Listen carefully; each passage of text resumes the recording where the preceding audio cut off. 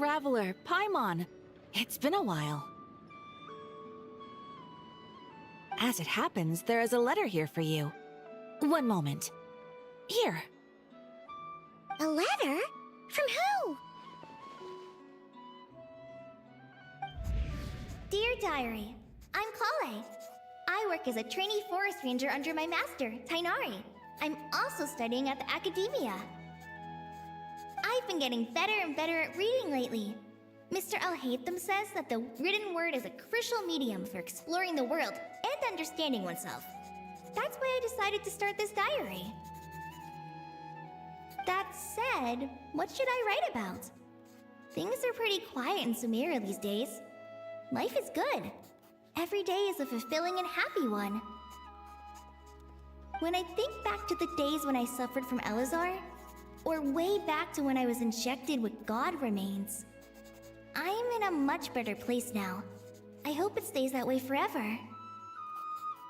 I'll leave it there for now. Master said he'll take me shopping in Sumeru City today, which is great, because I've been meaning to visit the toy seller at the Grand Bazaar for a while now. Kale, time to go. Yes, Master! Huh?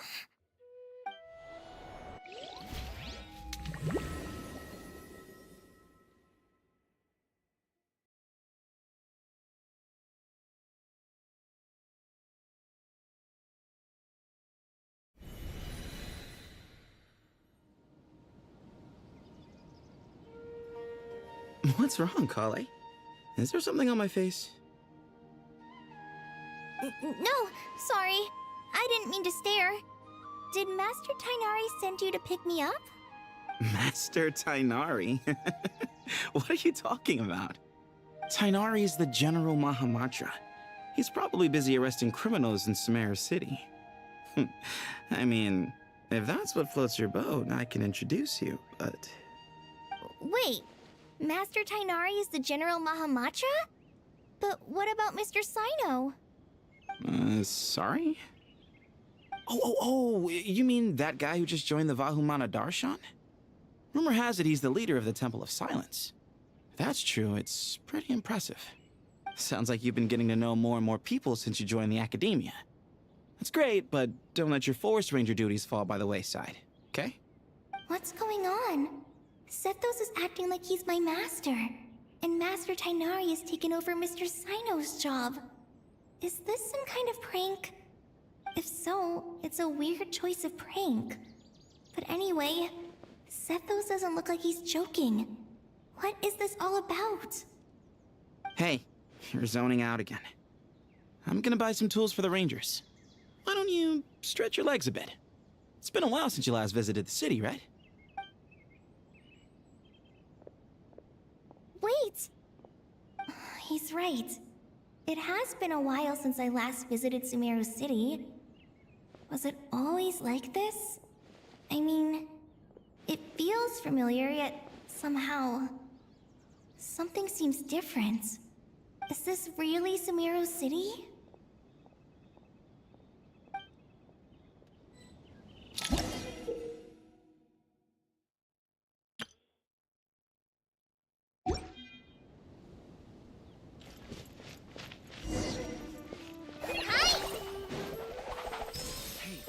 Who just walked by? I think she's that famous merc. Hey, would you like some food? It takes courage to maintain a peaceful life, too.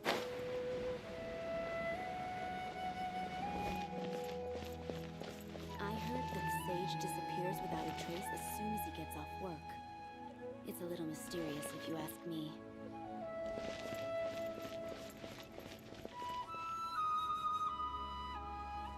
Lord Kabe Bay, did you get a chance to review this month's accounts?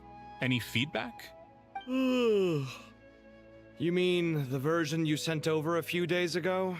Yeah, I took a look when I received it. I was thinking that maybe our profit margin is a little excessive. I visited some of our commercial partners last month. Their earnings are very slim. Are you suggesting that we give up some of our profits for them? Well, since we have more than we need, yes. Making money for its own sake is pointless. Don't worry, I've already planned for it, and the numbers look fine. We can adjust the rates starting from next month. Also, about that designer you hired, I've had to revise his proposal 3 times now, but he just doesn't seem to... Let's cut our losses. Pay him his fee and send him on his way. I'd like you to get Layla on this instead. She was Cyrus's student, and she designed the Palace of Alcazarzare. Seems like a much safer choice. Who's sneaking around over there? Mr. Kave? Do you recognize this person, sir? Yes, it's all right. We've met. This is Kale, Sethos' trainee. He brought her along the last time I went for drinks with him. What brings you to the city, Kale? Is your master here too? No, this is all wrong! Why is Mr. Kave saying that too? Tainari is my master, not Sethos! This can't be real. I have to ask someone else. There's gotta be someone else out there who still remembers the truth. Hey, wait! Don't run off! How strange. What's gotten into her today? It's like everyone switched places. I guess I'll keep looking around.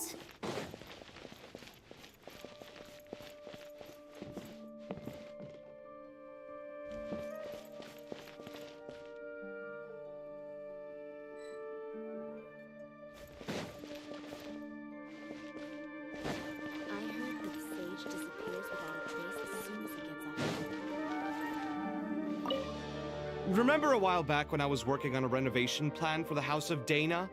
Well, I submitted a report to the Grand Sage and he rejected it. It's infuriating! How does someone with no sense of aesthetics whatsoever even become the Grand Sage? Please, calm down, Lord Kave. Maybe it's for the best that the proposal wasn't approved. Weren't you planning on paying for the renovations out of your own pocket? The Grand Sage just saved you a huge sum of mora. You're right. It's his loss if he doesn't want to work with me. Let him live out the rest of his days in an artless void for all I care. Anyway, enough about that killjoy. There's supposed to be a show at the Zubair Theater today. Are you guys free later? Tickets are on me if you want to join.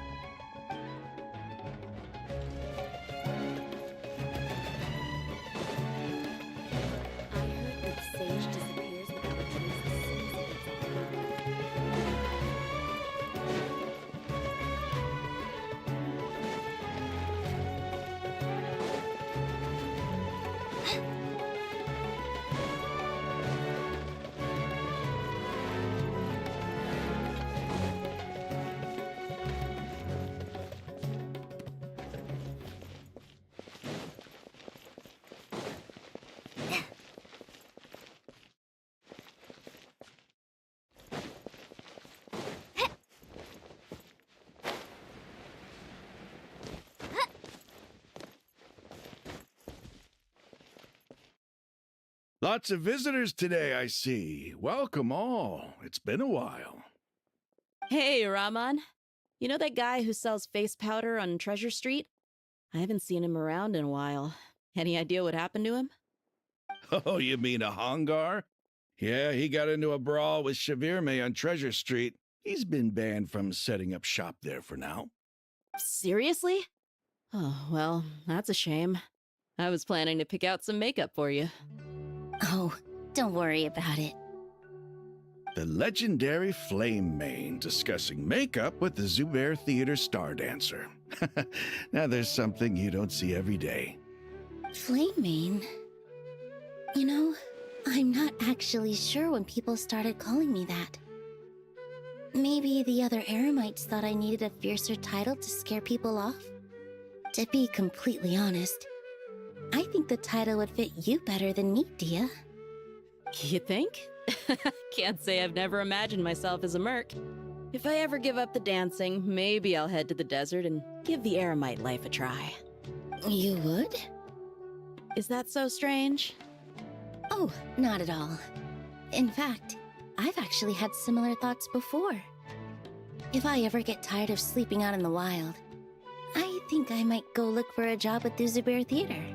I've adored the dance of Sub-Zeros ever since the first time I saw you perform it. If the chance ever came up, I'd love to try it out on stage for myself. Really? If our manager Sataria heard you say that, she'd hold you to it. Probably grab you by the sleeve and never let you go again. Hey, when that day comes, I'll do your makeup myself. How's that sound? Sure. If the day comes, I'd be honored.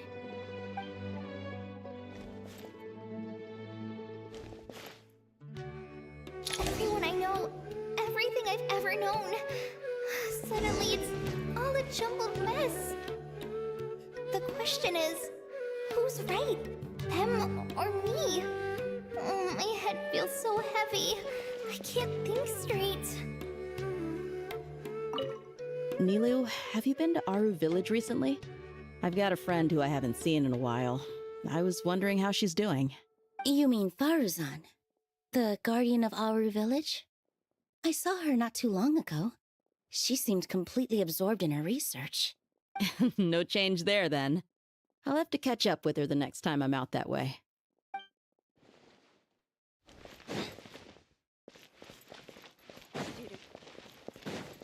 Yep.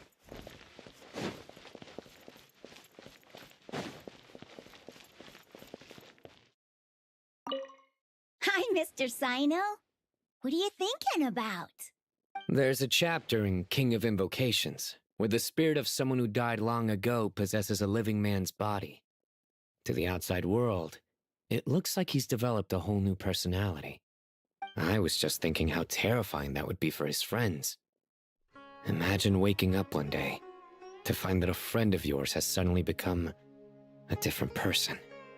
Huh? So what got you thinking about that? I don't know, but something feels off. Everything looks fine on the surface, but can human perception really be trusted?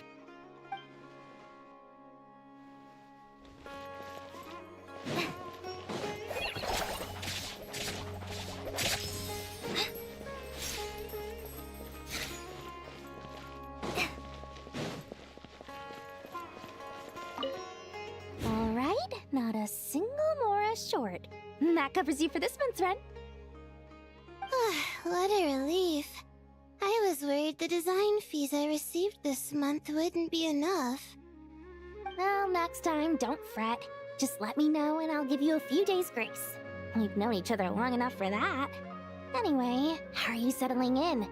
I couldn't help but notice that you're staying up late quite often. Yeah, I can't explain it. I just feel more inspired at night. Once I get in the zone, I can race through a whole bunch of drafts, no problem. But what about you? I keep hearing you sighing these days. Is everything okay? Well, it's just... Don't you think this house is a little small? I guess I should be used to it after living here for so many years. But for some reason, I've been feeling claustrophobic recently. I want to move somewhere bigger. Once I've made enough Mora, I'm gonna buy a huge new house. As big as... at least as big as the Palace of Alcazarzaray. That sounds really expensive. True. I'll never be able to afford it on a scribe's salary alone. I need to find another way.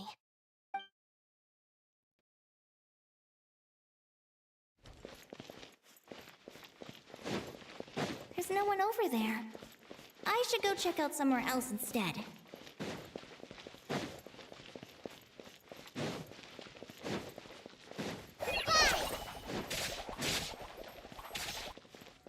Mahamatra Tainari, we've apprehended the suspect. They say that the fool is prone to blind faith, but the wise man is not immune to it either. Suraj, do you have anything to say in your defense? Tainari, you were the one who turned the sages against me. Just a few words of caution from you was all it took to destroy my research. And now you're trying to stop me again? You should know that mechanical life is the future! We must cast aside our useless flesh and... That's enough. I'm not in the mood to listen to your lunacy. Anyone could tell you how amateur your work is. Karina, Ilias, put him somewhere safely out of the way. Yes, sir. Next on the agenda is... Master? What is it? Wait, did Professor Zahahati send you? She's been encouraging me to take on an apprentice. Might be getting a bit ahead of herself there, though. No, Master! It's me! Kale! Listen to me. Something really weird is going on in Sumeru City. It's like everyone's identities have switched around. You're not the General Mahamatra. You're a Forest Watcher. Just yesterday, we agreed to come to Sumeru City today to go shopping together, and... All right, there's no rush. Let's back up a little. Your name is Kale, correct? Although this is our first meeting, you do seem strangely familiar somehow. Is there anything I can help you with?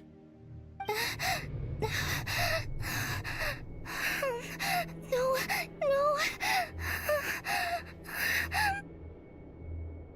Master! What is it?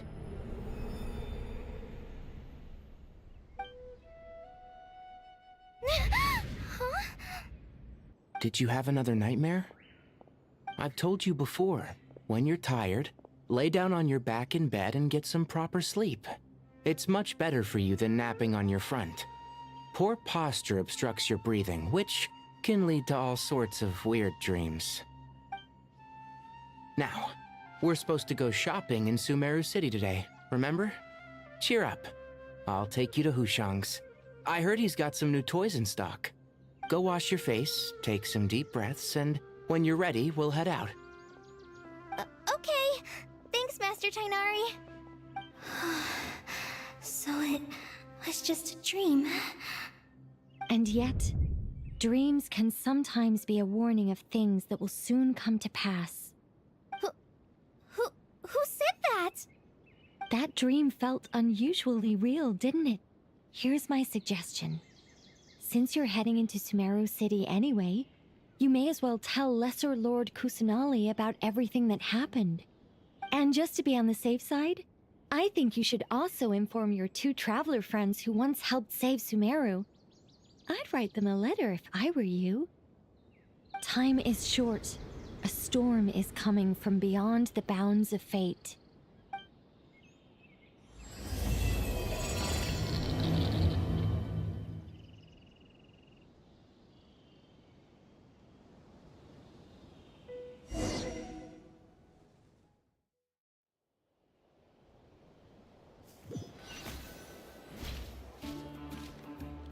What a strange situation. No wonder Kali was in such a rush to write us a letter. Imagine waking up one day to find that everything around you has changed. You might not even recognize Paimon anymore. Oh, that's a scary thought. Let's get to Sumeru and find out what the heck is going on.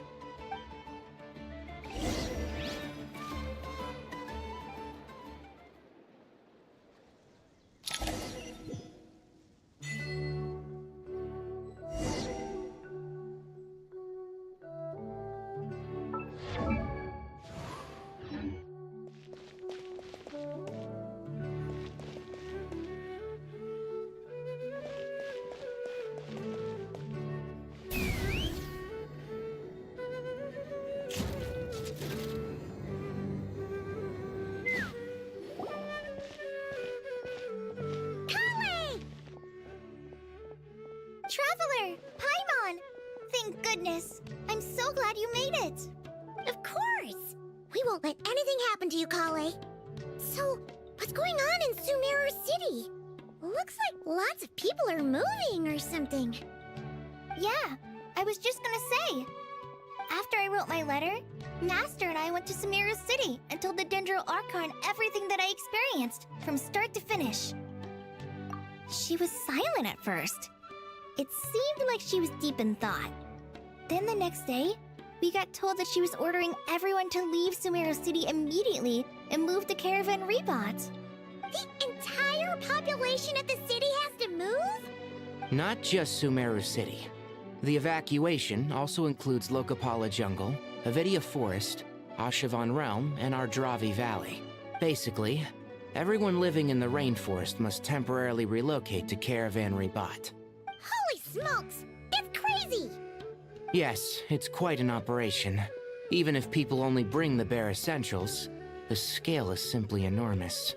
They've requisitioned almost all the Sumpter Beasts in Sumeru for the task, including the entirety of Dori's Sumpter Beast Park. The Dendro Archon said that what Kale experienced was not a dream, but a warning. After our meeting, she immediately summoned the 6 sages to analyze the situation and discuss countermeasures. They concluded that the events seen in the dream are very likely to become a reality, and that an unknown danger is rapidly approaching. Oh, please keep that to yourself. We don't want to cause widespread panic.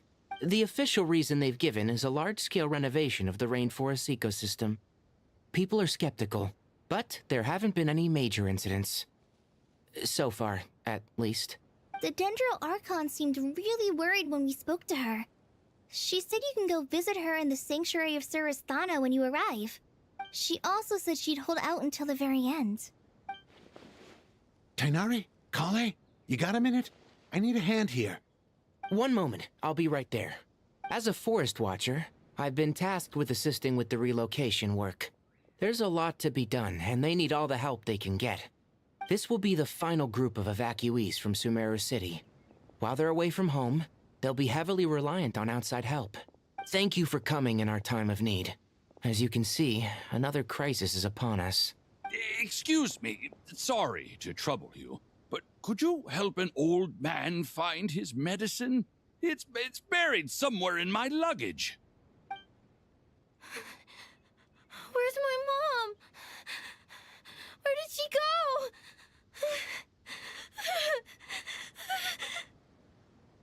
go? Don't worry, it'll be okay. Those items are worth a small fortune. Make sure you store them somewhere safe. You understand? I bet you thought you'd get away with this in the chaos, huh? Guess again. No petty thief gets past me.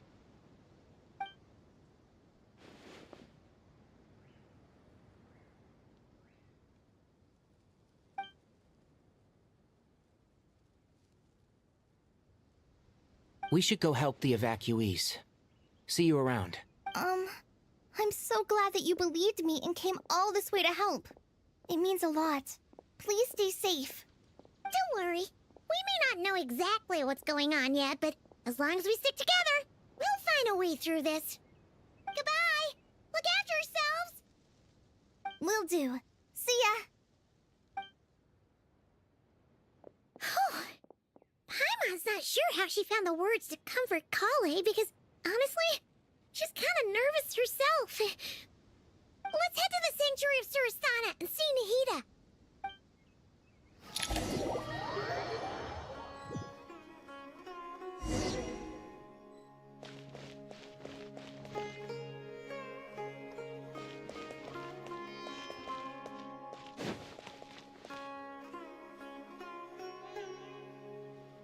Who goes there?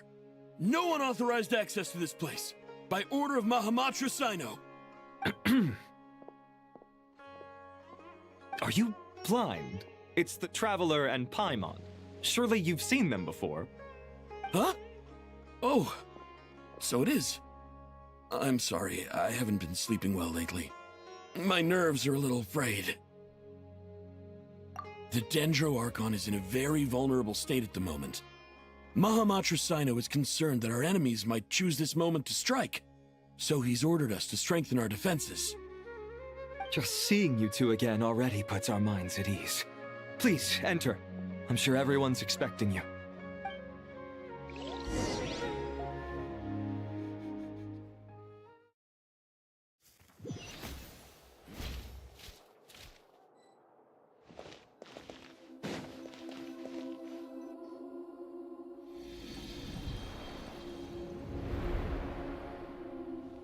Traveler, Paimon, you made it.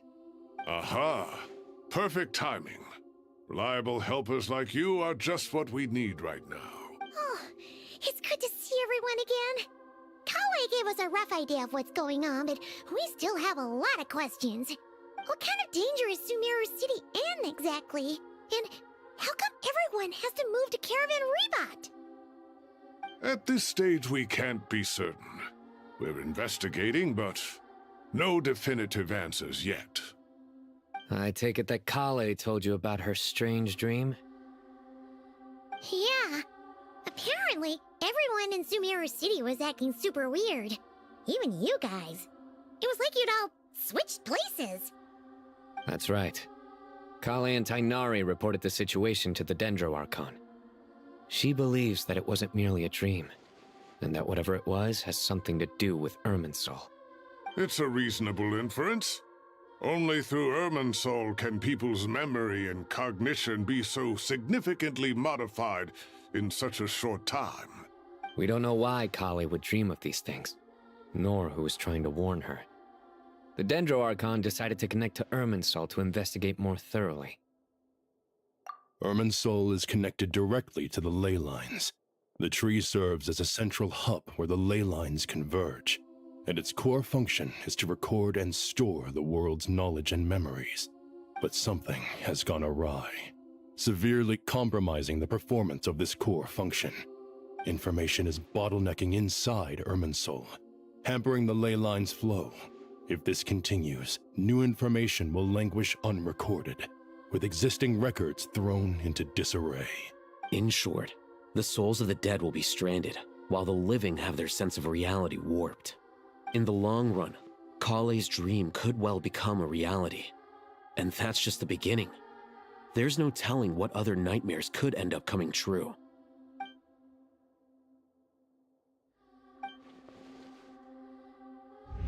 I have come this far, to use my death to open the gates of the ley lines to my people.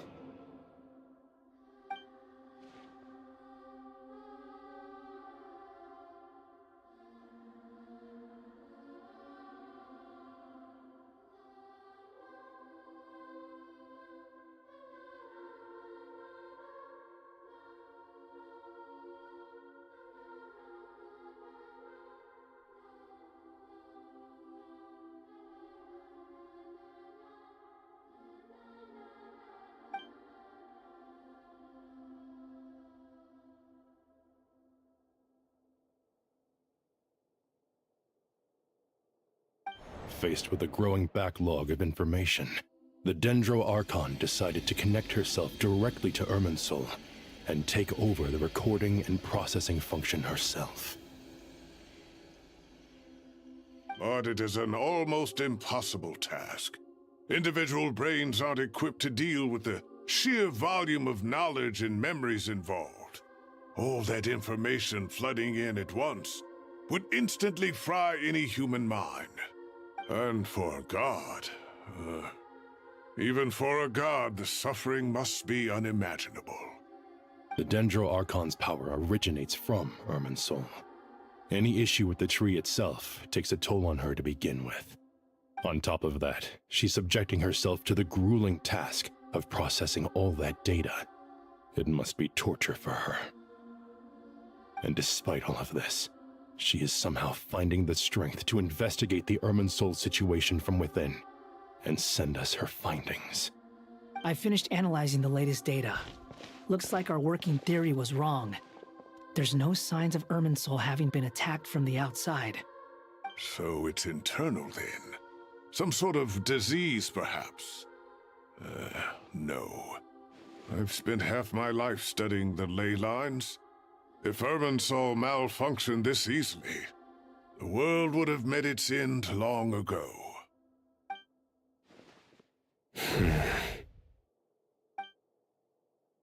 Sino? What is it?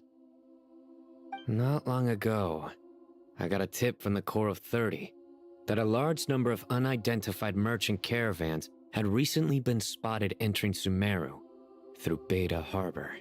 At first, I suspected that they might have something to do with all this, so I sent some people to investigate. But if Irminsul wasn't attacked from the outside, Don't you think there are more important things to worry about right now than guessing who's behind all this? It's been over 12 hours with no new intel. If even the Keeper of Irminsul is this badly affected, you can imagine how bad things are in there.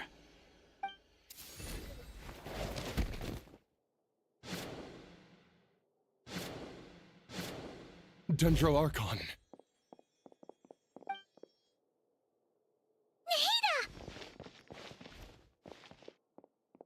What's wrong? Her breathing is weak, and her elemental energy levels are dangerously low. Looks like it's time to move to the backup plan. What's the backup plan? Get out of the city and take the Dendro Archon with us.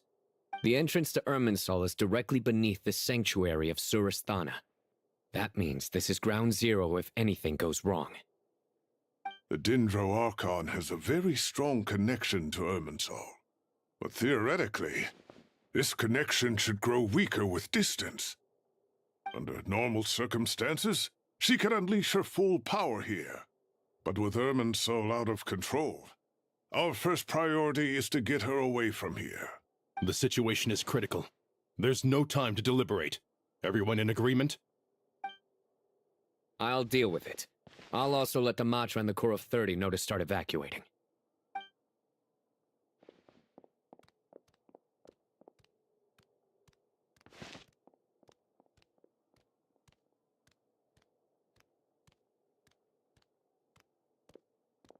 Let's go.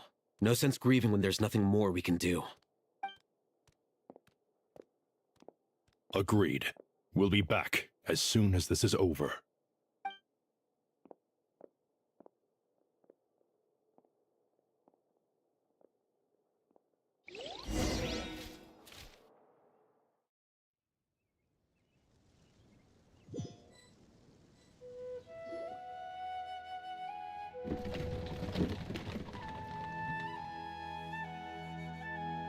The last group of civilians has been safely evacuated. Dendro Archon's carriage will travel with them. Sino and Hat Guy will protect the convoy. With the Dendro Archon in a coma, we've lost our means of investigating the situation. And with Irminsul still deteriorating, we have no choice but to evacuate Sumeru City. Feels as though we're being pushed along by an invisible hand. Stop moaning, Cyrus. We're the teachers here.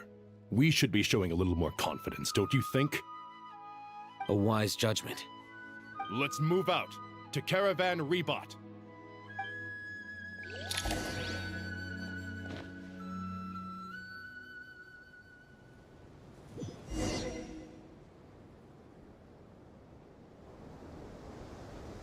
Sir, all units are in position. Good. Everything is going to plan. Interfering with Sumeru City is a necessary step, so do not hesitate. The Irminsul situation will not harm you. We need to speed things up here, too. We don't want to keep our client waiting, do we? No, sir. You have my word. Everything will be completed on schedule. They say that fervent ambition attracts the favor of the gods, and with it, a vision. But we appear to be the exception. So, is our ambition not strong enough? Or does it threaten the very foundations of this world? Hat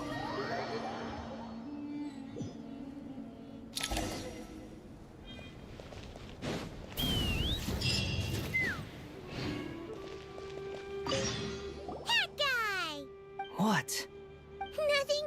You just look like you were lost in thought there. Do you have any ideas about what's going on? From what I know about Irminsul, the system doesn't break down that easily. I don't have the faintest idea who could have done this. Actually, one name did cross my mind. But, he's already dead.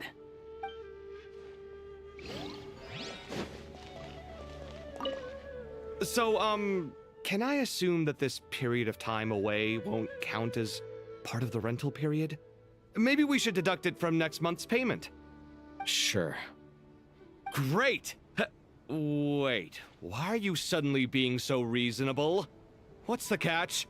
I'm always reasonable with rental payments. Like the time I refused to let you use that wine you brought home as collateral. That was a perfectly fair request, and you know it! Everyone runs low on funds now and then, don't they? And that bottle of wine wasn't cheap. You ought to be thanking me.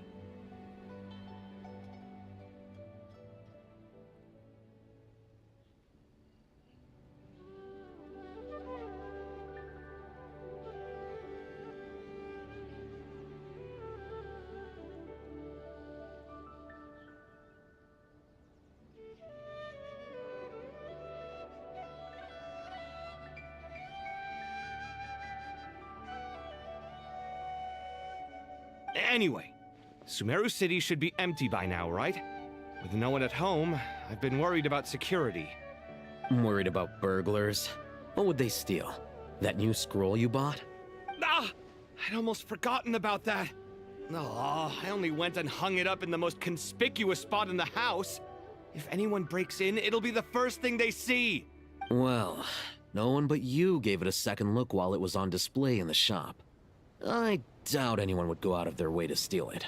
You say that, but what if there's a thief out there who shares my aesthetic tastes? Then you can only hope he shares your taste in expensive wine as well. Always worth having some collateral. You!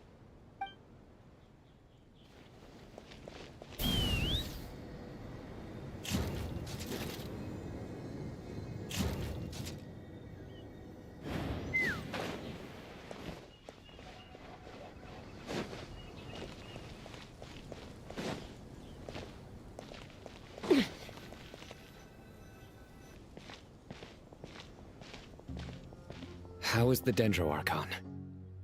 Her breathing is steady. I prepared some therapeutic incense for her, but it hasn't had much effect. Her vitals are still very weak. Based on the information you've provided, I have a working hypothesis.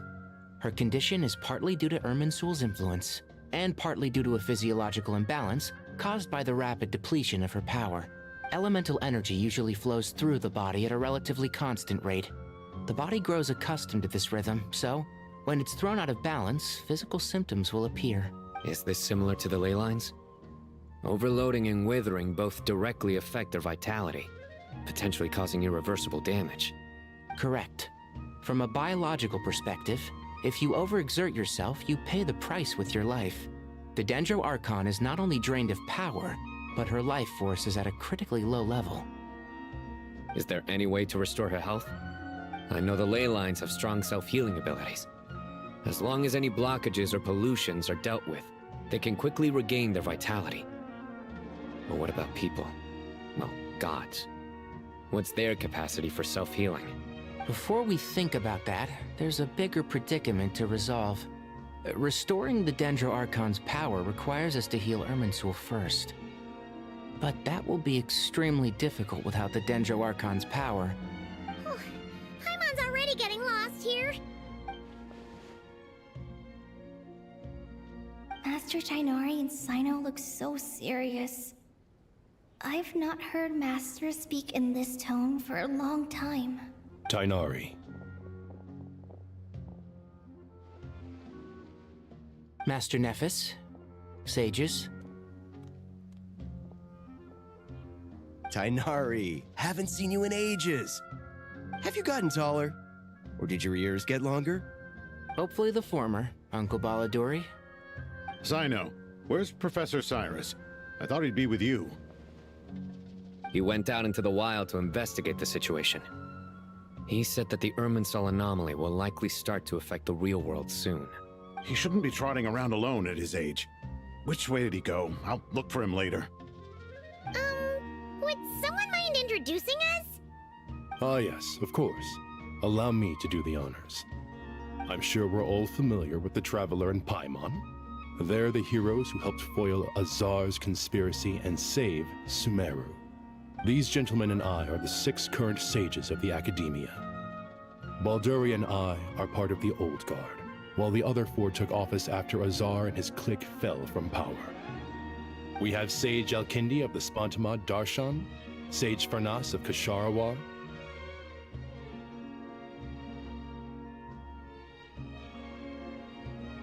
Rataoist Sage Shakir, And finally, Haravatat sage, Rusht. Nice to meet you all! I've heard much about you. Delighted to finally meet you in person. You're younger than I imagined for someone with the power to stand up to fate itself. Thank you for lending your aid to Sumeru once more. Once we're on the other side of this, could we get a photo together? My daughter has a friend named Isak. He's always talking about you two.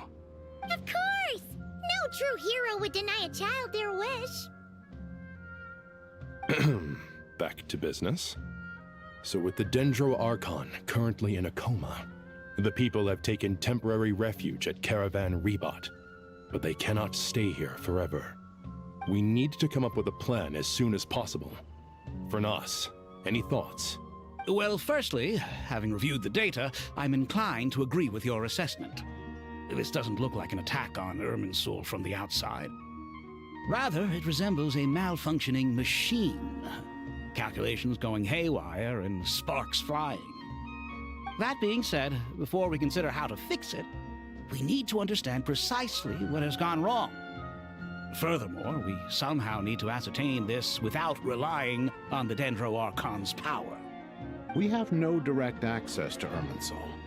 However, we might be able to gather the information we need from the ley lines. Study the branches to learn about the trunk, in other words.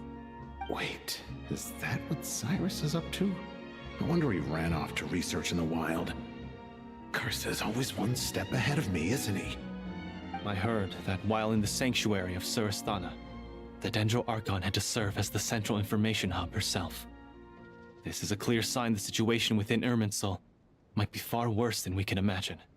Irminsul is vital not just to the safety of Sumeru, but to all of Teyvat.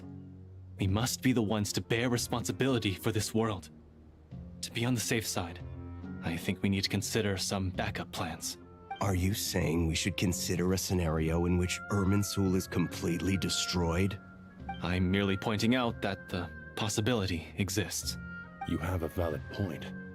But until worst comes to worst, I believe we should focus our efforts on resolving the Irminsul anomaly and helping it recover. Kale, I understand that you were the first to foresee this crisis. If it's all right, I'd like to talk with you about it in more detail. Of course, but even I don't know how I came to have that dream.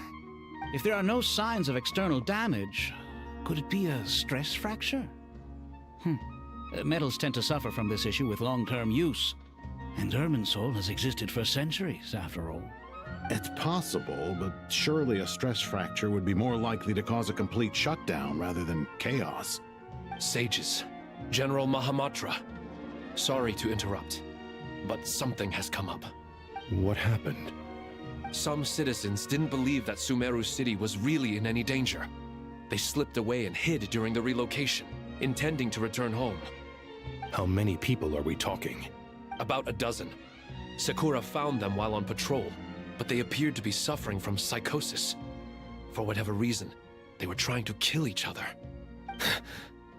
By the time we arrived, there were only 2 survivors. One was unconscious from their injuries. The other tried to attack us, but was subdued. Where did this happen?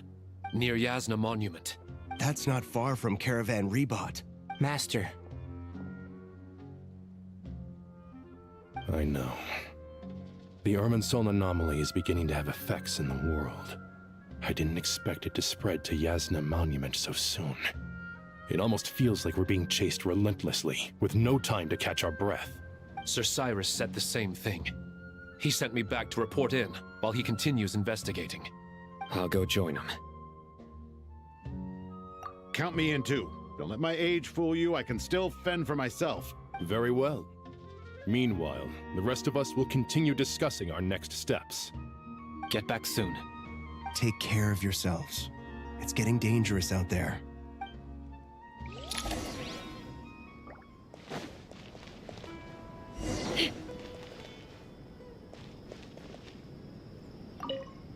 Thank you for everything, Tighnari. Don't worry about me. I'm fine. But if you don't mind me saying so, Master, you're looking a little nervous yourself. I only just got appointed as Grand Sage.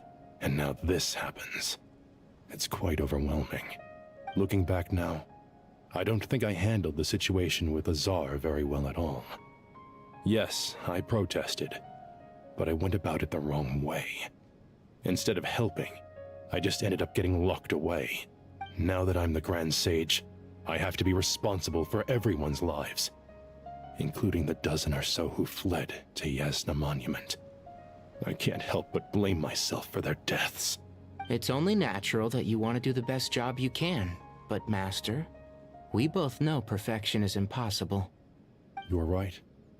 We may well be heading into the desert before long. Feeling up... We left in such a hurry that I didn't bring any sun lotion, but I'm sure I can make some from local ingredients here.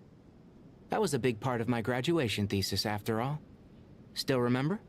Of course, like it was yesterday. I remember asking you if you'd like to stay and teach, but you turned me down without a moment's consideration. Anyone else would fight tooth and nail for the chance to research by my side, but you couldn't get out the door fast enough. Weren't you afraid I'd hold up your thesis and stop you from graduating? If you'd pulled a move like that, I would have reported you to the Matra right away. You wouldn't give me a second chance? What about the bond between mentor and student? No, Master. I would not sit by and watch you go astray. Very good. Then I taught you well.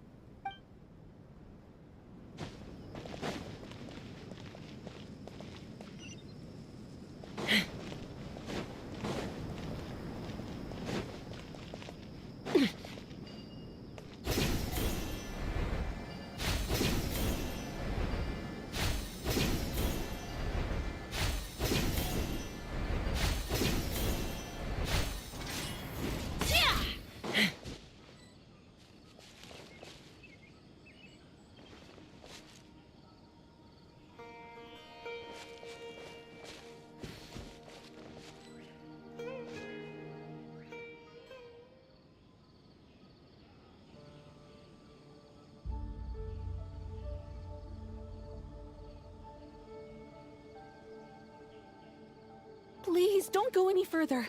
As you get closer to Sumeru City, there's no knowing what dangers you might encounter. So this is our mentally disturbed man? I'm going to gut you all!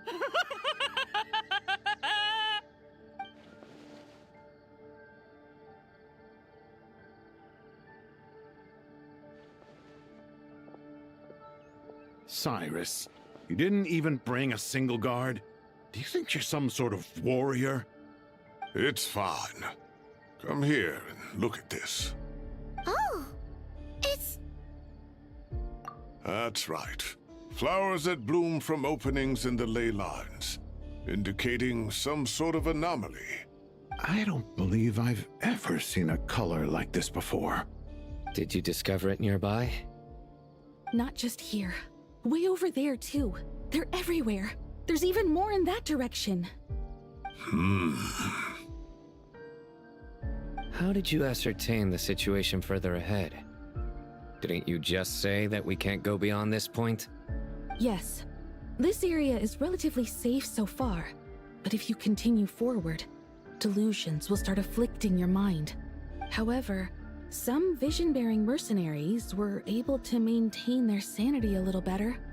They're the ones who brought back news from further afield. Sino, do you remember the class I taught on dissecting ley line blossoms? I do, Professor. I received full marks in that course. Good. After all these years, it's time to put that knowledge into practice. There must be anomalous information hidden within these blossoms. Alkindi, I'll need your help as well. Been a while since we worked on a project together, hasn't it? Sure has. Well, what are we waiting for? Let's get to work. Anything we can do to help?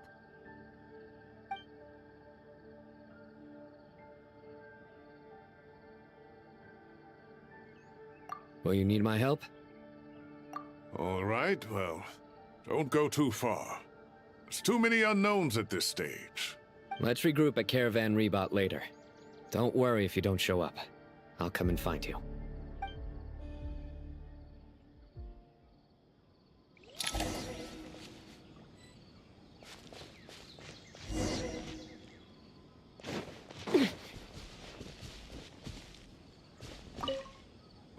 right, well, don't go too far. Let's regroup at Caravan. Let's fly.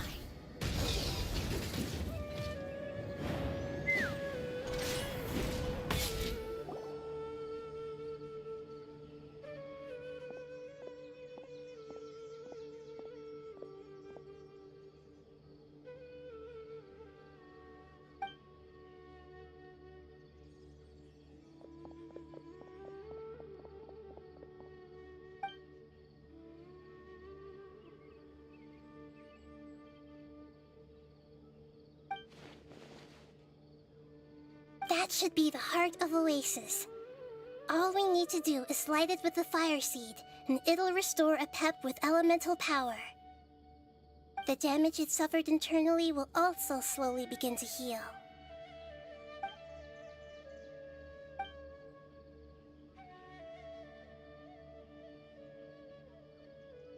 What is it? You thought of something? Really? Then let's get back and tell the others!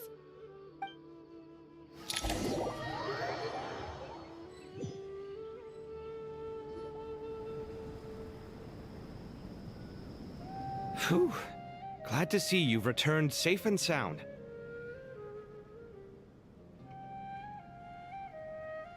Any longer and we would have gone out looking for you. Well, this is a nice surprise. Paimon sure feels better with everyone we know here. We've made some progress, so let's start by giving you and Paimon a quick update. By dissecting the ley line's blossoms, we've been able to deduce that although Irminsul is experiencing an anomaly, it has not completely rejected access from the outside. The Dendro Archon has the power to connect to Irminsul, but there's also another way. I assume you recall the devices everyone was wearing when you first arrived in Sumeru? Devices? Oh, wait. You mean... The Akasha terminals?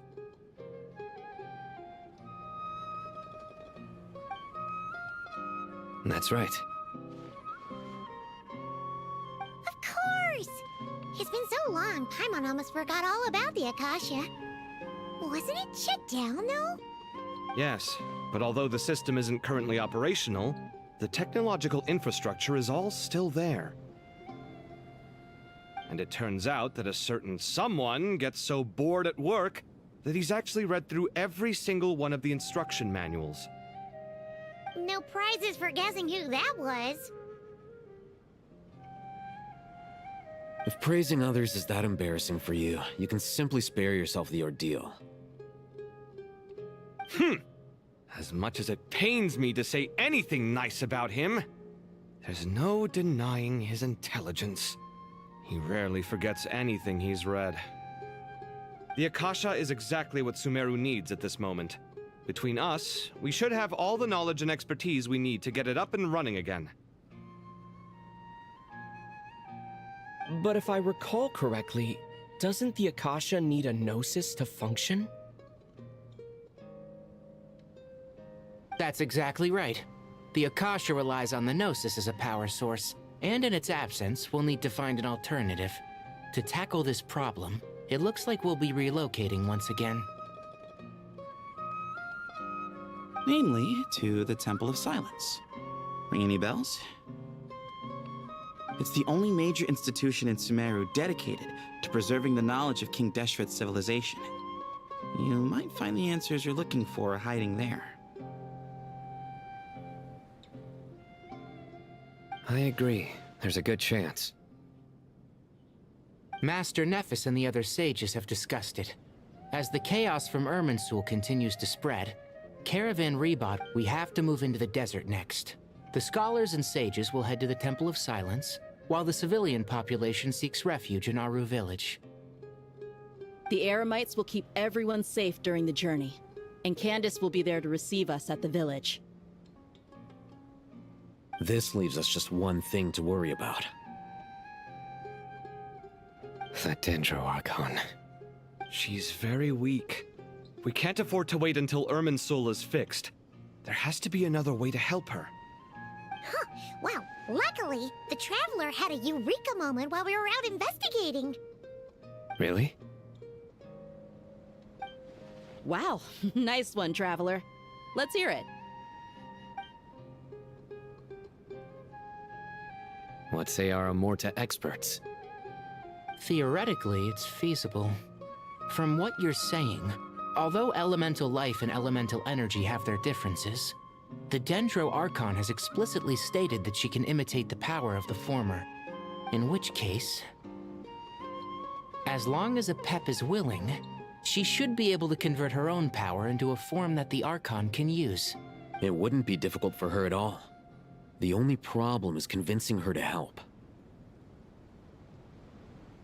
Yeah! Even though she wasn't exactly friendly the last time we met, she didn't refuse to talk with us. When she realizes the danger that Nahida is in, surely she won't turn a blind eye to it. Well, hopefully not. Either way, we're not exactly spoiled for choice here. Hey, it's better than having no options at all. I agree. Without Irminsul's aid, the legendary Dendro Dragon Apep may well be the only living thing in Sumeru who can help our Archon recover her power. There's no time to lose. I'll bring this proposal to Master right away. If he and the other sages agree, we'll split into 3 teams. The academics will go to the Temple of Silence to look for a solution to the Akasha problem. The Eremites will escort the civilians safely to Aru Village, and the Traveler and Paimon will take the Dendro Archon to see Apep. There's still a long road ahead, and no knowing if we'll make it. But at least we have a direction now. I'll take it over floundering around in confusion. If there are no objections, then let's proceed. But before we adjourn, I would like to leave you all with some parting words. No matter the distance between us, there will always be an invisible force tying us together. May the bonds forged in the past shine bright like stars and open a new path before our feet. Huh. Is that from King of Invocations? No. This one's from King of Invocations, the sequel. What's the difference? The sequel's much cooler. Couldn't agree more. Well, it was very apropos. Once this is all over, I'll give everyone a copy of King of Invocations and the sequel to show my gratitude. Come on, let's get moving.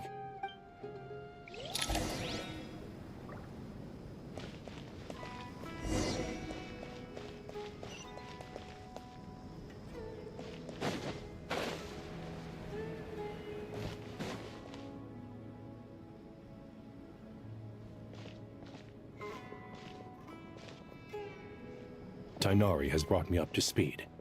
I approve of your plan of action, but we can't proceed with everything right away. The people need to rest. For many of them, this will be their first time in the desert, so we'll need to find additional personnel to help escort them. You two, please go on ahead with the Dendro Archon. Let's rendezvous at the Temple of Silence later. No problem. We got this. Words can't express my gratitude, so let me just say, I hope everything goes smoothly for all of us. Goodbye for now. All right, let's get going. If Paimon remembers correctly, the last time we saw a Pep was in... Traveler, Paimon. Could I borrow you guys for a moment? It'll only take a second. Kale, what's the matter? Well, the thing is, Master Tighnari once told me, after you raise a problem, you should think about how to resolve it. But ever since I had that dream, I feel like I haven't been of any help at all. I tried my best to keep up with the conversation, but there was so much new information, I couldn't take it all in. So, I just wanted to ask, do you have any tips for me there? Huh. Paimon knows exactly how you feel. But fear not, everything you need to know is right here in Paimon's notes. Sumeru chapter. It's got tons of info about all the things we've seen and heard on our adventures. Some parts are a little simplified, but hopefully it all makes sense. You see? Being the greatest guide in Tibet isn't just a fancy title. It takes a lot of hard work. Paimon doesn't always understand the things you're talking about with other people. Whenever that happens, She notes down the confusing parts and goes over them in her own time. This is perfect. Could I borrow it? Sure. Matter of fact, you can keep it if you want. Paimon has another copy. The spare copy was originally meant for the Traveler. Paimon used to worry that one day he might not need a guide anymore, so she wanted to have a gift for him, in case we ever parted ways. But it doesn't seem so necessary nowadays. We have so many more places. Thank you so much. But still, these are your treasured memories. I think I'll make my own copy and then return the original to you. Anyway, that was all. I won't keep you any longer. Have a safe trip. See you again soon. See ya! Alright, time to bring the Hida to see a Pep. Let's hope that old grouch is in a negotiating mood.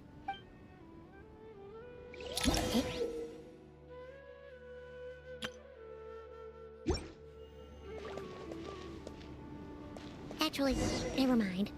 In a Pep size, Nervalet's probably one of those dragons who's grown too close to humankind. They might end up fighting for all we know.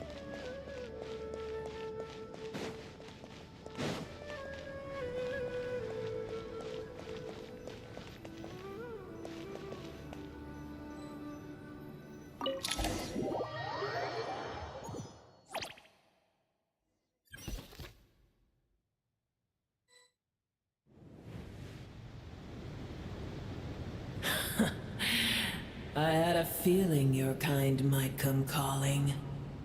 The ley lines are in disarray. Something has gone wrong with Irminsul, yes.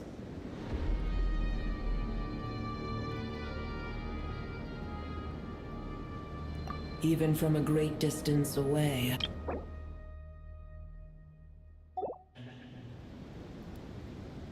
You who took our home from us, prepare to watch as your own world is plunged into oblivion. Oh, how the cycle of history comes to a poetic conclusion. This isn't a joke, Pep! Nahida's in grave danger! Can you please help her? Is she now? Then do explain. For what reason should I lend Boer my assistance?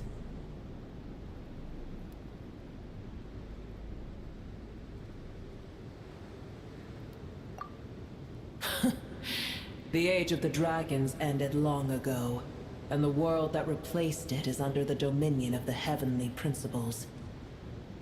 In choosing not to side with your enemies when the heavenly principles' rules began to relax, I have been merciful enough. Do not forget that I have no love for this world you hold so dear. Be not mistaken. The fate of Sumeru is of no concern to me. I am neither the god of this land nor its guardian. I may have given my tacit agreement as your kind built homes here and multiplied for generation upon generation. But that does not mean that I bear any responsibility for Sumeru. Tiny Boer, puny humans. In my eyes, all of you are but intruders who followed in the wake of the heavenly principles. I am not obliged to be your savior. Apep, if you truly despise gods and humans so much, well, after the great humiliation of being helped by a god in the past, shouldn't you be jumping at this chance to balance the scales? Now that is a compelling reason. When El Ahmar plotted against me and I was tortured by forbidden knowledge, it was Boer who saved me from agony. And though I regard with shame the pity of my enemies, to receive aid without repaying it would likewise tarnish a dragon's dignity. Oh, tiny Boer, puny humans. Just this once I shall deign to show you the true power of dragonkind. Whoa! It's happening again! We're gonna get sucked in!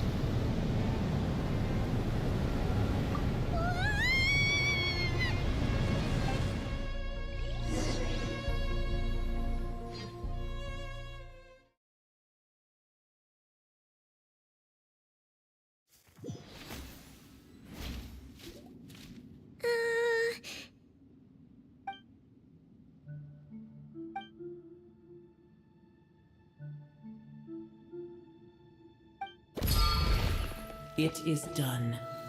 The heart of Oasis is supplying her with life force as we speak.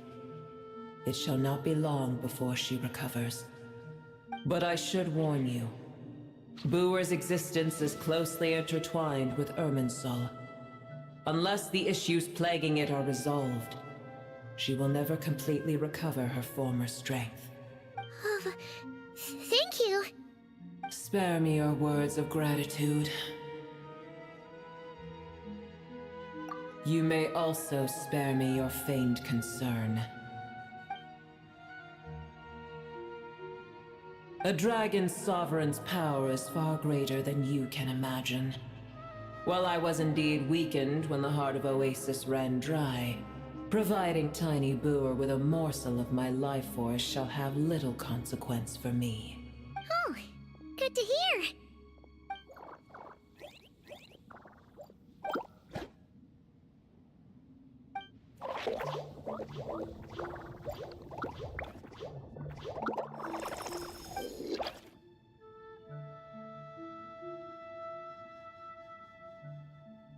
Ever held in high favor, I see.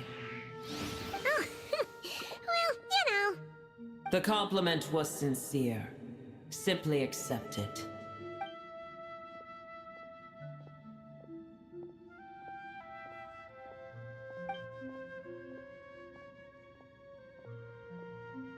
I did once. That tree was not planted by the heavenly principles. Irminsul existed before they ever arrived in Tevat. What? There was a time when it belonged to Tevat, to dragonkind. Its appearance and function then differed greatly from today. The ley lines flowed with an abundance of a familiar, primitive form of elemental energy. You may know it as the power of the Light Realm.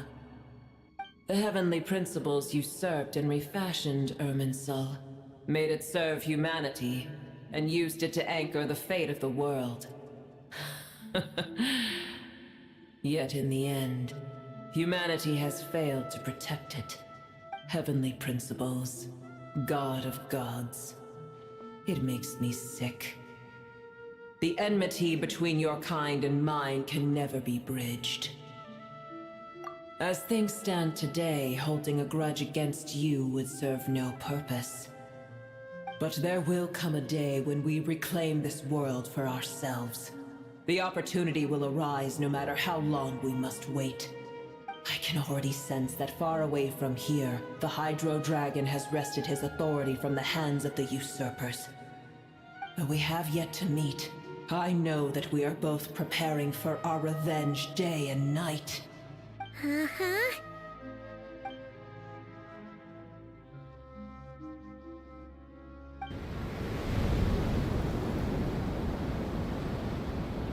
I hear a great disturbance out there. Huh? What is it? Sandstorms come. The Jinn. I see. Another calamity approaches. You both seem restless. Let us part ways here. Booer is safe with me. Once she has recovered, I shall return her to your side. Oh, thanks again. Take care, all right? I told you already I have no need of your feigned concern.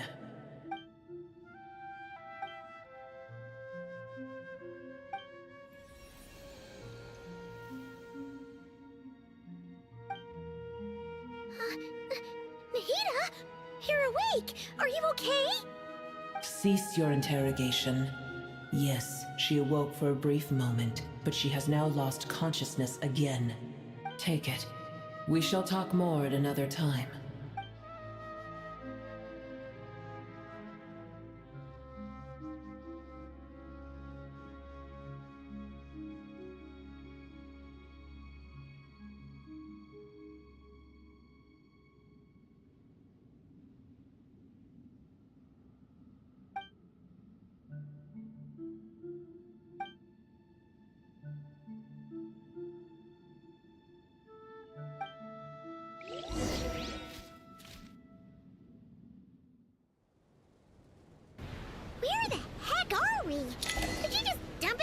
of nowhere?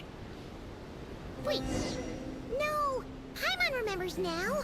The Temple of Silence is over that way. Come on, let's go find the others.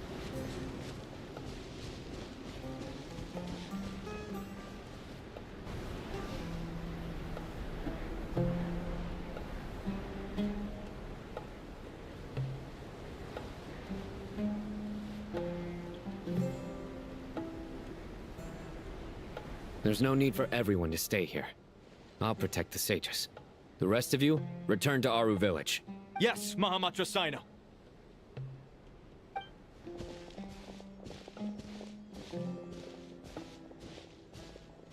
Sino! What's going on? You're back. How is the Dendro Archon?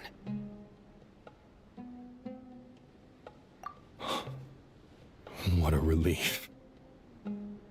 It's the Jinn. Countless Jinn have stirred up violent sandstorms across the desert, blocking our path to the Temple of Silence. Tighnari and Kale have returned to Aru village to help. The Jinn are being highly aggressive, so both the village and the merchant caravans require protection. It's just one thing after another. Where did all of them come from anyway? In all my trips to the desert, I've never seen anything like this before. As I see it, the only possible candidate is Gurabad. Gurabad?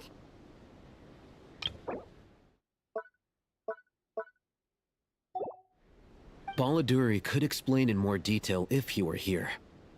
All I know is a rumor I've heard about from previous trips to the desert. Supposedly, a great number of dormant Jinn lie sealed beneath that city.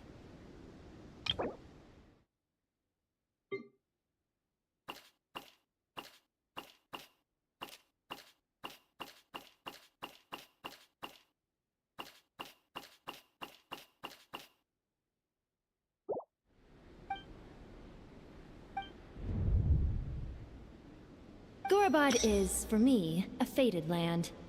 I must therefore return back to this city, where my destiny awaits me still. My master, I am sorry that I couldn't stay by your side for long, and that I could not have more time to get familiar with you. Leilapar. Yeah, we once said goodbye to a friend there. Well, maybe not a friend exactly, but someone we met on the road anyway. She was a strange bottle. If we can find a way to wake her up, maybe she can help solve the situation in Gurabad. Well, be careful. You may find there's more than just the Jinn to worry about. You mean, there are other dangers in Gurabad? It's a sensible assumption to make. The moment we arrived in Caravan Rebad, the Irminsul anomaly started spreading in that direction. Now we've moved to the desert, and suddenly we're plagued by Jinn and sandstorms. To call it a coincidence would be a stretch. Don't worry, we've gotten a lot stronger since our last stint in Sumeru. Ah! When did they show up? It appears the monsters native to the desert have been stirred by the Jinn's activity.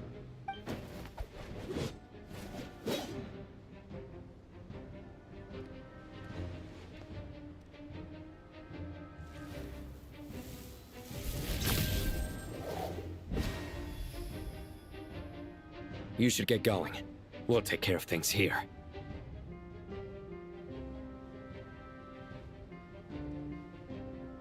You too. Don't do anything too risky. You got it?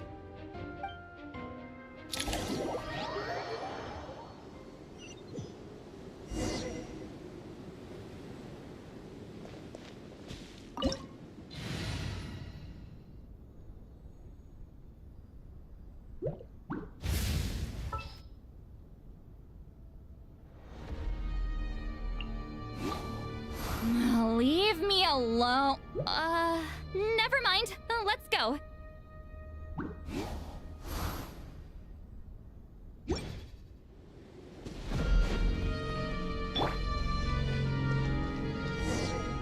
The Jinn are swarming out of Gurabad!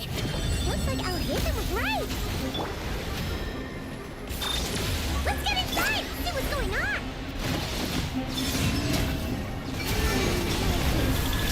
Pyroclastic surge!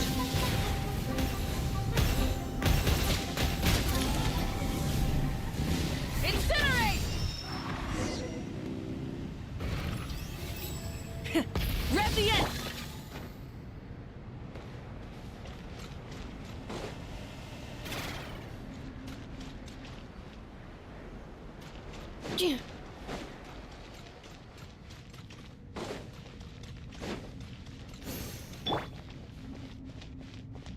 just keep coming! How many of these things are there? Target spotted! Looks like All we're units in at for the a ready. tough fight. The Fatui? They must be using this place as a stronghold! Are they the ones behind all this? Suffer the wrath of Eastling! Wrath from the sky! Take too long.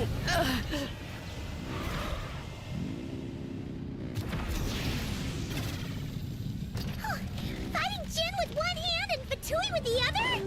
This is pure chaos! It's yours.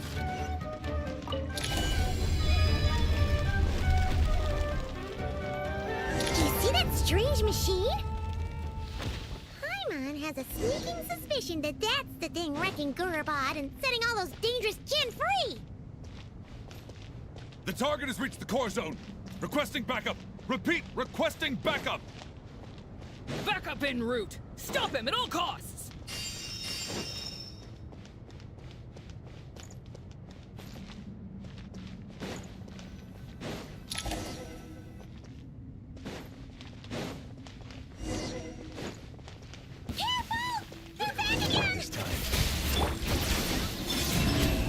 Get to work.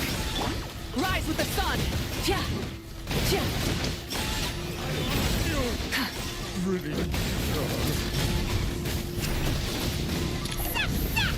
Nice one, Traveler! Let's keep going!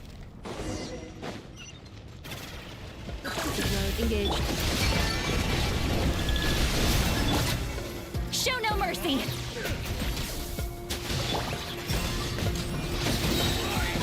Light up the blazing sun!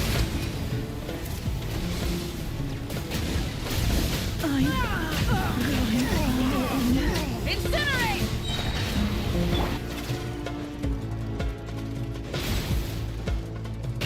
Insulation chamber deployed.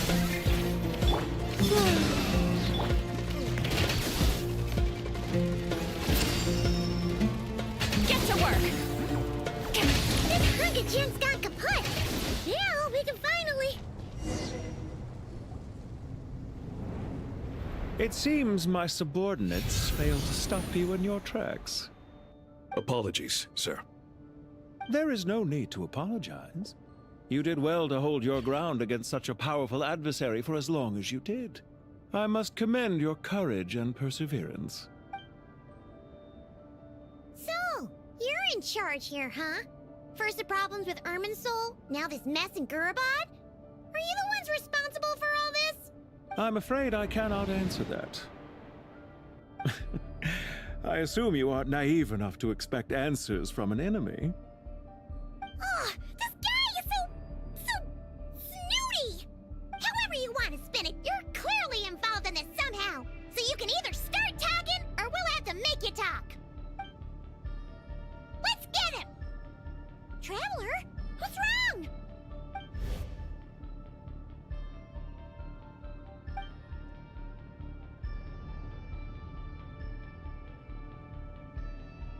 You're remarkably calm. Some would act more rashly upon finding the ringleader all alone. But you keep your cool. Even as your enemy, I must applaud you. Did you show yourself just to say that? Is this you trying to take back control of the conversation? Unfortunately, I really don't have anything to say to you. I am here merely to indulge my own curiosity. Your names are well known among the Fatui. Naturally, I wanted to observe you up close while I had the chance. Hey! Don't treat us like we're some kind of exotic animals in a zoo! Oh, I wouldn't dream of it. You seem rather predisposed to misunderstand me. I'm quite aware that you are both heroes of great renown. You have resolved crises in many nations and won countless allies along the way.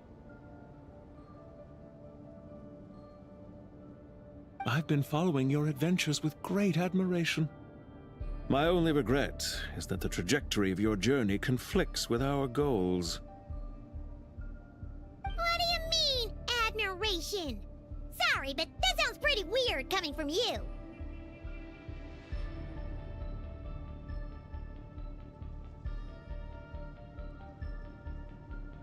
I don't see why.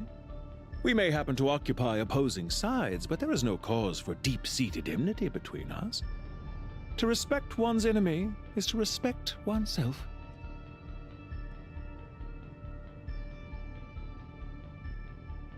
Well, now that you're observing us up close, what do you see? I've observed as keenly as I can. Yet, while I endeavor to understand, your true strength remains a mystery to me. Violence is not my area of expertise either, so, you see, I would much rather converse with you like this than determine a victor with the edge of a blade.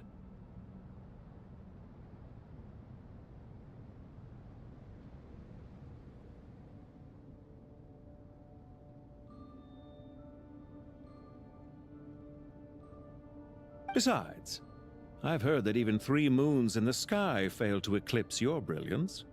I know better than to bite off more than I can chew.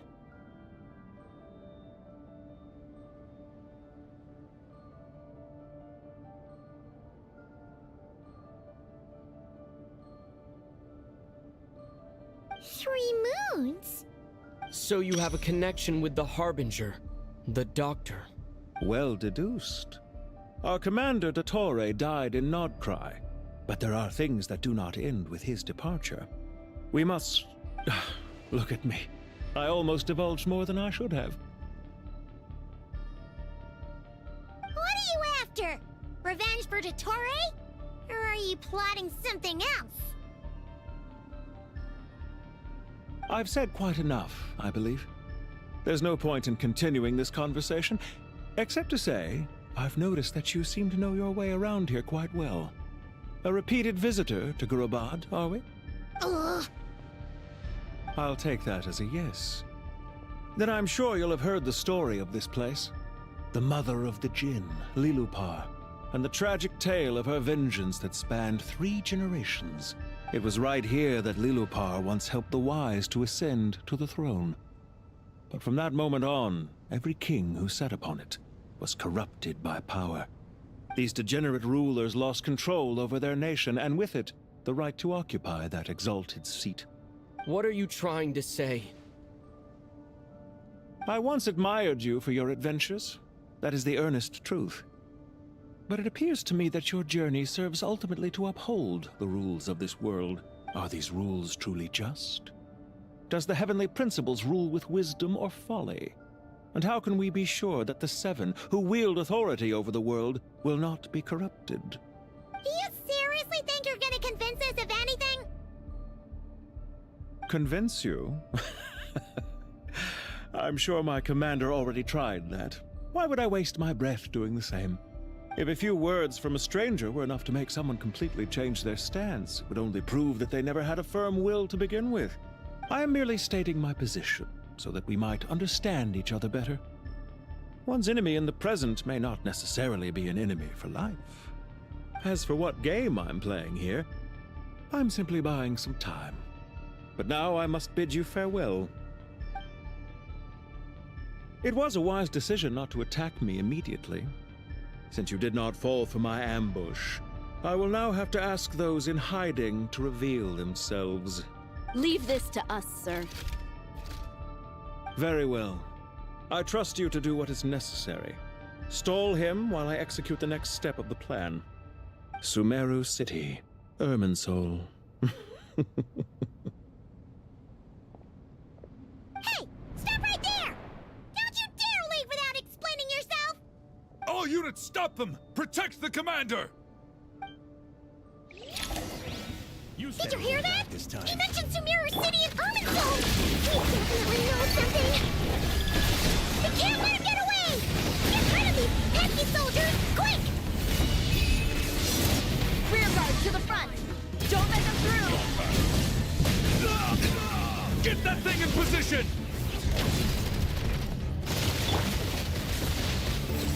Insulation chamber deployed. Hold on! Just a little longer! Burn it down!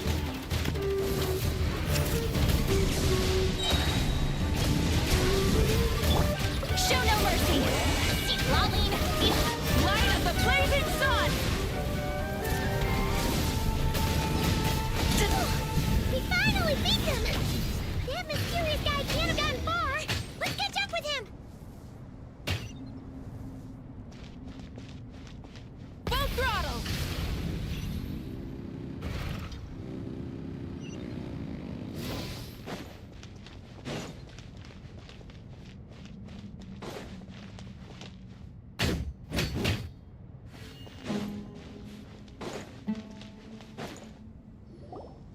Found him! Over here! You're very persistent. Hey, you! Stop running and explain yourself! What are you trying to...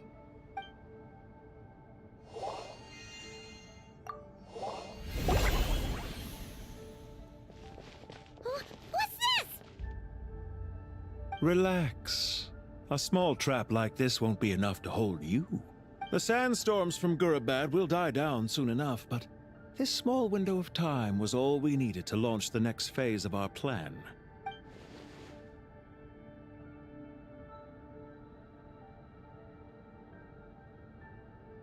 Don't be discouraged. I knew that someone would come here eventually, so I planned ahead. Where to chat with you, which door to exit from, even which mechanism to wait by for you. I thought through every detail. You, meanwhile, know nothing of who I am. So far, you've only heard my voice, and for all you know, it may not even be real. But not to worry. This is only our first meeting. It shan't be our last. Just answer me one last question. Why do you continue to follow Dottore? He has conducted countless cruel experiments, even on his subordinates. Follow isn't quite the right word. Let's just say even those you see as villains have their friends, even if they aren't the most sincere of friendships. When any set of rules is established, there will be those who benefit and those who lose out. People will do anything to justify what they have gained or escape from the hardship imposed upon them. Neither he nor I are tolerated by the rules of this world. We were both searching for a new order. Our ideas of the final form that should take may have differed, but our journeys took a shared path. Goodbye, Traveler and Paimon. I wish you a timely escape, albeit not too soon. I will need a little more time to prepare, after all. Hey! Come back! Wait, this dark wall. We've seen these on our adventures before. It swallows people up! Oh, I'm sorry. She shouldn't have jumped the gun! Oh, okay. He may have fooled us this time, but we'll get it back!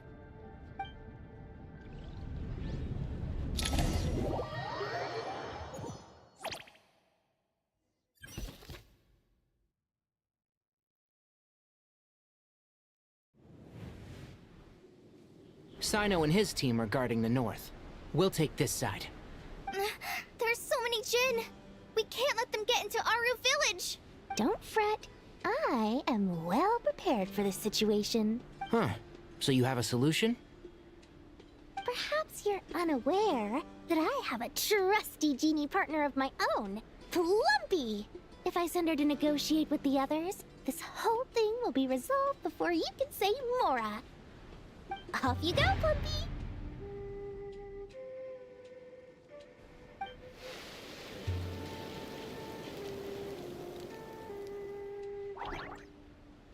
Come on, what's the holdup? 5,000 Mora. 20,000 Mora. 100,000 Mora. Final offer!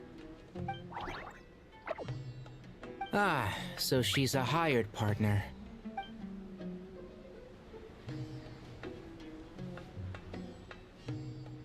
Hired partners are reliable too. Plumpy here is a highly skilled negotiator. You'll see. Just a few words from her and...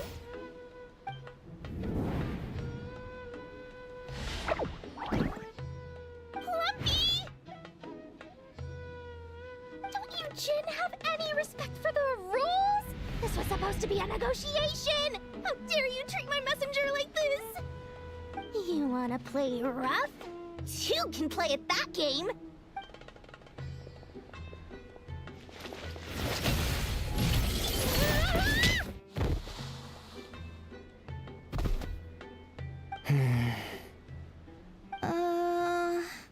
Looks like it's up to us now.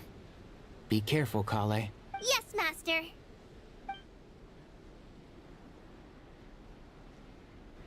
What happened? How did I pass out? Never mind. Ruby, it's time for revenge. You know, this reminds me of when you first arrived in Abydia Forest. You were trying to help a child retrieve a lost toy when you stumbled upon Spinal Crocodile territory by mistake. Yeah, I remember. Our first time fighting side by side. Fighting side by side?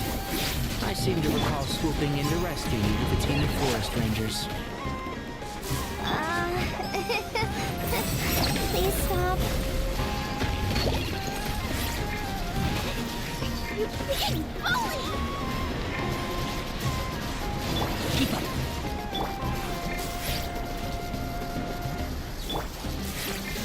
And Shroud, I'll uproot you!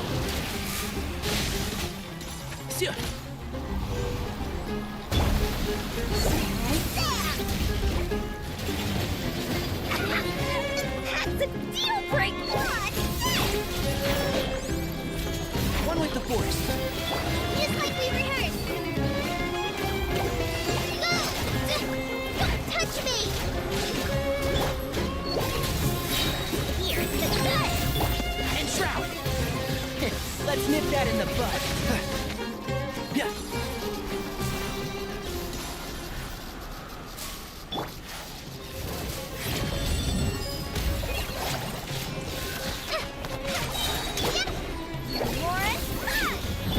I'll uproot you!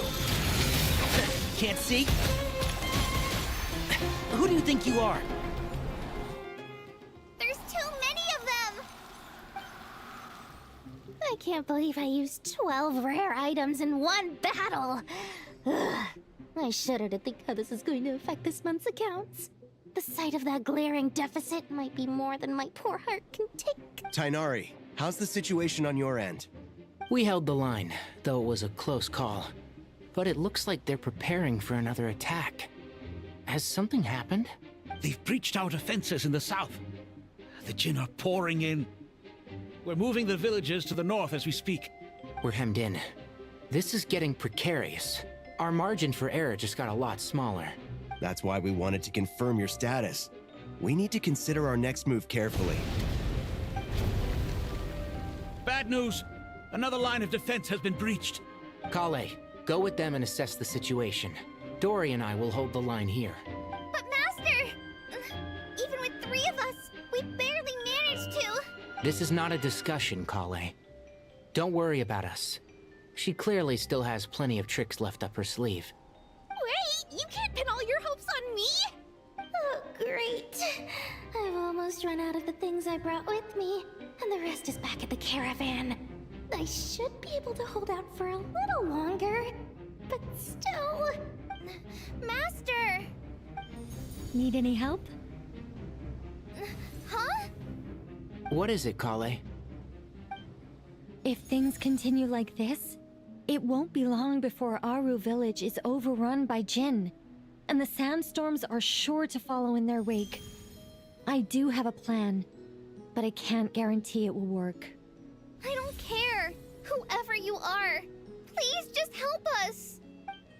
The only one who can help is you. I am merely here to guide you along the correct path.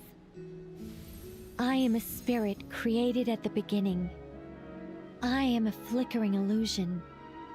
I am the shimmering light that flows from the eyes of the Creator. What do you mean? It doesn't matter. You don't need to understand it. Just repeat after me, one line at a time. Watch out! Jin incoming! I am a spirit created at the beginning. Here goes nothing! I am a spirit created at the beginning.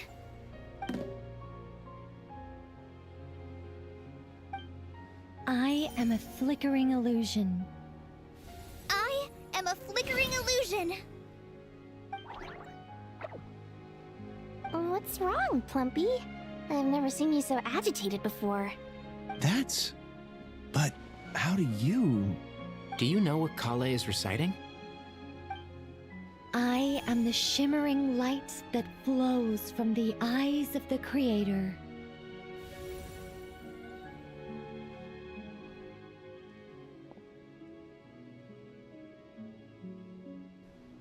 I am the shimmering light that flows from the eyes of the Creator!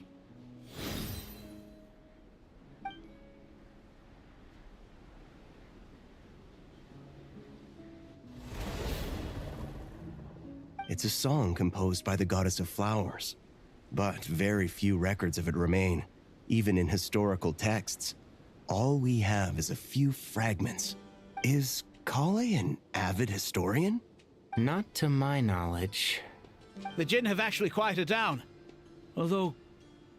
No, it's more than that. It looks like they're showing... submission.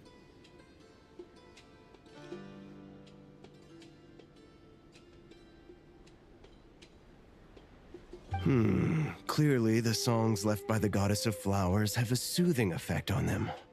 At the very least, they're much calmer now. Really? Let me try.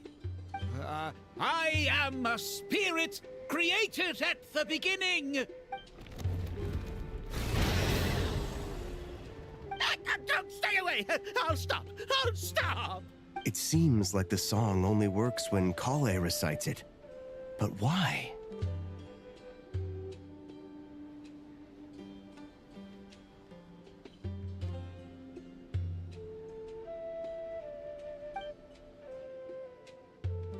Kale.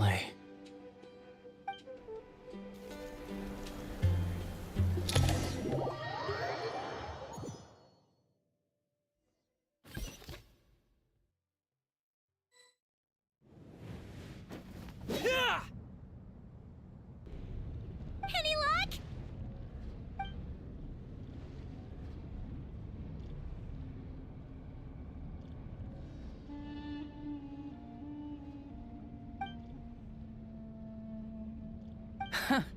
When I heard that loud rumbling in the distance, I thought the shifting sands had bust open the gates to some ancient treasure vault.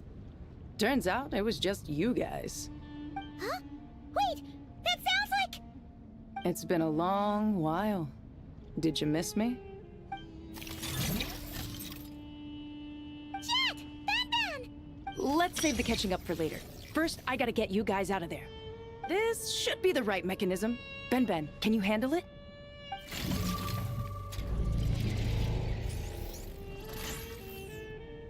There we go. Come on, let's leave this place.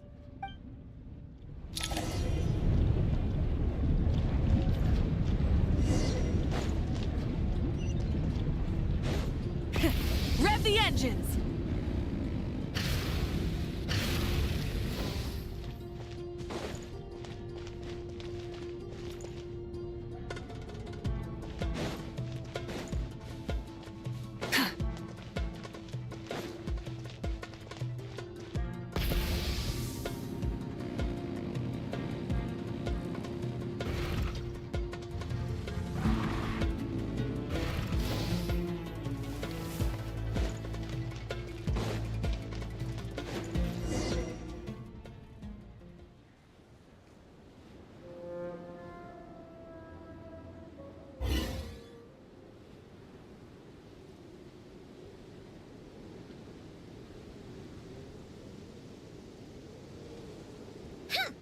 Fatui sure made themselves scarce.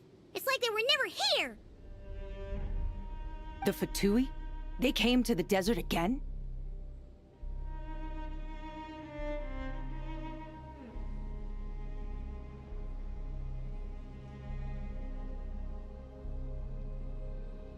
Yep. No idea what they're planning this time. They were being very coy about it. How have you been, Jet? Well, since we last met, I've started my own band of mercs. We've actually made quite a name for ourselves. Oh, yeah. On a slightly different note, I have some good news. I finally took care of Masaira. Not much to write home about. It was just another day. Found his hideout. Dragged him out of his cozy little bed. He tried to talk me into seeing his point of view, as usual. But I'm way past that by now. There was nothing he could say to save his life.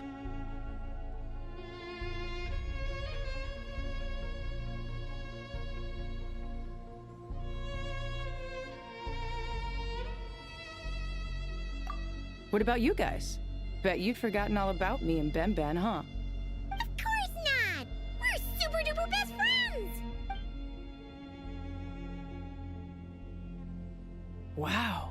Sounds like I should make time to visit some other nations too. Anyway, what brings you to Gurabad? Oh, right. Paimon almost forgot. We're here to look for Lilupar. Oh, that bottle? Yeah! We need her power to calm the Jinn and stop the sandstorms. Here's hoping we actually manage to find her, after all the trouble we've been through. Surely, with everything's been going on in Gurabad, she must have woken up, right? Only one way to find out.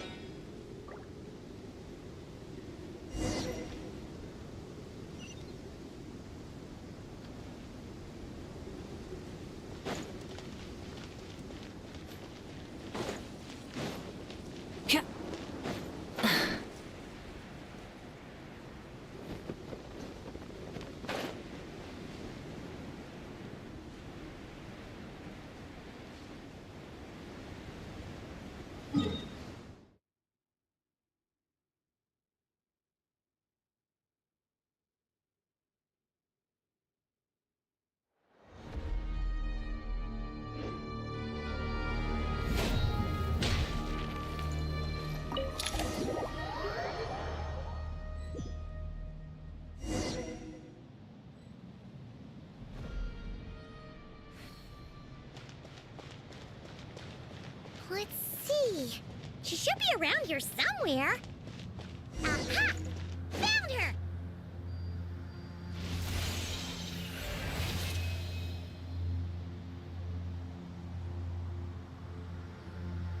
Lilupar! What a long dream that was. It's been a while, my master. Oh, and you're here too, little wildcat. The four of us back together again. Imagine that. After we last parted ways, I merged with the land beneath Gurabad to suppress the dark calamity stirring in the depths. It rekindled the flame of vengeance within the Jinn, depriving Gurabad of any hope of peace. I fought against it for a long time. Until one day, I sensed a change in a foreign land to the west. Suddenly, the pitch-black abyss fell silent.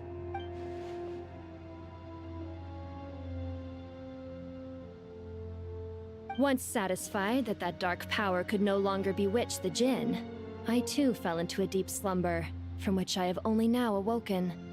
Why have you returned to Gurabad, my master? And why is my sand-swept homeland in disarray once more? Well, basically, Sumeru's in danger and a lot of our friends are affected. Some bad guys messed around with Irminsul and now they've released the Jinn in here.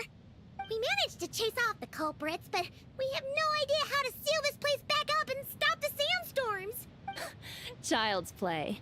I shall quell the Jinn and scatter the storms. Thank you, Lilupar. No need to thank me, my master. I have granted many wishes in my time, and this was the most trivial of them all.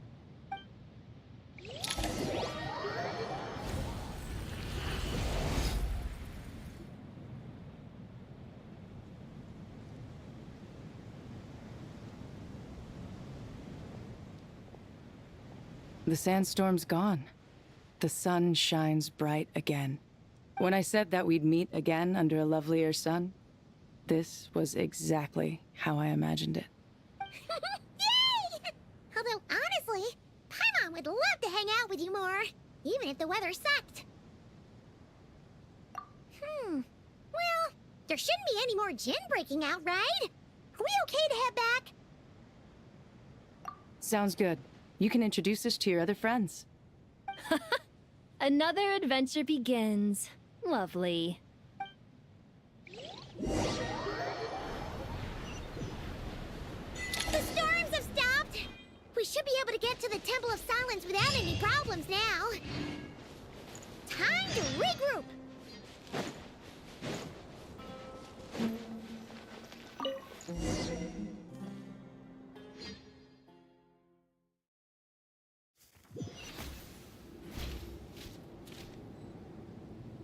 Try and stop me!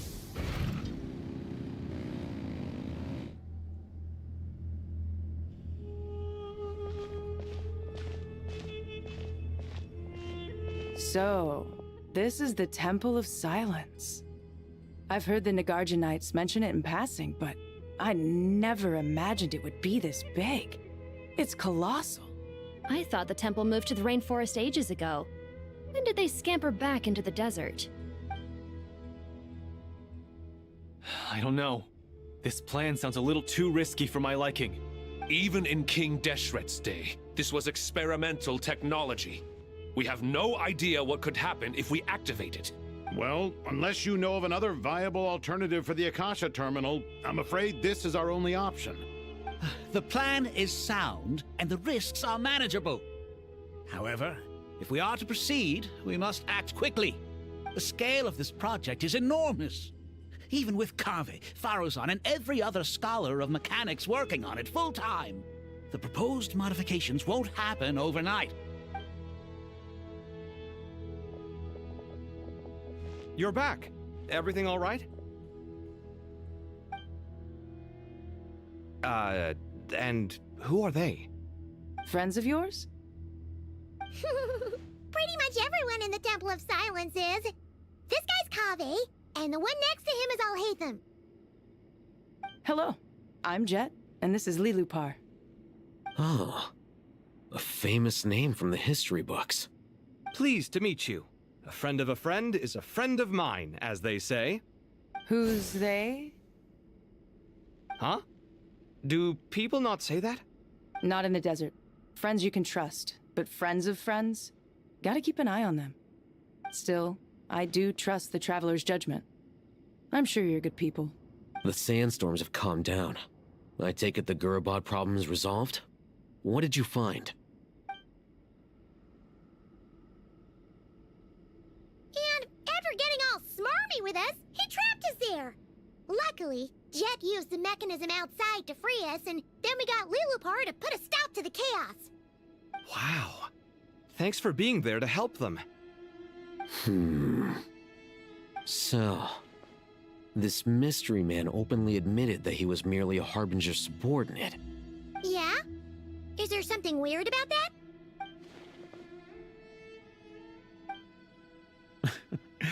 I assume you aren't naive enough to expect answers from an enemy. Well deduced. Our commander, Dottore, died in Nordkrai.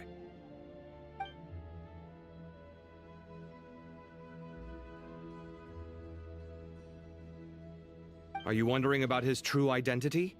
Or do you think there's a big conspiracy behind all this? I wouldn't go as far as to call it a conspiracy. Just the simple fact that having someone to shift the blame on tends to prove useful should trouble come knocking later. The most important thing for now is to solve the immediate problem. Perhaps that man knew you wouldn't have the resources to investigate his background and so didn't put much effort into disguising himself. This is all getting a little cryptic for me. I'll let you guys talk while I take a walk with Lilupar.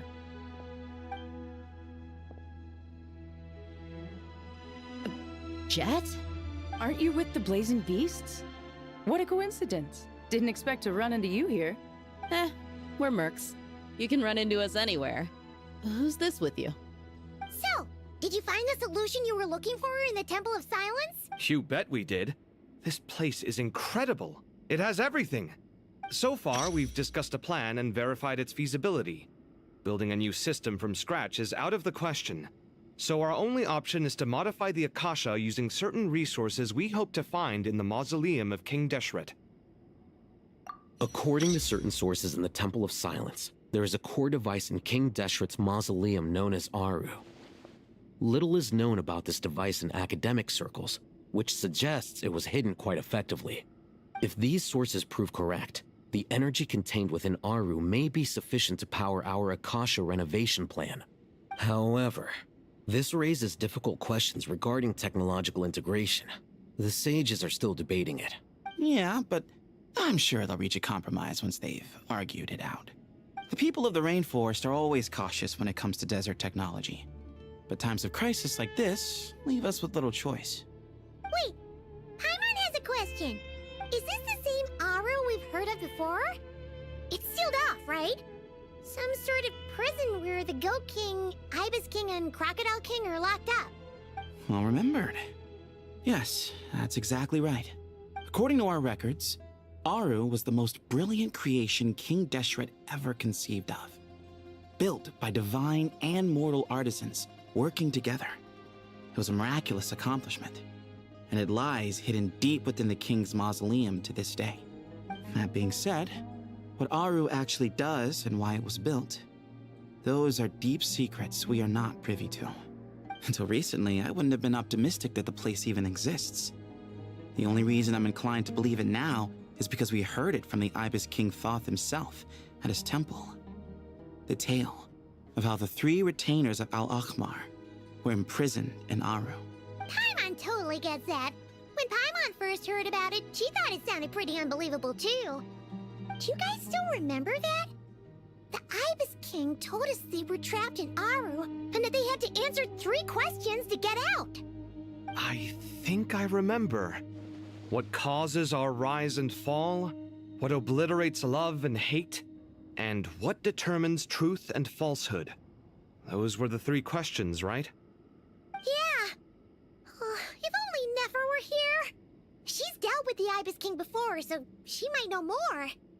Oh, Nefer's a friend we met in Notcry. Notcry? Funny. She showed up here earlier. Huh? Yeah. Had another lady with her too. Both said they knew you. They contacted the sages, claiming they might be able to offer some assistance. Really? They came here to help out? Yes, really. It was just before you got back. One of them said she's made Notcry her home. If she's the person you were talking about, then... Looks like betting on Aru was the right choice. See? They're right over there. Nicole! Nefer! Why, hello! We're here to help.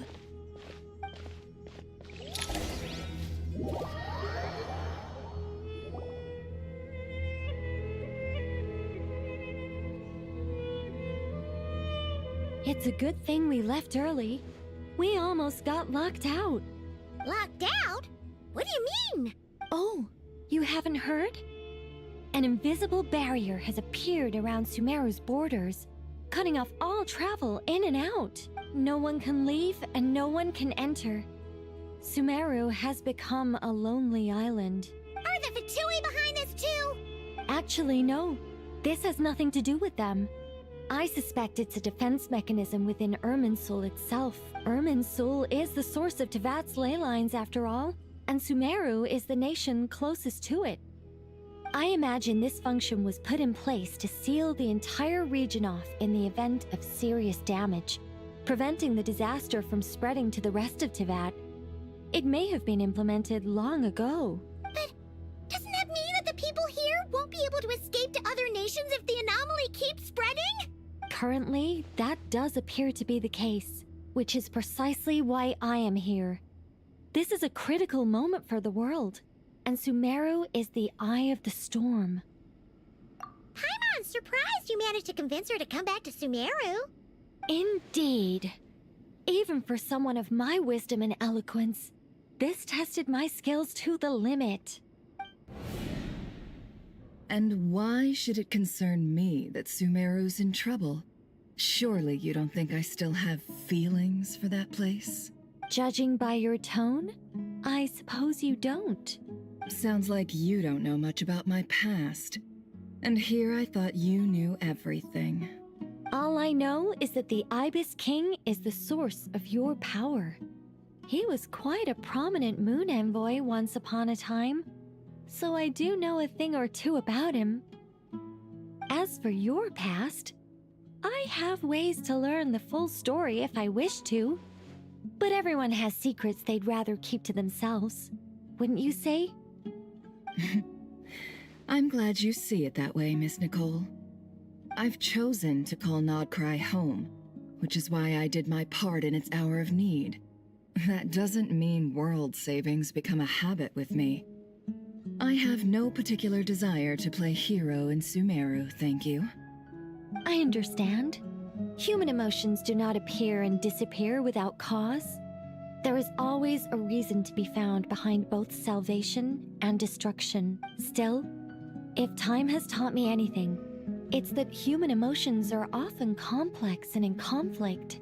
That's why people change their minds about things all the time. But that's where we angels come in. Our duty ultimately is to guide people towards their deepest, truest desires and help bring them to fruition. So I wish to hear about your past, because I do not believe you are motivated by hatred alone.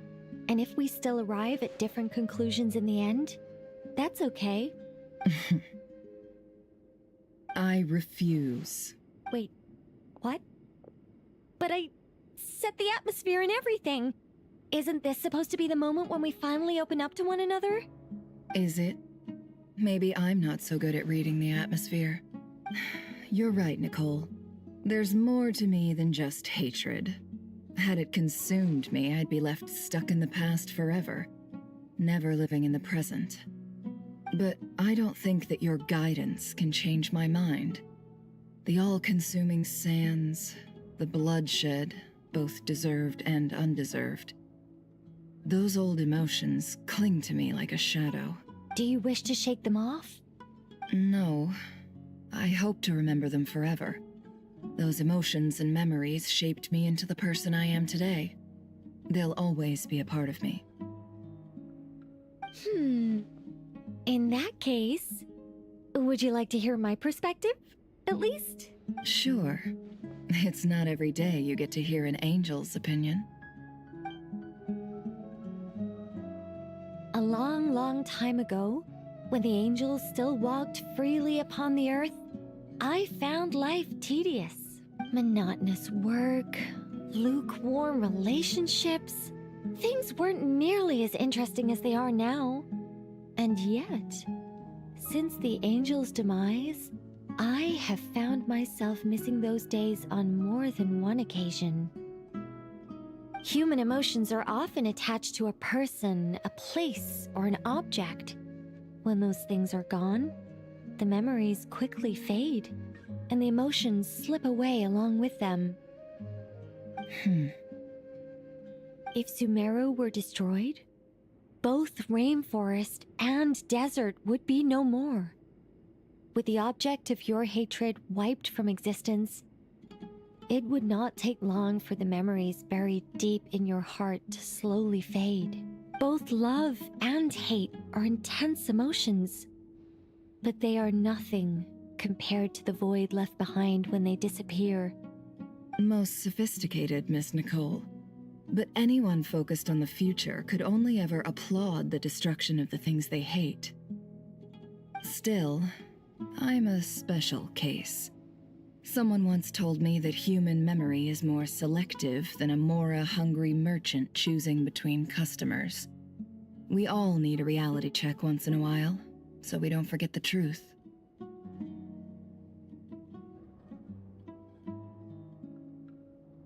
As much as I dislike Sumeru, this is no way for it to perish. All right, you win. I'll help you out a... How much will you need? You're not gonna milk this for all it's worth, are you? What do you think? I'll be upfront with you. I don't have much more on me. If that's what you need, I could borrow some from Alice. Or perhaps I could pay in sculptures. The ones I carve are actually worth quite a lot. Just cover my travel expenses. Huh? Is that all? That's all.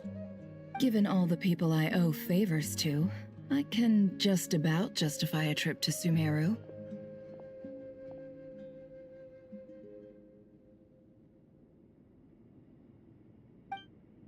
Jahoda! Here, boss! What do you need? I'm going back to Sumeru for a while. While I'm away, you'll be in charge of the curatorium. Me? I'm in charge? Whoa! Don't worry, boss. You can count on me! And that was how the ingenious angel Nicole brought you the perfect person for the job in your hour of need. Hip hip hooray! That was far more detailed than necessary. Not lacking in embellishment either. I never thought I'd return. Especially not the desert. But life doesn't always go as planned, I suppose. What's Candace up to? I don't think I've seen her yet. She is still taking care of things in our village. Should be joining us before too long.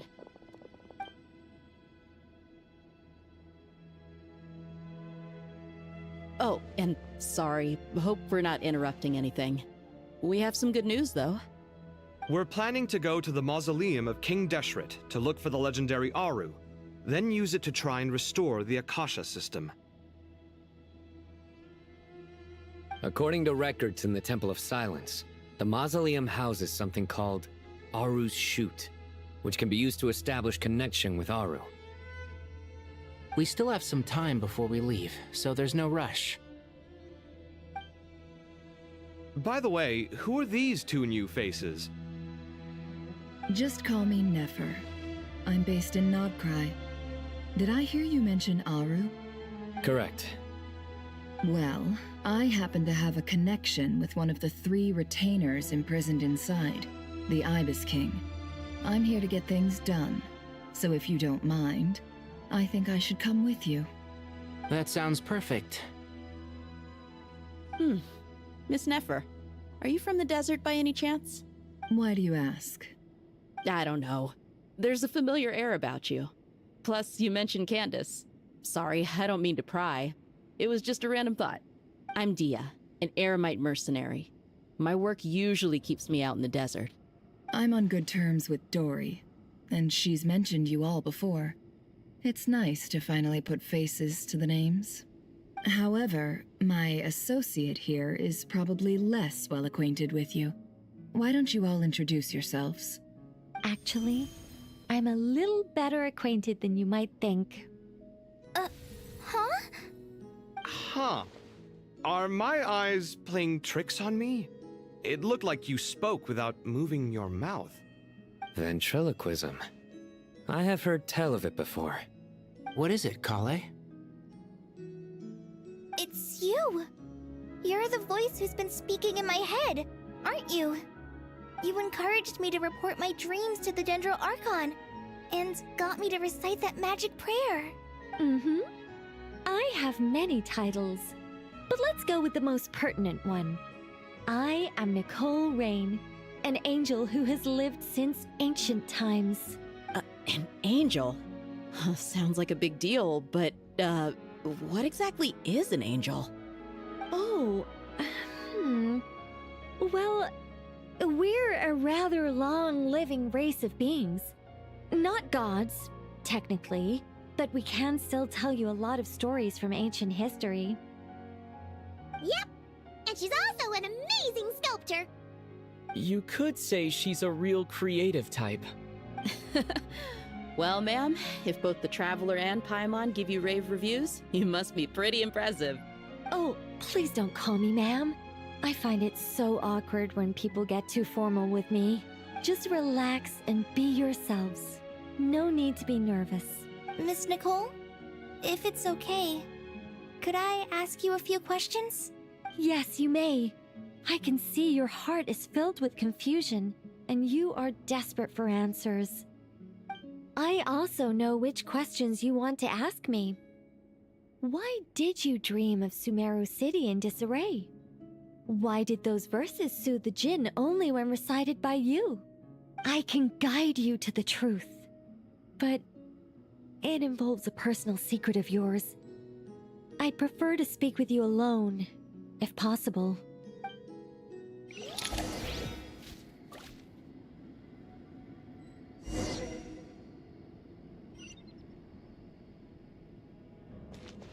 Full throttle!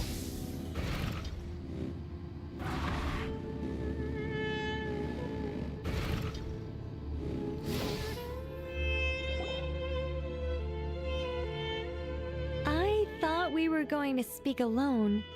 This is a lot more people than I was expecting. What's wrong with it?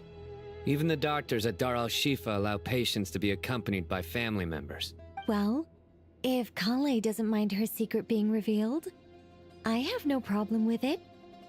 Thanks for being so considerate, Miss Nicole. I don't know what secret you mean, but whatever it is, there's no need for me to hide it from my closest friends. Closest friends? It's so nice to hear that. All right. In that case, I'll get right to it. Kale, are you aware that there are god remains inside your body? I am. When I was young, I got sick with Elazar. Nothing could cure it. The Fatui convinced my mom and dad that they could help, and I was sent to an unfamiliar place. There were a lot of other kids just like me there. This creepy guy injected us with some strange medicine, which I heard contained god remains. I can still remember the pain like it was yesterday. But thanks to the friends who've stuck by me all this time, I've gradually been able to overcome those memories. Anyway, so you're saying that what happened to me has something to do with the god remains they injected me with? Yes. Those were the remains of Nabu Malikata, the goddess of flowers. What? Huh. Fascinating. You don't seem surprised like the rest of us. Why? The possibility crossed my mind when Kale recited the Goddess of Flowers song and calmed the Jinn. You made Paimon jump! What are you doing here, Lilupar? I was merely passing through when I heard the name of the Goddess of Flowers. Be assured that I share your surprise. You, with the hat. Are you certain? I sense no trace of the Lord of Flowers within her. Well, it is a very small fragment. Unless special methods are used to manifest its power, even her closest acquaintances would find it near impossible to detect. After the goddess passed away, her remains were scattered across the desert. King Deshret gathered all the pieces he could find and buried them in the eternal oasis. But some fragments remained unaccounted for. Eventually, the Fatui must have found a way to track some of them down. Presumably for use in some experiment. It's not an uncommon occurrence. You're more shaken than I thought. In one sense, you've been extraordinarily lucky. So many people who yearn for this kind of power never attain it, yet you have coexisted with her all this time without even realizing it. I don't know what to say. I'm glad that I could help everyone with this power, really. But knowing that a fragment of the Goddess of Flowers is inside my body is... it's a strange feeling. Well, people value their autonomy very highly. Even a well-intentioned intruder can shake one's sense of self. I understand how you feel, Kale. But once you get used to it, you'll find it's nothing to be concerned about. Huh. I guess you, of all people, have a good reason to speak on this. 2 good reasons, in fact. Incidentally, 3 is the maximum number of Hermanubis' Ba fragments that I could bear. Let me guess. Because 2's company but 3's a crowd? Thanks for helping to explain the joke, Tainari. Not my intention. Goddess preserve me. I should take my leave. This boy in his wolf's head hat speaks much too differently from the Hermanubis I remember. Kale, all I'm trying to say is, no matter how many Hermanubis fragments there are within me, you wouldn't think of me as Hermanubis. In the same way, You are simply you. Yeah, I know what you mean. So about that dream I had, was it a warning from the goddess of flowers? Yes. Just like me, she was an angel created by the primordial humans, born with the instinct to guide living beings. Though her body and soul have perished, her essence retains its natural instincts. Even her smallest remaining fragments would do their utmost to send you that warning. The Mother of Dreams? Lord of Flowers and Oases? She must have had a premonition.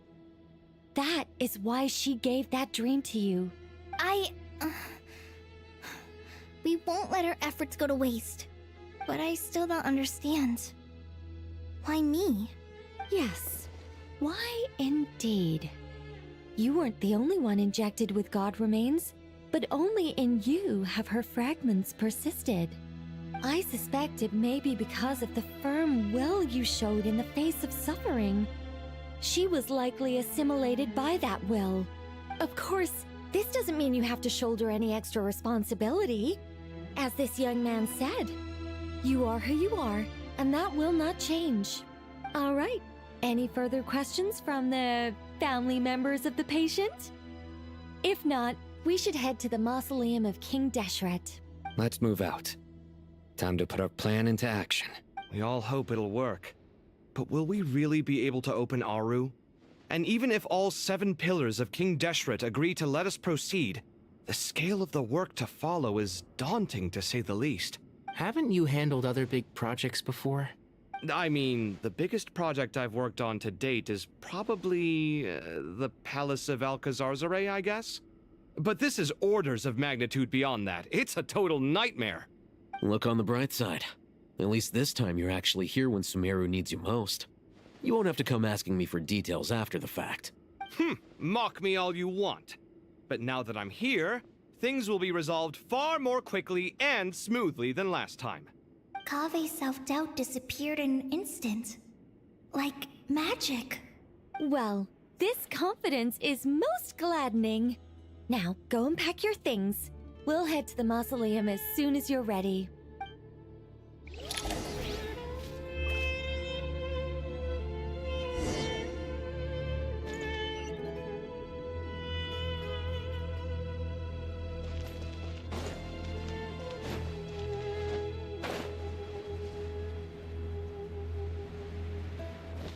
Try and stop me!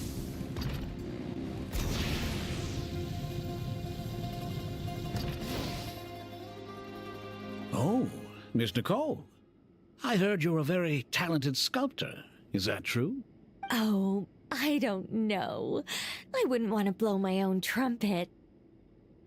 Honestly, even though Kasharawar is best known for its focus on mechanics, plenty of Kasharawar scholars are quite serious about sculpting as a hobby. So if they rate your work, that's enough for us. We just have to take a look. Who's we? Myself and a few other scholars. Kashif, Daneshvar, come take a look. Oh, well, if you insist, I suppose there's no harm in showing you.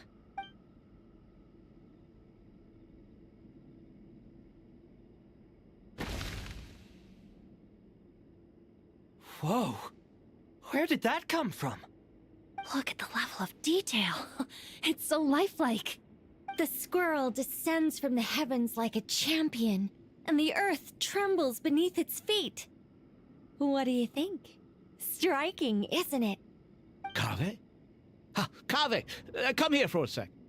Oh, and Madame Farazan, didn't you used to study in our darshan? Come take a look. All right, but hang on a moment. I have to finish reviewing this proposal first. You called? What is it, youngster? This squirrel statue.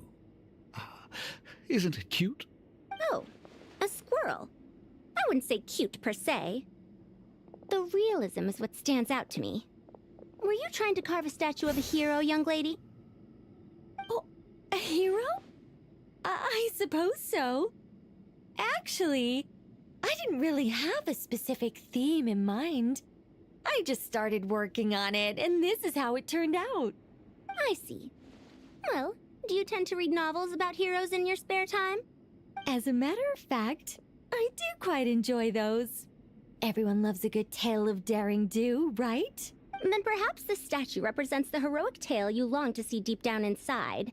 Also on the subject of heroism, I feel that if the subject posed with a finger raised towards the heavens, it would lend a greater gravitas to the overall image.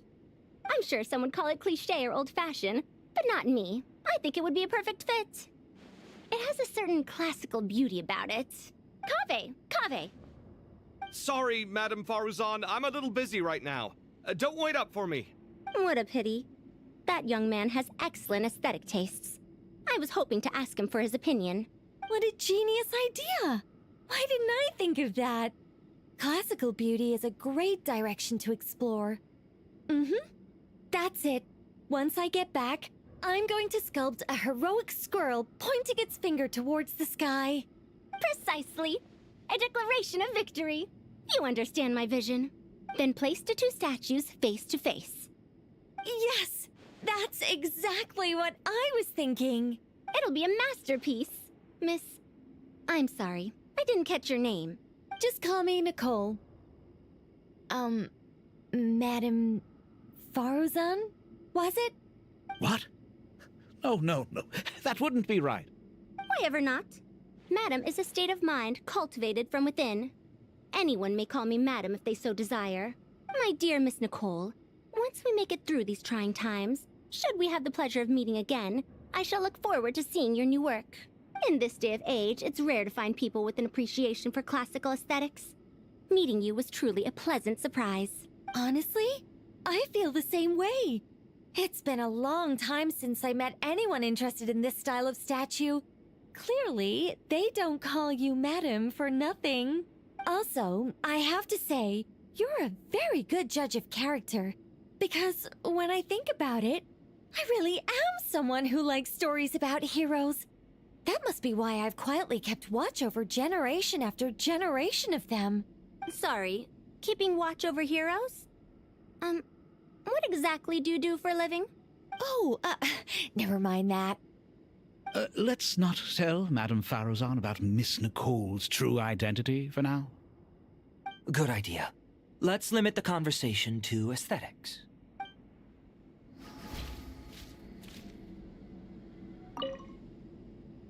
Let's not tell Madame Faruzan about Miss Nicole's true identity for now.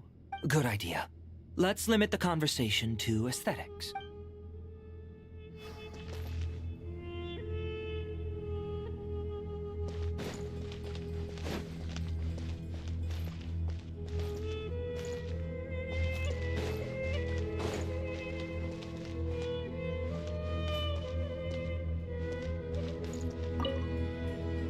What's wrong? You look a little depressed. Kale got a fragment of the goddess of flowers, and all I got was one of the 7 pillars who served under King Deshret. I lost out, didn't I? That's what you're upset about? You're such a child.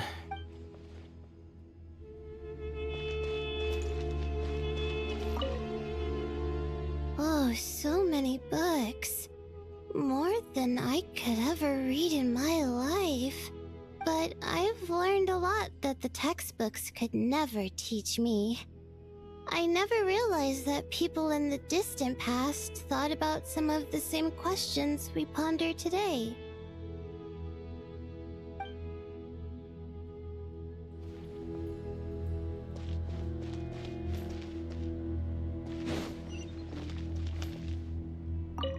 Good to finally meet you in the flesh. It's a little surreal seeing you here after exchanging letters for so long. In my head, the boss of the Curatorium of Secrets didn't look so young. Sounds like you have some history then? Any budding mercenary group needs a steady supply of intel. They, in turn, can prove an exceptional source of the same. The Curatorium of Secrets is happy to cooperate with friends from all over the world. If you're interested, you'd be very welcome to join our network too, Miss Dia. Can't say no to a solid partnership, especially out here in the desert. Having intel can mean the difference between life and death.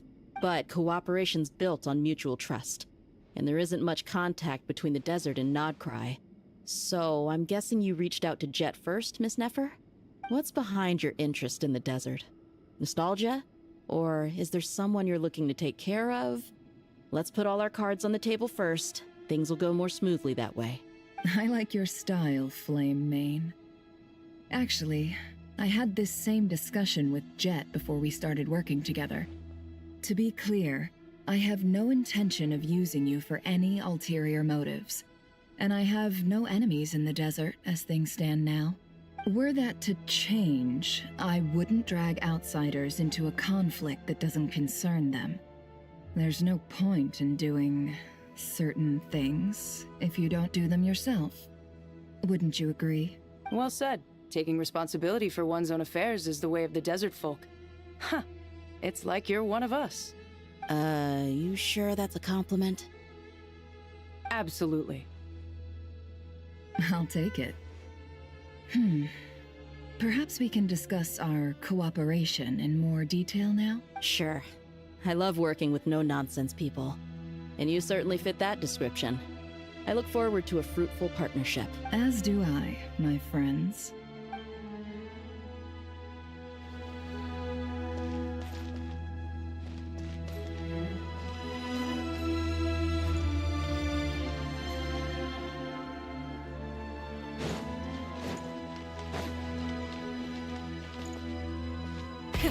Rev the engines!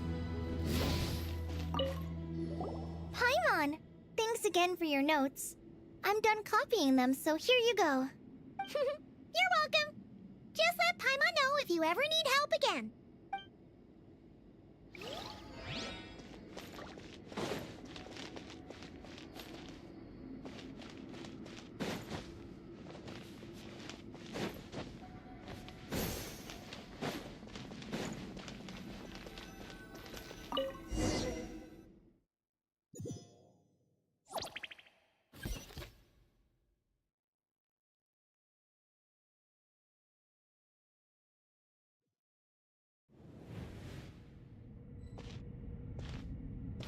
I hope everyone's ready. We'll be arriving at our destination very shortly.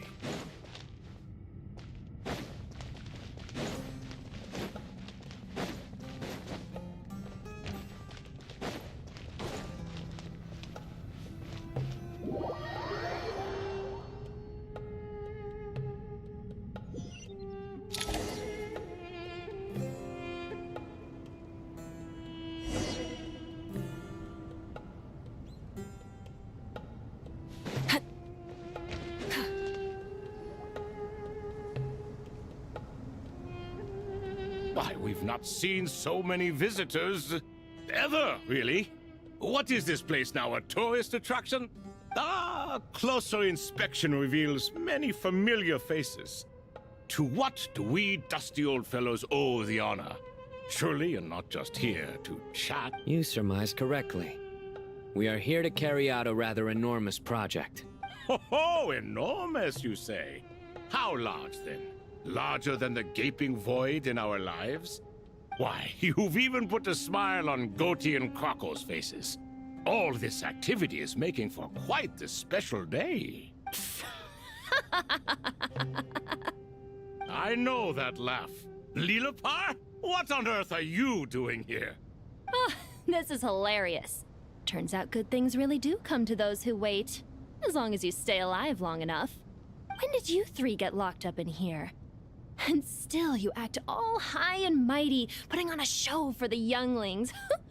Truly hysterical. Why, you... Yes, I know. No need to shout. You're right, Lilipar. Goatee, Crocco, and I all have the same problem. But didn't King Deshret seal you away? How did you break free, and how did you get in here? Who knows? Perhaps you can ask my master one day, should you ever get the chance. Behold, the executioners of old. Some have turned into fragments residing in human bodies, and others are imprisoned eternally, leaving not a single shard behind. It's almost tragic, watching lowly prisoners like you act all self-important. Curiosity gnaws at you, doesn't it? Your interest in the outside world threatens to burst you at the seams. I'm starting to take a liking to this magic bottle lady. Time is of the essence. Let's get down to business. We come to you, O three ancient lords, to request your assistance on behalf of the Academia. If we can help you regain your freedom, then please consider lending us your aid. As for precisely what we need your help with, it's a long story. So, to demonstrate our sincerity, we are prepared to first resolve the problems that plague the three of you. All right, stop arguing, Croco. And Goatee, don't you start. What's the harm in letting her speak? It's not worth getting so angry about. Forget about her. The three questions are the crucial thing here. But do you really have a way to answer them? You once answered the final question, Nefer, but the seal did not open. Unless, with the passage of time, you have found a new answer? You could say so. When you first asked me what determines truth and falsehood, my answer was a liar's soul. Liars are the best at seeing through the falsehoods of the world. But if you want them to tell you the truth, you have to reach their soul. I think that makes sense. I found it quite compelling myself, and I told Nefer so. Unfortunately, it brought us no closer to liberation. Well, that's simply because it was my answer, not the one King Deshret was looking for. Can you guess which answer Al-Ahmar wanted then? Time. And that's not only the answer to the final question, it's the answer to all three of them. All things wax and wane with the passage of time. Love and hate eventually fade into nothing. Current affairs are always fraught with conflict and controversy.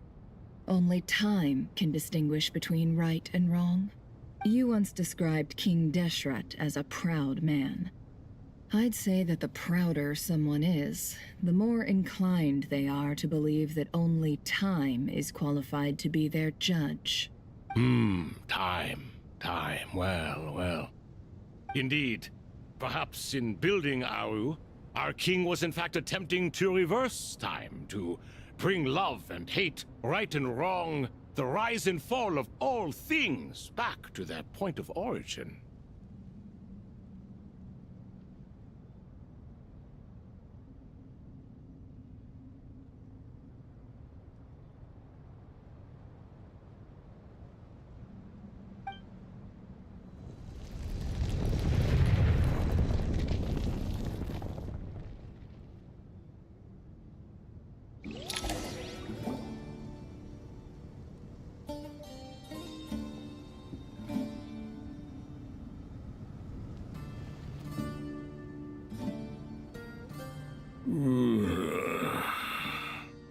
This is the most eventful day I have experienced in a long time.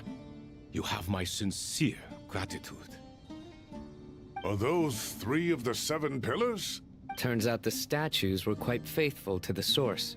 You three seem to be in good spirits. Prison can help a person grow and learn to cherish what they have. Nevertheless, after everything you've done for me, I sincerely hope you never have to experience it for yourself. Hello, Nefer. It's good to see you, Thoth, the Ibis King. Nice. Definitely puts my mind at ease, seeing you two getting along so well. Should we maybe introduce ourselves, or... Sure. I'm Sethos, the current leader of the Temple of Silence. This is General Mahamatra Sino, and this is the former Spantamat sage, Cyrus. But I'm guessing none of that means a whole lot to you. Everything is equally new to us, in truth. We've been gone from this mortal world for longer than you can imagine. Let's hold off on the introductions for now. We can always ask Nefer about you later. It'll give me something to talk about with my chosen disciple. You're like a helpless parrot. Gods and people of yore are not necessarily welcome in today's world. Self-awareness is one of my finest qualities. I thought I ought to share its fruits with you two. Is that so? Well, I think we'll take it in stride, just as we did with the 3 questions. Let's not forget, it was my persistence that won you both your freedom. Fair point. I have to applaud your persistence. And I must praise you for your wisdom. Now, state your wishes, young ones. I'm sorry? Why, your tremendous accomplishments deserve a reward, do they not? You must let us do something for you in return. General Mahamatra, what do you think? I won't beat around the bush. Sumeru is facing a crisis the likes of which have never been seen before. And we need your help. Every calamity throughout the ages has been connected to us in one way or another, whether we were its cause or consequence. Whatever is wrong with Irminsul, it severely affected the Dendro Archon. She fell into a coma, and is currently receiving treatment from the Dendro Dragon. The Dendro Dragon? I'm sorry, the Dendro Dragon is helping to heal the Dendro Archon? Not a pep, surely. Not vicious, cruel a pep who possesses no virtues aside from her basic instincts. Ah, good heavens. I shudder to think what could have caused Lesser Lord Kusanali to suffer such a plight. Still, why would the Dendro Dragon lend you her aid? She has always held nothing but contempt for the Archons. I suppose she and Kusanali must have some history. You can help us make history too. Smooth talker. Well said, lad. Currently, no one can connect to Irminsul. We hope that by opening up Aru and making some modifications to it, we can use its technology to our advantage. Unfortunately, Aru is an imperfect creation. King Deshret never managed to realize his full vision before his death. Much remains to be done if it is to be pitted against Irminsul itself. Besides, I hear your reasons, but to give Aru up over such would be... The archaeological records clearly indicate that although Aru's construction took a long time, it was not beyond human means to achieve. Modern technology should solve the efficiency issues. We have no choice but to go all in on this. This is by no means a threat. But the only reason we helped you escape from Aru was to gain the necessary leverage to negotiate with you. You asked us to state our wishes, and we have. Each one of us here needs your help, as do all the thousands of people living in Sumeru. They need you, and they need Aru. What do we think, my fellow old fogies? Shall we lend our support or not? Since you ask so nicely, naturally. Naturally what? Are you for or against? I simply mean we shall do what comes naturally. You claim that you wish to open Aru. Know you then that the golden slumber created by King Deshret is preserved within? We do.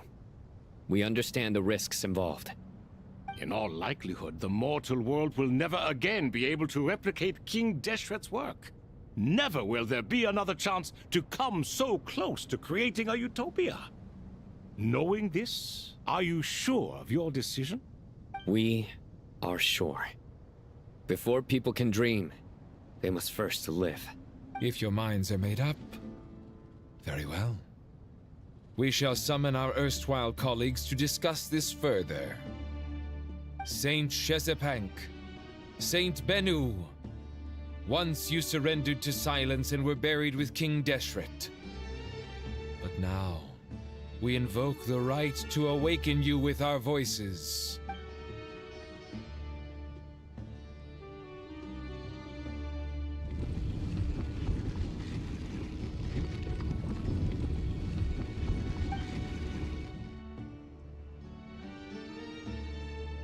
Saint Bennu, responding to your call.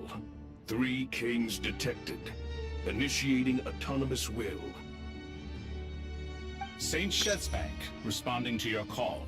3 kings detected. Initiating autonomous will. Ah, Lord Herreshoff.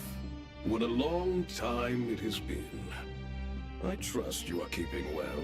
Then your trust in my well-being has long outlived your physical body. You have always opened with that same phrase. In life, death, and now even beyond. Al-Akhmar is long gone. What is the reason for this meeting? You're awake? Good.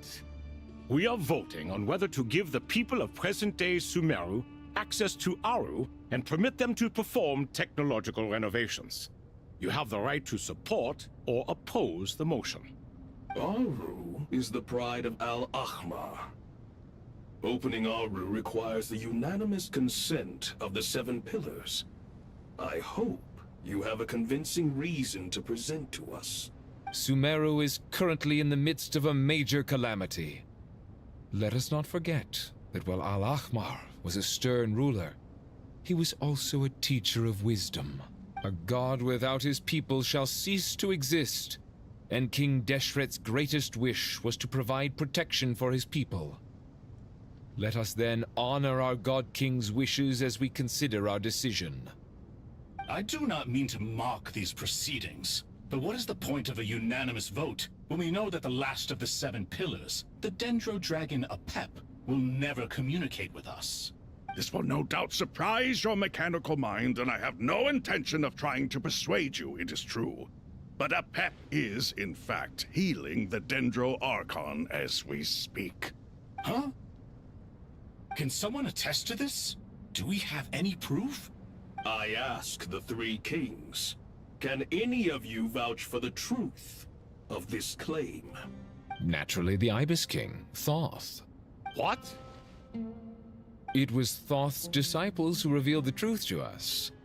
We need not debate its veracity. Simply let Thoth bear accountability. That way the rest of us may have a clear conscience. Harishef, you diabolical fiend! I awakened our former colleagues for you, supported your opinion, and backed your decision. What sort of fiend would do that? I miss the days when Hermanubis was still around. At times like this, he would offer to take accountability. What are you trying to say? Is my word worth less to you than Hermanubis's?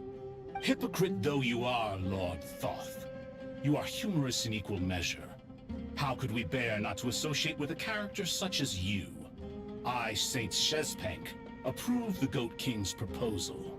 Since King Deshret is no more, we shall receive no reprimand for acting beyond our remit. Nevertheless, I sincerely hope that those before us understand the significance of what they intend to do. Remember, the moment that Aru is liberated, the myriad souls residing within the Golden Slumber will return to the ley lines.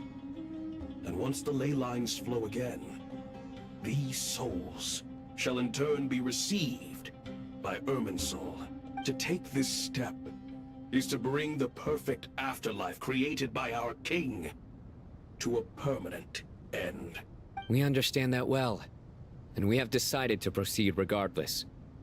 Furthermore, the contemporary human perspective would contend that confining souls in this way is no act of benevolence. The deceased have a right to rest in peace. King Deshret's creation is clearly a place of rest and peace. It is just that many do not see it this way. But no matter. Saint Binu approves.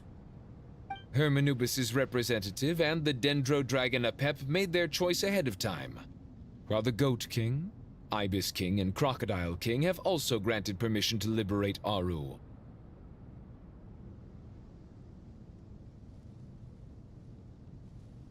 By the grace of His Majesty, guided by his wisdom and will, let the gates of Aru be reopened.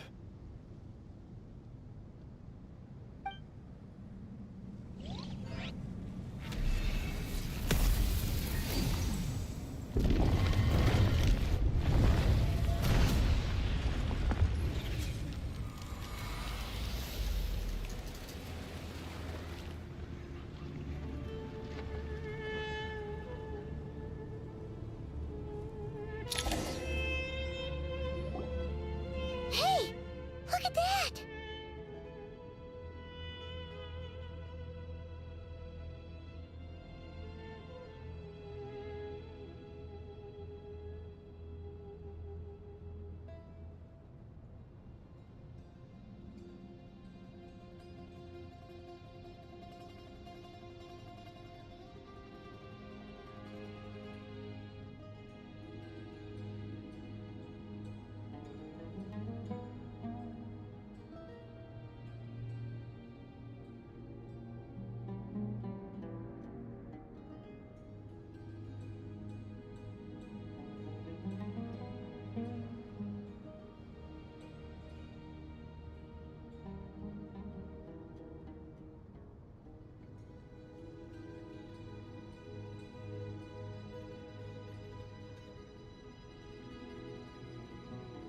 What's this? Are we under attack?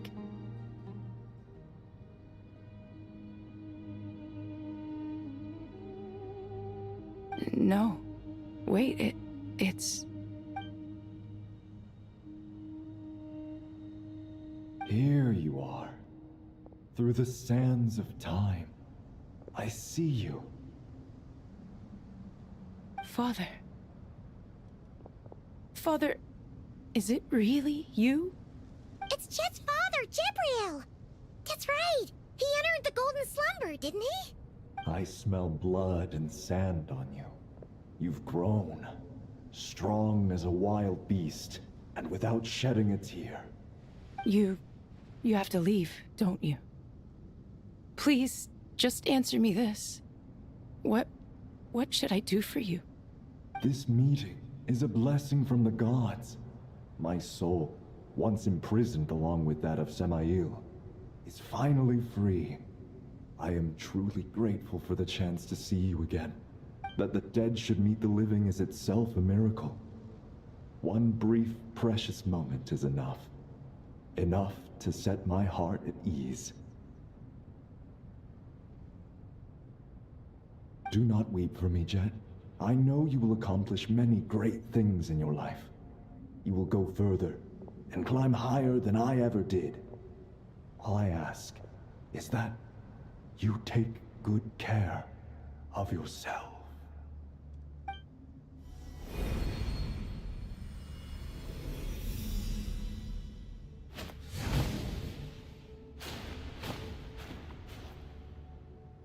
Father! Father!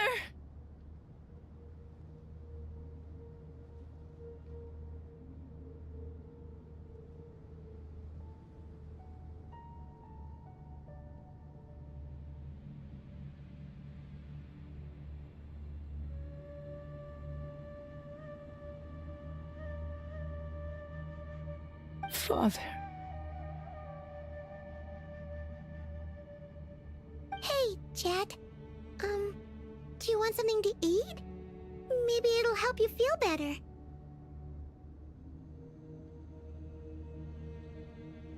I'm fine. Thanks, Paimon.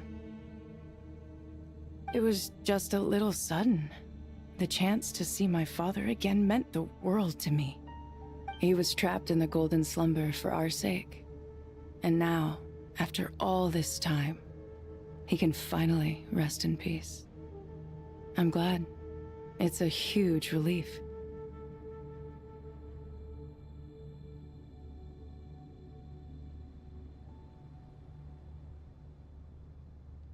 You've grown strong, Jet. More than enough to fend for yourself. Yeah. I'll leave the past in my memory where it belongs. My family, the good times and the bad. Goodbye, Father.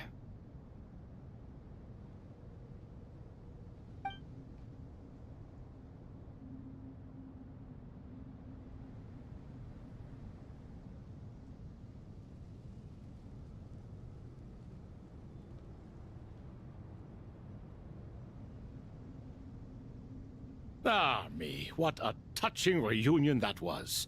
It seems we did a good deed today.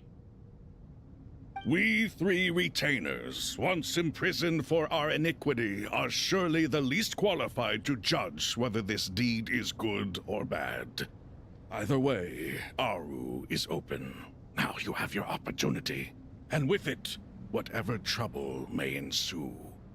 Although Aru was created by a god, human craftsmanship was nevertheless required to build the gate that connects it to this world. Perhaps the relationship between gods and humanity follows a similar principle. As for your proposed renovations, we cannot determine which functions to keep or discard. Proceed as you see fit, but please entrust the task to your most accomplished scholars, or Bennu will be— It matters not. The Ibis King shall be accountable if any problems arise. Ibis, you chose to take on disciples, and so it follows that you must accept the risks of associating with humans.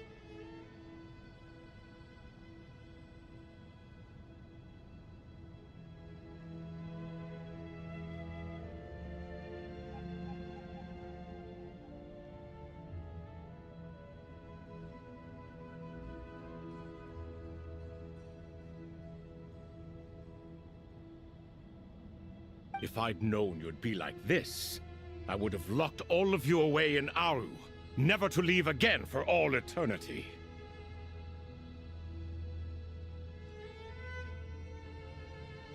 All of us? What does this have to do with me?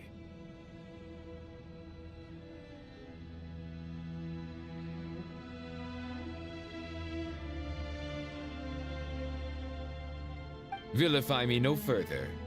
Scholars, since you have liberated Aru, allow me to present you with a gift.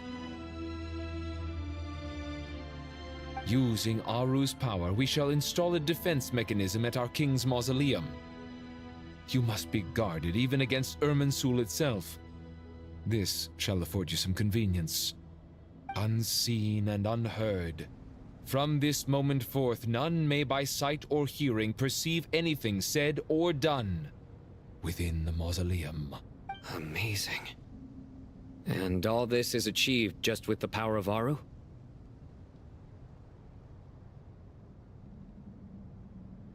With technology from the heavens, the possibilities are endless. Just because King Deshret did not use it for this purpose does not mean that it cannot be done. So, marvel away. This is the reward you have earned. All right. Well, that resolves the issue of confidentiality. What about the technical side? Why, yes. I've already contacted them. They'll be here soon.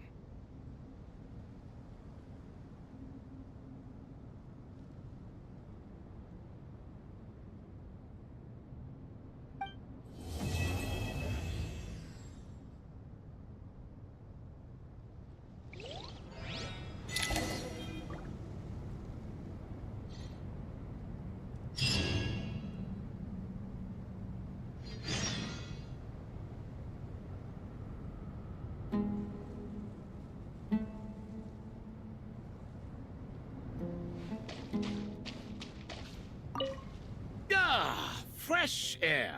A wondrous feeling.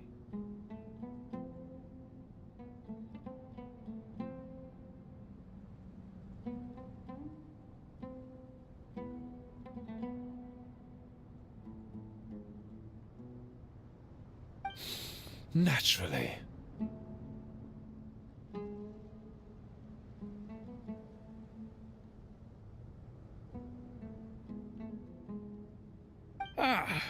I have a sudden urge to stretch my legs. Can anyone recommend a suitable leisure activity? I might have had some recommendations for you were this the past, but here and now, for someone who has just left prison, there could be no greater joy than simply being outside of it at last. I could not agree more.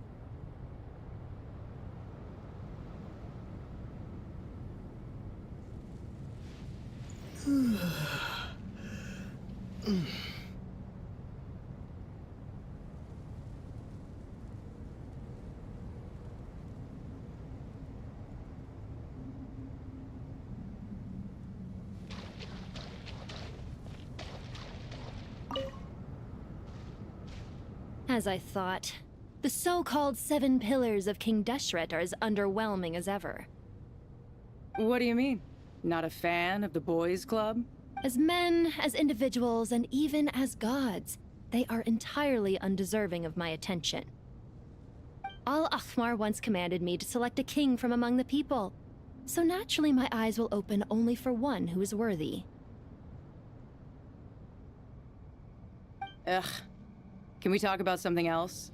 It all sounds pretty complicated, and I haven't read that many storybooks. You think this is a mere story? Well, many would also say that the journey you shared with your father is not but a tale. My life, your life, they are nothing but stories. Little girl, it appears that you really have grown. In the past, you would have flown into a blind rage at my words, but now you are unperturbed. Oh, it's nothing. I just feel like you're right. Getting all pissed at someone for telling the truth is pointless. It only makes me look petty. This alone is proof enough of your growth. You're doing well, my dear girl. You're becoming ever stronger. Strong enough to defend the people and things you hold dear. You think so? I hope you're right.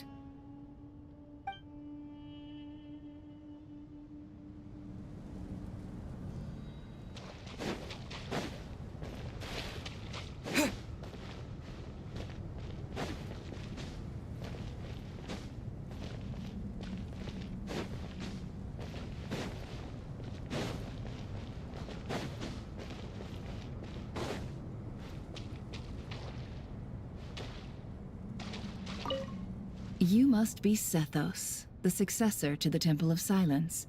Hello. Yep. That's me. Nefer, right? That's what I heard the others calling you. Judging by your outfit, I'm guessing you come from the desert too? That's right. Started off in the desert, went to the rainforest, then went from there to Nodcry, where I work as an intel broker. Huh. Well, this is interesting. You don't seem to talk about yourself all that much. Yet here you are, volunteering your life story to me. However abridged. Maybe I'm looking to make some new friends. I like making friends too. I'm easier to talk to than Sino and a little more streetwise than Tighnari. Which is why you came over this way, giving me the chance to strike up a conversation with you. Was I that obvious? I think you did fine. You were mindful of my attitude and hoped to lure me in through sentiment.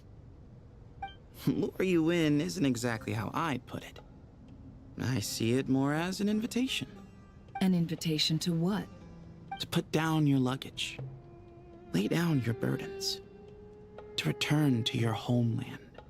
And be truly welcome in the place you once felt so estranged from. You're a more interesting heir to Bamun than I was expecting. Since you're familiar with my grandfather, I'll assume you're aware of our situation. I'd like to make friends with you. And I think you'd be a great asset to us. Not to mention the power you and I both hold. Originally belonged to the same organization. Aha. There we go. Now we're getting somewhere.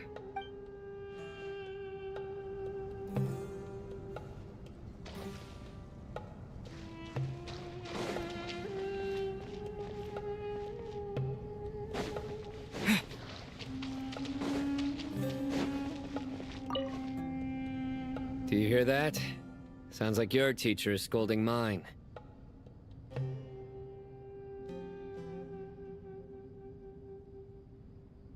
Huh.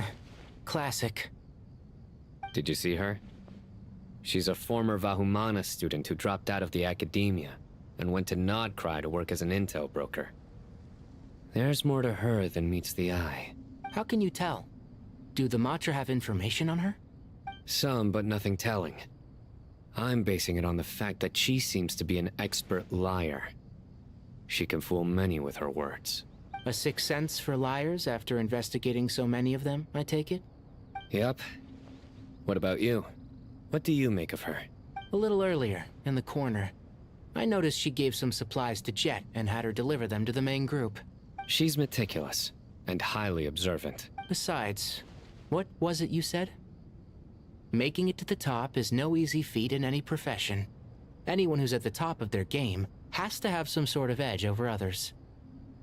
It's true, but she's not the only one at the top of her game. I also am, and so are you. Sure, but what's to guarantee she won't overhear us talking about her? Don't worry. I have my methods. Sethos is distracting her. Ah, I see.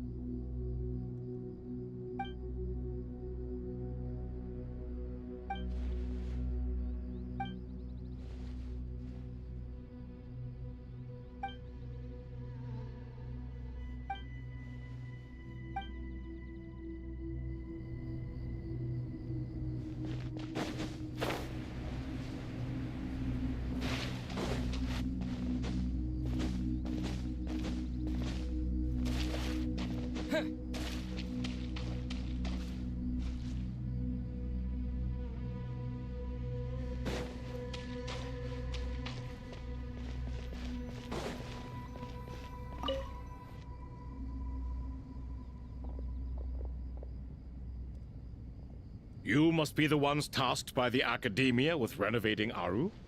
That's right. Good afternoon. I'm Kaveh, and these two are Termezi and Naisaburi. Hey, I'll hate them. Come and introduce yourself. We've met before. This is Thoth, the Ibis King, and everyone knows these two. Afternoon, gentlemen. I've only ever seen these two in murals. Ah, the paintings in the temple. They show us chatting, playing cards, playing chess. Precisely the activities we most enjoy, funnily enough. No, only you enjoy playing chess. We were just humoring you. I wouldn't go that far. Back to the matter at hand. A preliminary assessment by the Academia indicates that this project requires expertise in various disciplines, including the deciphering of ancient texts, mechanical engineering, the restoration of ancient ruins, and elemental theory. The most capable minds in their respective fields are here before you. If there are no objections, we'd like to begin our work. The artisans who built Aru for Al-Ahmar gave their very lives to create this splendid work. Follow their example by giving your utmost devotion to this project. I didn't know that. We'll do our best, of course, but we certainly won't be sacrificing our lives. Such brazen words. Humans these days are a far cry from their ancestors. What little respect you show for King Deshret. No, that's not what he meant. Please don't mind him. He shares your sentiments, just not your, penchant for hyperbole. Assuming that's what you were going for? I just think it's important to manage expectations. Forgive my lack of courtesy, but we simply can't sacrifice our lives to the gods on completion of the project like people in the legends of old. Here's a first draft of the project proposal for your perusal. Please let us know if you have any requests. Normally, I'd have made it look a lot more visually appealing, but we were really pressed for time on this occasion. I hope you'll forgive me if it's a little rough around the edges. Naturally. If my fellow ministers deem this meager display of respect sufficient, I suppose I can consider agreeing to their proposal. Why are you so preoccupied with the ostentatious displays of respect to Al-Ahmar? We should be trying to make things easy for them. You never know. We might have to rely on these young people to look after us in our old age. Exactly. This is Aru's mainframe. Be reminded to use it with great caution. We certainly will. Thank you for your assistance. You may attempt to lay out punishment should you so desire, though I'm afraid it would be futile. You and I both know that certain components of Aru can only be operated by humans. King Deshret always believed in humanity. Still, the reason that Aru's modules are designed that way is not so much because he trusted them, but more because he was wary of you. Is that true? No wonder human artisans helped to build Aru then. He actually required human assistance to create his greatest work. Naturally. Have you noticed that the Goat King keeps giving superficial responses? It's like he's just going through the motions and leaving the real debate to his colleagues. He understands the art of perfunctory speech. That's what earned him his position as the Minister of Ministers. It seems the rumors about King Deshret being a poor judge of character are baseless after all. Excuse me for being blunt, but it sounds suspiciously like you're putting yourself on a pedestal and mocking me. You're mistaken. And while there's nothing strictly wrong with making every conversation about yourself, it's not exactly a positive tendency either. You? Whatever. I knew it'd be like this working with you. All right, let me past. I need to look at this console. It's your job to activate it after all. Let's begin. Everyone, please proceed with the external checks and preparations as per the procedures outlined in the engineering.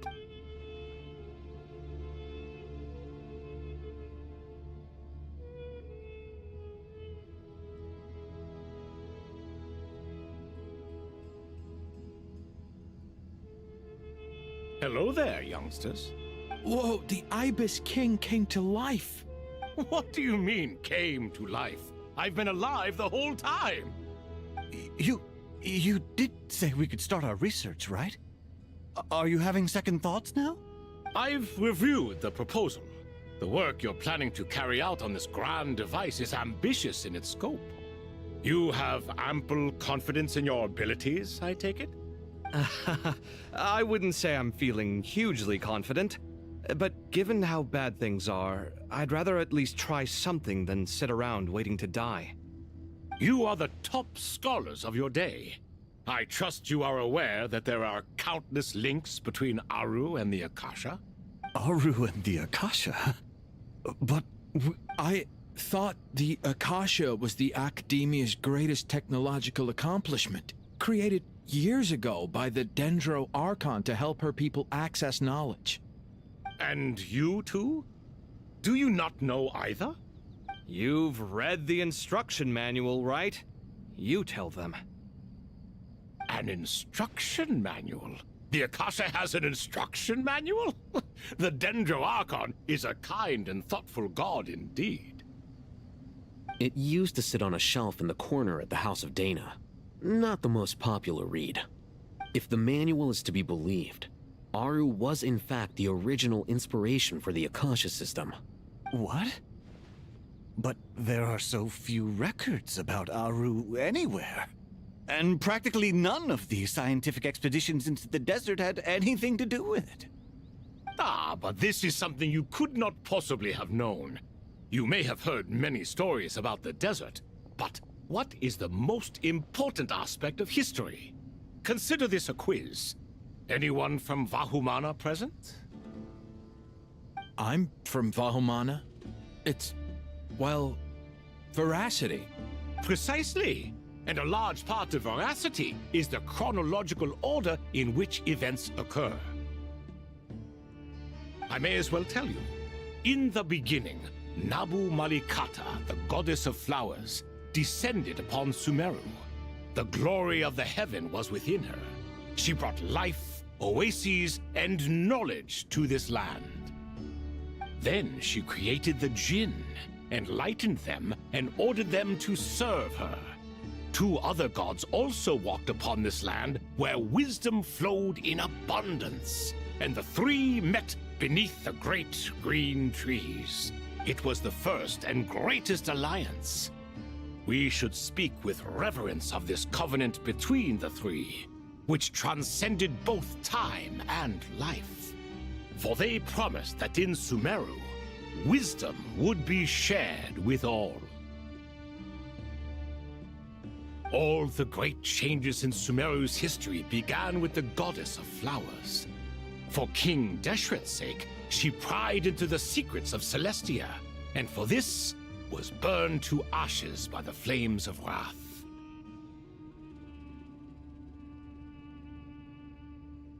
So grieved was King Deshret by her passing, that he lost all interest in state affairs, and devoted himself instead to the knowledge that she had brought back.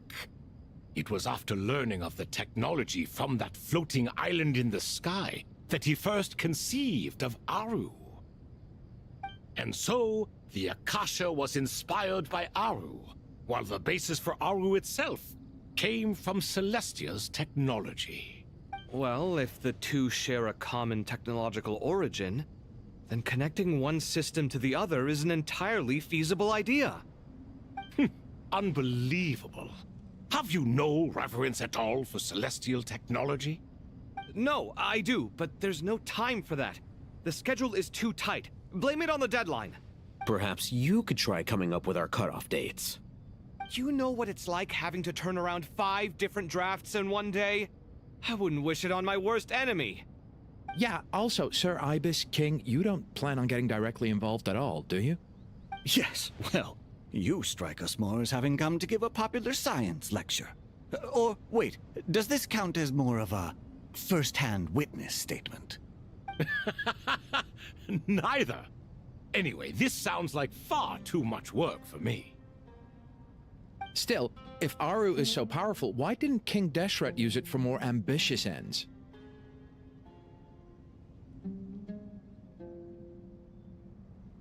Because it was never fully completed. King Deshret had grand plans, but he perished before they could come to fruition. In the beginning, his wish was to create something that could rival the very world itself. The Lord of Flowers sacrificed everything for that ambition. What he desired, she bestowed, and thus was knowledge brought into the world. Her courage and sacrifice had to be honored with the most splendid of monuments, or King Deshret would surely have deemed it a grave injustice. And that monument, built from knowledge and technology, etched with a sacrificial and courageous love, even in its unfinished form, it deserves to be treasured. At that time, King Deshret said the following to the Lord of Dendro. Since we share an eternal covenant, I shall never be your enemy. Hence, the fruit of wisdom from the heavens is not to be devoured. Remember, it is not that I lack the power to become the enemy of wisdom. Yet you and she have taught me much and shown me kindness. For this, I cherish you both. In the end, Aru was only used to store a portion of the souls. It was but a primitive form of the masterwork the king had envisaged. His final hope for Aru was to return to the past, when she yet lived. So the point you're making is, King Deshret was both powerful and ambitious, and he only ceased his imperious ways out of affection for the goddess of flowers and the Dendro Archon. You could see this as an act of mercy, but you could also see it as the sentiments that lay between these three gods placing constraints on him. This was, after all, the foundation of the alliance between them.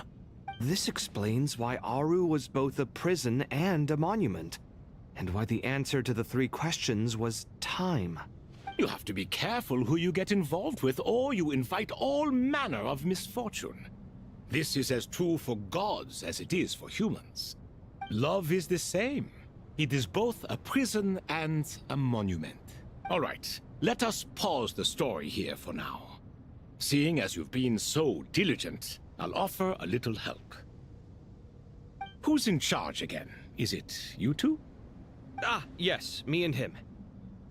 Now then, close your eyes. Wisdom hides in the space between the tangible and the intangible. It is to convey the incommunicable through the simplest of mediums. By the power of King Deshret, I shall grant you a glimpse into the unseen secrets that lie at the threshold of existence.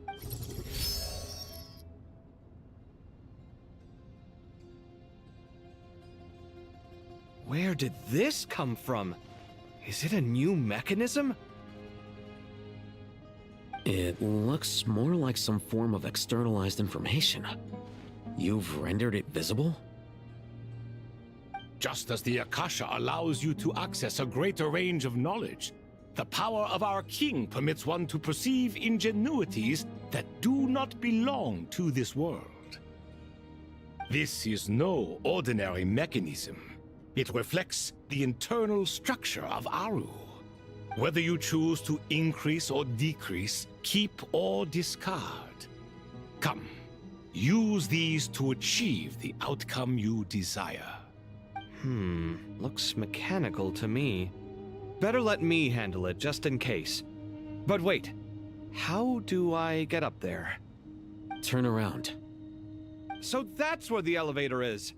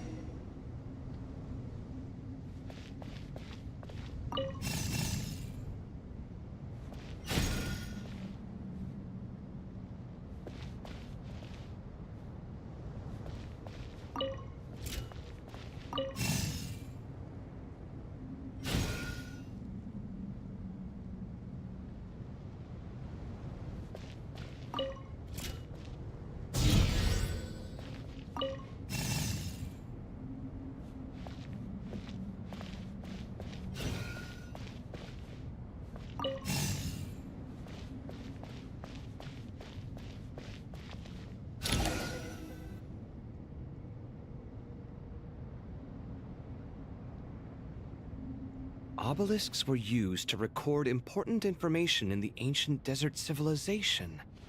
Hey, Alhaitham, there's some writing here I'll need you to decipher.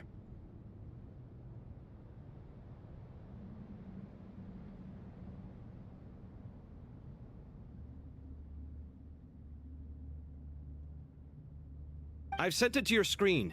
Do you see it? Got it. It's a little blurry, but I should manage. Take a look and tell me what it says. Oh, and I'll send any other similar text directly to you from now on. Let's start with this one. It's a variant of an older script. Herein lie verses written for the Yellow Sands. Looks like cultural information from the age of King Deshret.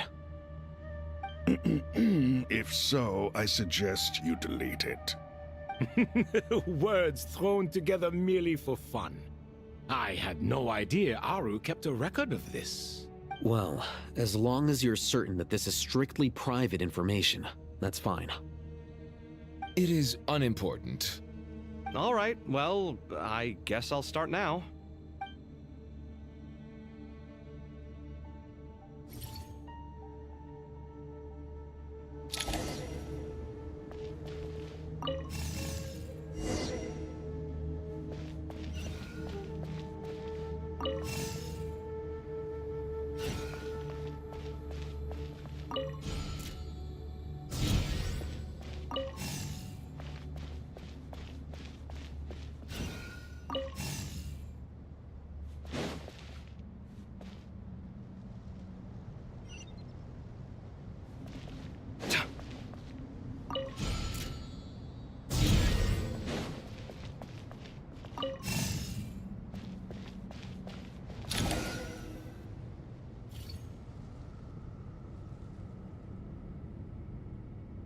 Found some more. Sending them over to you now. These are all reports about the Gurubad conflict. Can we delete them? I'd say so. Most of this information has already been archived anyway. What if there are details in there that Vahumana missed? What are we supposed to do if they come after us in the future? They'll just have to live with it. If we don't resolve these issues now, there won't even be an academia in the future, let alone a Vahumana Darshan. Yeah, you're right. Okay, done. There's some other similar monuments nearby. I'll check them out.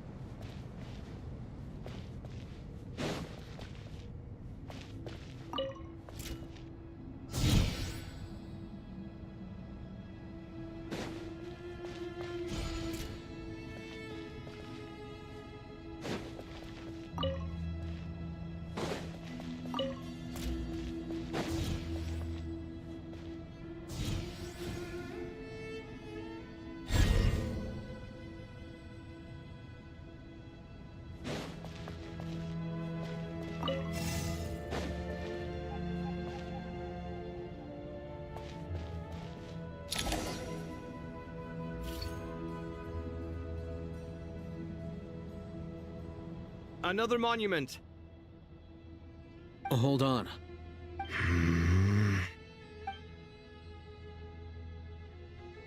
You're still reading it? How long is it? It records the development and governance of the Oasis civilization. Most of it concerns the Jinn, but it also contains records left by the artisans who built Aru. Is it important? Some of it. There was no way for me to read the whole thing in its entirety, so I had to rely on my intuition to pick the parts worth keeping. What about the artisans' records? What do they mention? They're speculations, mostly. For instance, they were wondering how to protect themselves if King Deshret decided to silence them after the construction of Aru was complete.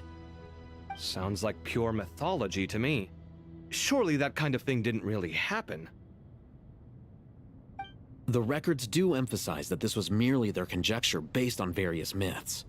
Still, the artisans did leave details of their plans to survive, including blueprints for their escape route. Even that got recorded? Okay, well, I'll make a copy of this first before I delete it. Is that truly necessary? You won't be needing those. No, the blueprints are important. I want to keep them as a memento.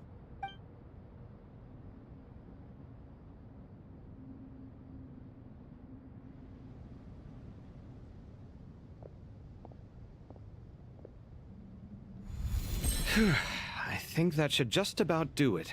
It meets the requirements of the contingency plans, so we should be good.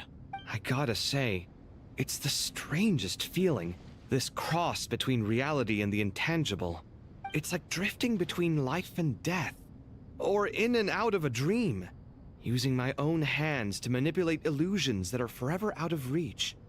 Chasing dreams in the most literal sense. Definitely a novel experience. What happens if my spirit just floats away? That won't happen. Anyway, I wouldn't celebrate just yet if I were you.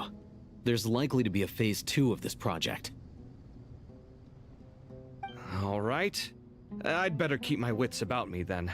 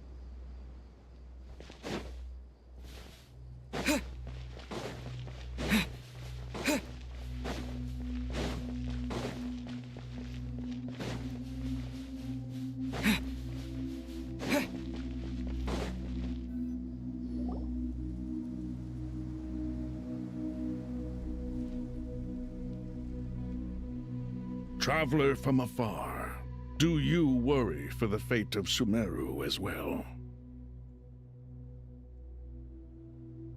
Whoa! It's Sobek the Crocodile King!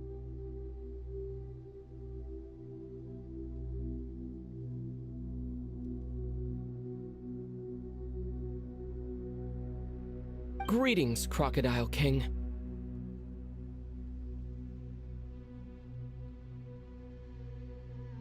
Please be at ease. I'm just here to chat with you about Lesser Lord Kusanali. Sounds like you really care about her. Yes, although to be exact, it is a mixture of both concern and curiosity that I feel. Speaking of Nahida, Paimon was wondering how she's doing. Wait a moment. What is it?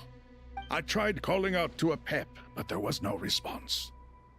This can only mean that she is focusing all her energy on taking care of Lesser Lord Kusanali. All the gods who served King Deshret seemed super surprised to hear that a pep agreed to help Nahida. Guessing she made a bad impression on you or something. Are you aware of the history between her and our king? Then you are learned indeed. I'm glad to know that Sumeru has the support of someone like you. At the end of his life, King Deshret tricked the Dendro dragon into swallowing him whole, leaving her to bear the torment of his sins. The Dendro dragon despised King Deshret, yet he outwitted her. Rather than bringing disaster to the land, he chose to deceive her and thereby ensure his annihilation. An act that surely displays his love for humanity. The Dendro dragon stands for the glory of a bygone era.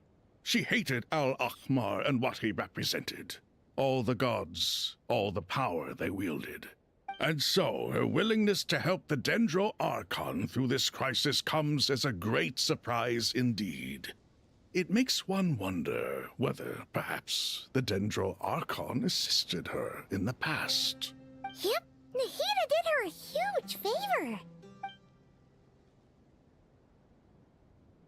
So Lesser Lord Kusanali put an end to the Dendro Dragon's many long years of torment. As much as she loathes the Seven, a pet knows kindness when she sees it. No wonder she was willing to make an exception. Yeah, that's the sense we got from dealing with her too. She is not incapable of coexisting with other living things. Rather, she actively chooses to avoid coexistence. And this despite the fact that she symbolizes life itself. How ironic. All of this being said, I wouldn't expect too much from her if I were you. Nothing will change her hatred towards humanity and gods. We'll keep that in mind. Anyway, how much longer do you think Nahida needs to stay with the pep? For all we know, the Fatui might still be in the desert. Just to be on the safe side, why don't we grab anyone who isn't busy right now and go look for her? I'm alright, Paimon. Huh? Was that Nahida's voice? It seems the treatment was effective. Since when do my deeds require your evaluation? Here will do just fine. I had no intention of taking you any further. One ought not expect greater generosity than they have earned. You always hide your kindness away like an oasis within a sandstorm. Only those who make it through the swirling winds can know just how beautiful that oasis is, and how much hope it brings. You dare appraise my being? No, I'm expressing my gratitude. I want to thank you for sharing your precious life force with me.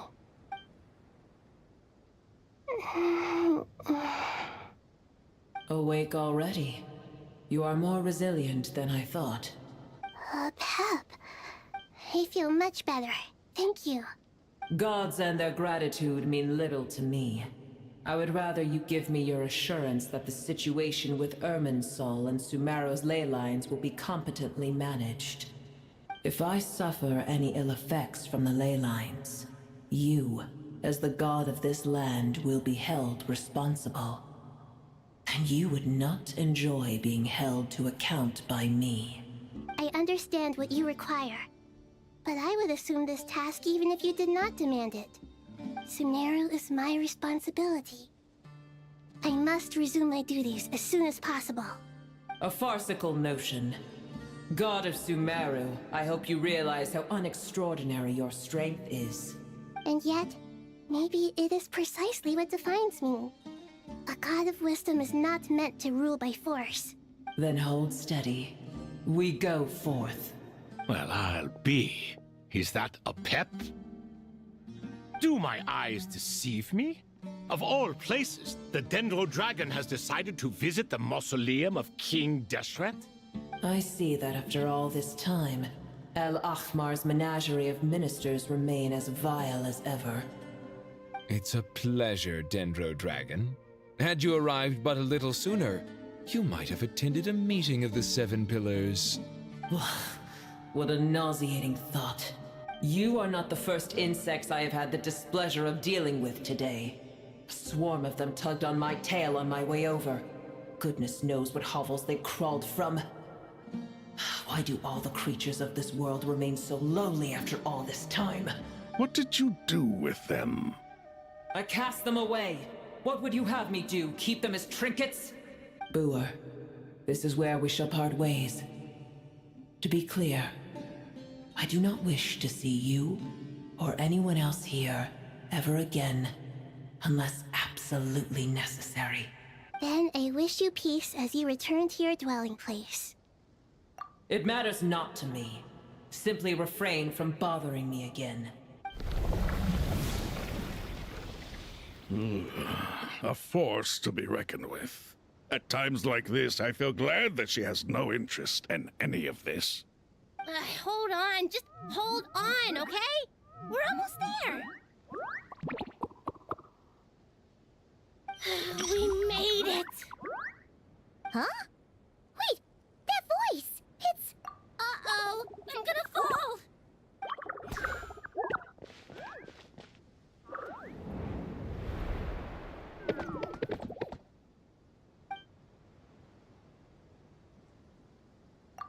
Well, that's a relief. A pair of safe hands indeed. The Dendro Archon's familiars. They are the last thing I expected to see here. Huh? Wait, what are the Aranara doing here?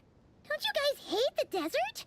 Obviously I was worried about the Dendro Archon. I've been supporting them with my Pari powers the whole way here. Oh, you seem pretty nervous. Is it because there are too many people around? Not just people. It's all these non-human beings, too. It's hard on them. I can't believe you made such a long and dangerous journey just for my sake. I appreciate your support so much. Thank you all. I'll have to ask everyone to wait while I help our new arrival settle in. Once I'm done, I'll gather everyone to discuss our next steps. Traveler, Paimon, shall we find a place for our friends to stay? Awesome! Let's go! Well, first I have some questions. Okay, I think that covers everything. Thank you. We can get going now.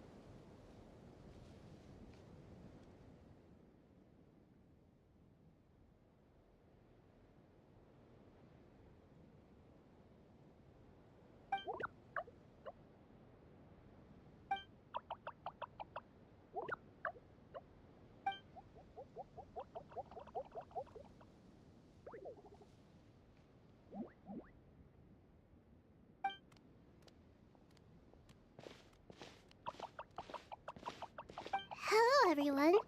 It's only us.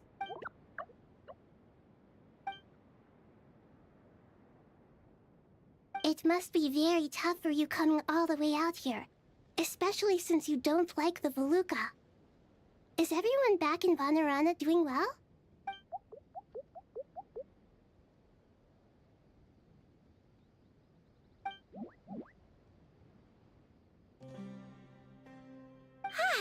Everyone's here. Good.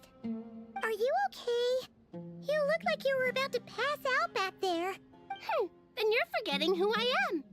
Don't underestimate me. Oh, excuse me! Are you comparing me to Paimon? I suppose everyone is gathered here because of me. As we can see, the situation is critical, and everyone is very busy with their various tasks, so...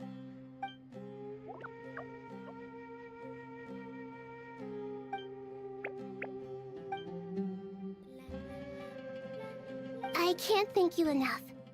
Right now, we're focused on restructuring Aru, processing excess information, and helping restore everyone's confidence. I'm sure you'll find it all very straightforward. I can help too! Just let me know where I'm needed.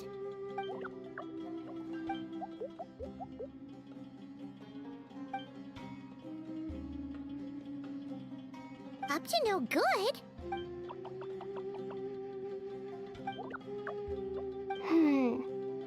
That definitely sounds suspicious. Traveler, Paimon, I have other work to attend to here that needs to take priority. Could I trouble you to investigate the situation Arabalika spoke of? No problem. Leave it to us! Thank you. I'm counting on you.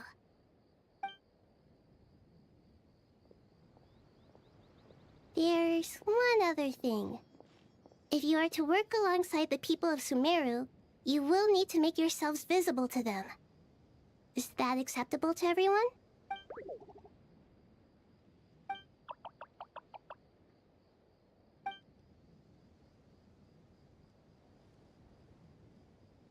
There's nothing to fear. No one here will hurt you. But if you do feel afraid, don't worry. Just call my name and I'll be there. Very well. Now, I shall bestow a small blessing upon you all. Whenever people see you and interact with you, from the moment their gaze meets yours, they will experience the most beautiful of dreams.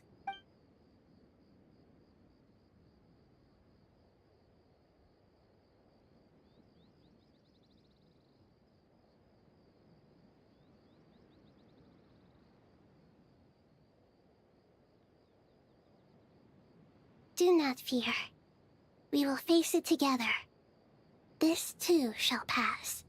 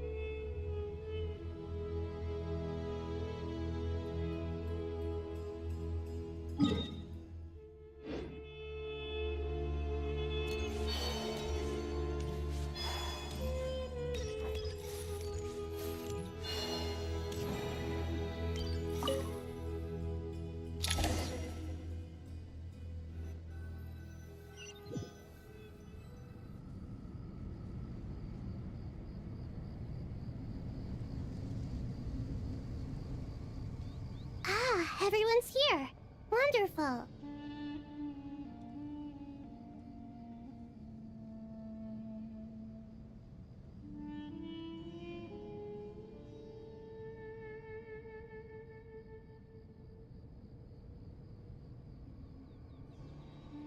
Dendro Archon, you're back. Are you recovering all right? You mustn't push yourself too hard. I'm doing very well. Thank you for your concern.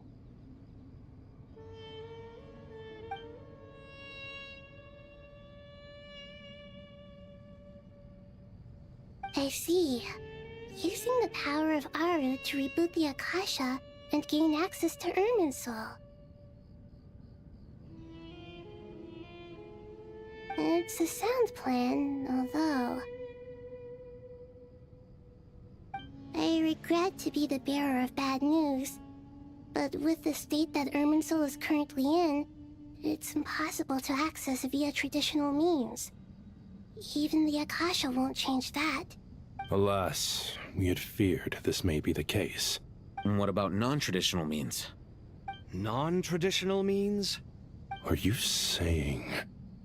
Desperate times call for new measures.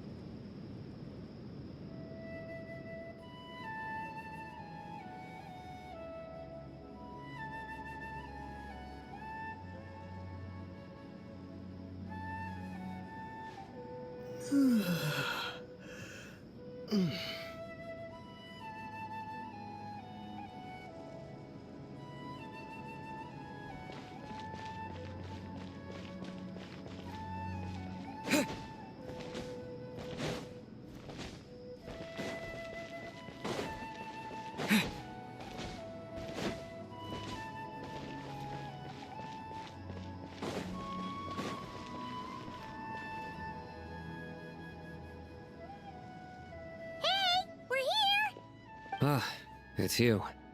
Is there a situation?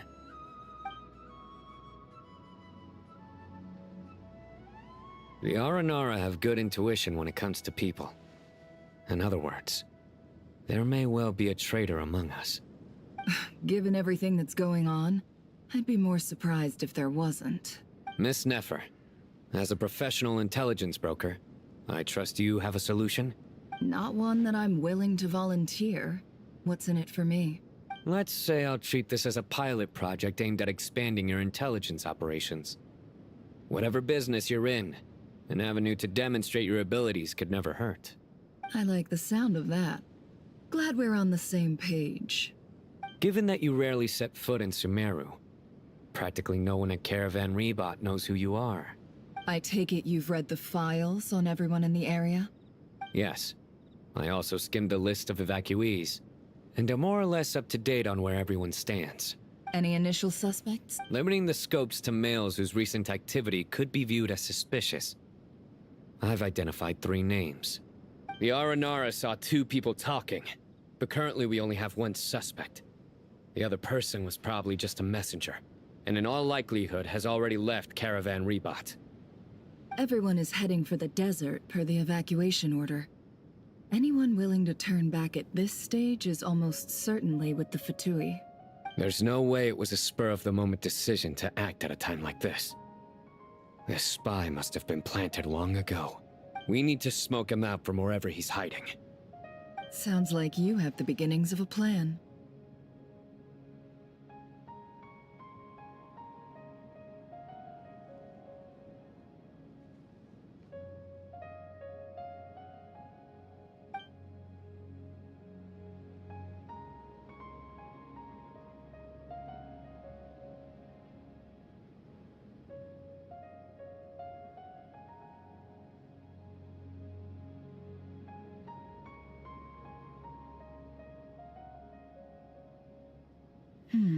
I see.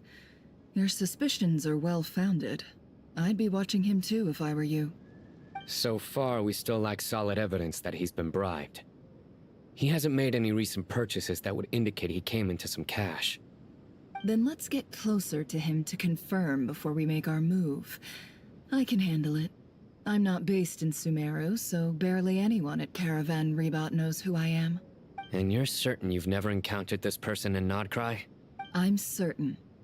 Besides, it's extremely rare for me to have had any direct contact with Sumeru mercenaries besides Jet.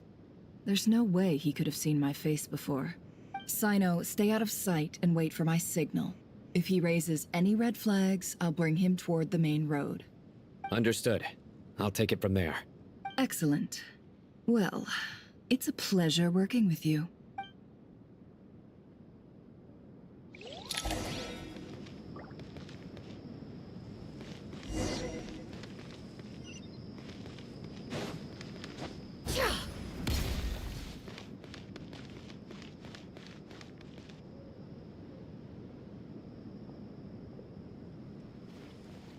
Darker skin, scars, frequents the desert and has ample combat experience.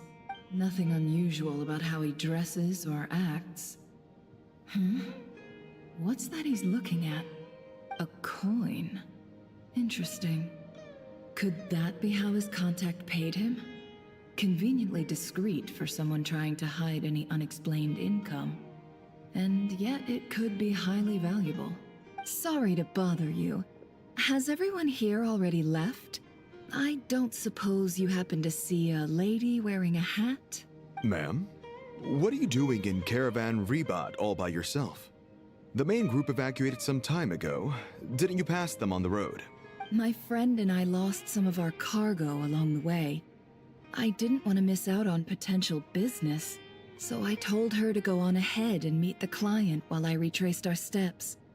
I didn't think it would be so late by the time I found it. And then there was a terrible sandstorm. I guess I must have taken a wrong turn, because I didn't see any large groups on my way here. Forgive me for asking, but just to be on the safe side, could you describe this friend of yours? Sure. She has blonde hair, and she was wearing a hat and a white dress. You'd definitely know if you'd seen her. Yes, I think that does ring a bell. My apologies. During this exceptional time, the Corps of 30 are under orders to be extra cautious when dealing with unknown people, whoever they might be. I understand. Well, sir, is there anything else you need to know? If not, I'd better try and catch up with them. Hey, wait! They left a good while ago now. You'll never catch up with them on your own. Why don't I give you a ride? I'm here to collect the last few people anyway. We have plenty of carts, so one more won't be a problem. That would be amazing. Traveling with a group will be much safer. I'll have to pay you for your trouble. Hey, let's not worry about the money for now. Wait here a moment. Once I'm done packing up, I'll take you to join the rest of the group. All right, thanks.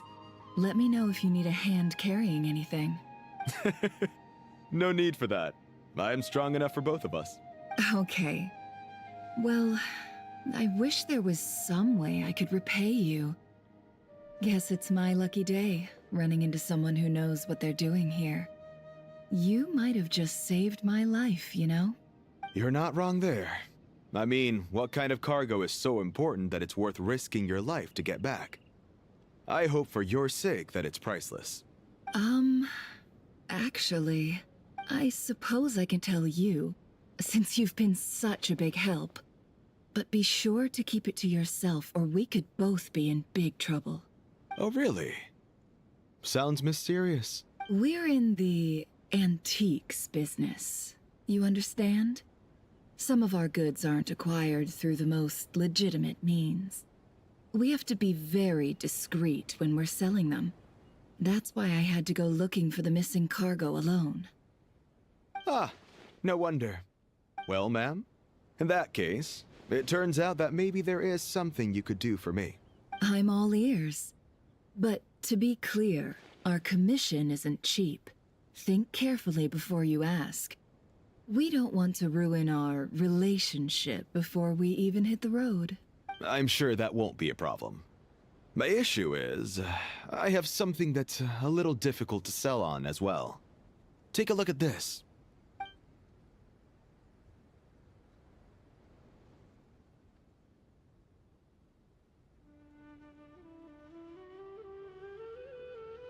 Pure gold.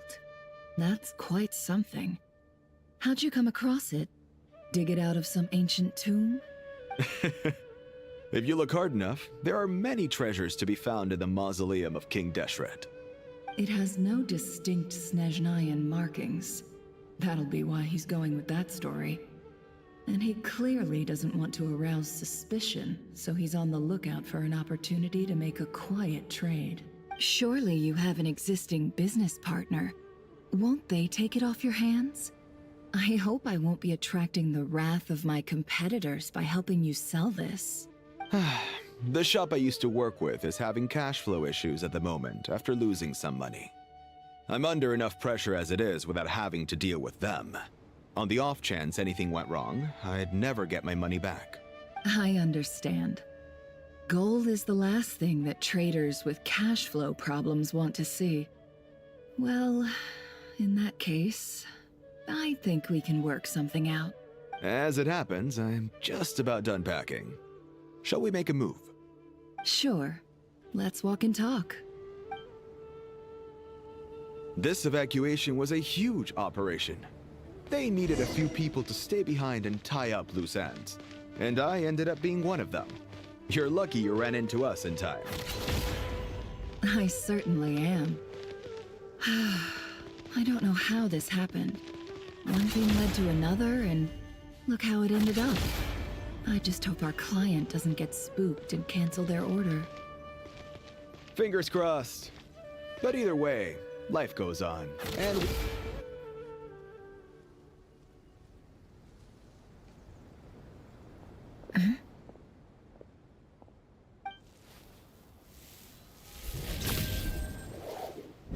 Hands where I can see them. General Mahamatra! No, wait! What are you doing? This is the coin? Good. Sadly, you won't have the chance to spend it. Nicely done. Looks like Sumeru's Matra are a well-oiled machine nowadays. Unmarked gold coins are quite difficult to trace. Thanks to you, we have secured the evidence. Here's what's gonna happen.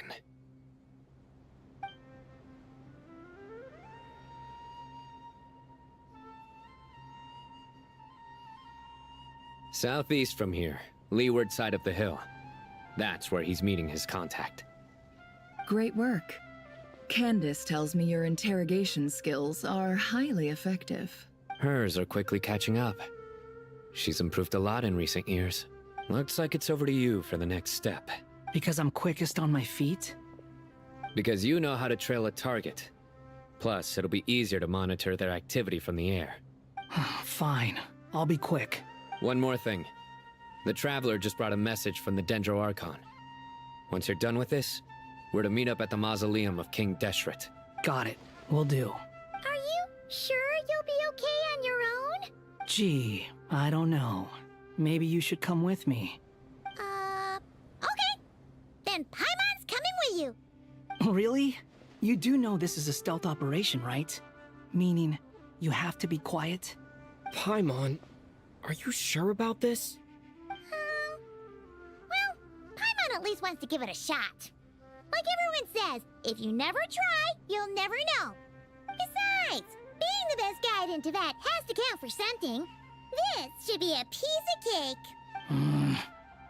Fine. Join me if you want. But be warned. If anything goes wrong, I'll have to gag you and shove you into a bush. No need! Paimon will be super careful. Promise! Good. Then what are we waiting for? Let's go. Ah! Coming! Coming!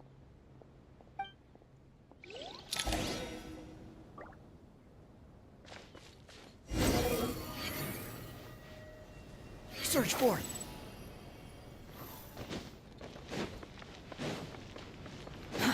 Too slow.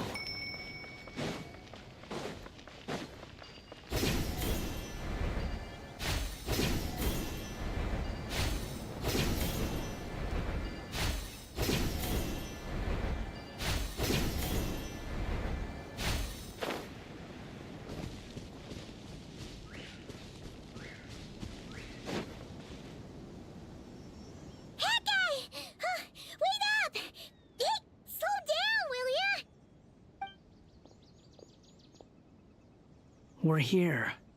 Now we wait. Okay, yeah, cool. Cool. What's on your mind, Paimon? Huh? Oh, nothing? I thought all you cared about besides being a guide was food and sleep. Why the sudden urge to go on a dangerous mission? What's that supposed to mean? Paimon's been on plenty of dangerous missions before. But never on your own. You hardly ever leave the Traveler's side. Just saying. I'm kind of at loose ends right now. So if you did want to share, I suppose I'd have to listen. If not, suit yourself. Makes no difference to me. Hat guy? Do you think Paimon is useless? What? Where's that coming from? When we were in Notcry, Paimon suddenly realized something. Even though Paimon's with the Traveler every single day, whenever we face real danger, she can't do anything to help. Paimon doesn't get like this very often. She just got really scared when the Traveler got kidnapped that time. What if he never came back? What would Paimon do then? And the more Paimon thought about it, the more useless she felt. But Paimon doesn't want to be a burden. Paimon wants to be a friend who's actually useful. Does that make any sense? You know, that feeling of just being completely useless and... Oh. Paimon probably sounds so ridiculous right now. You asked the right person. Boy, do I know that feeling. Oh, hat guy. I'm not gonna try and encourage you. What I will say is this. When you start doubting yourself, you have two choices. Give up or change. You have to make the decision to move forward. Otherwise, no amount of consultation from other people is gonna help you. So ask yourself, what do you want? To get stronger? To learn more? Whatever it is, go do it. You won't have any regrets if you can at least say that you tried. Oh. All right.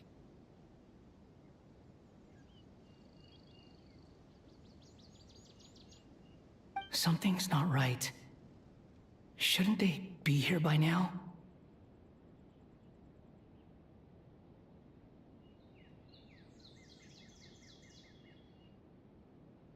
Paimon, is it just me? Or is it a little too quiet around here? Should Paimon take a look? We'll give it another hour. If nothing happens, we head back. Okay. How strange. We've been here for ages. Where the heck are they? Have we been stood up? What is it? Did you think of something? Something feels off about this whole situation, but I can't quite explain why. We know for sure that the guy Sinocott had something set up, yet somehow his contact is a no-show. So, either the handler got caught, or, more likely, they decided to cut our guy loose. But how would they know to do that? Wouldn't they at least send someone here to check things out? That's the problem. They couldn't possibly know what's happening here. Unless... This feels all too familiar. Come on, let's head back.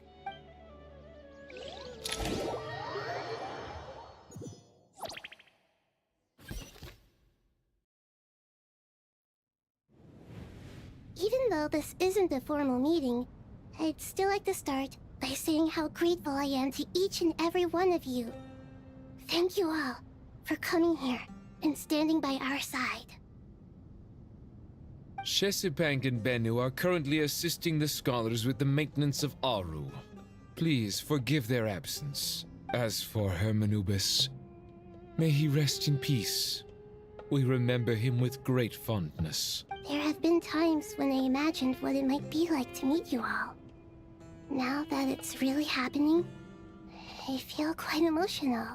Time has taken many things away, but that which remains is all the more resilient. I must say, there is one thing that rather surprises me. You appear to be in good spirits, Lesser Lord Kusanali. But even so, I can sense that the life force given to you by the Dendral Dragon has far from fully resolved the problem of your vitality. Oh no!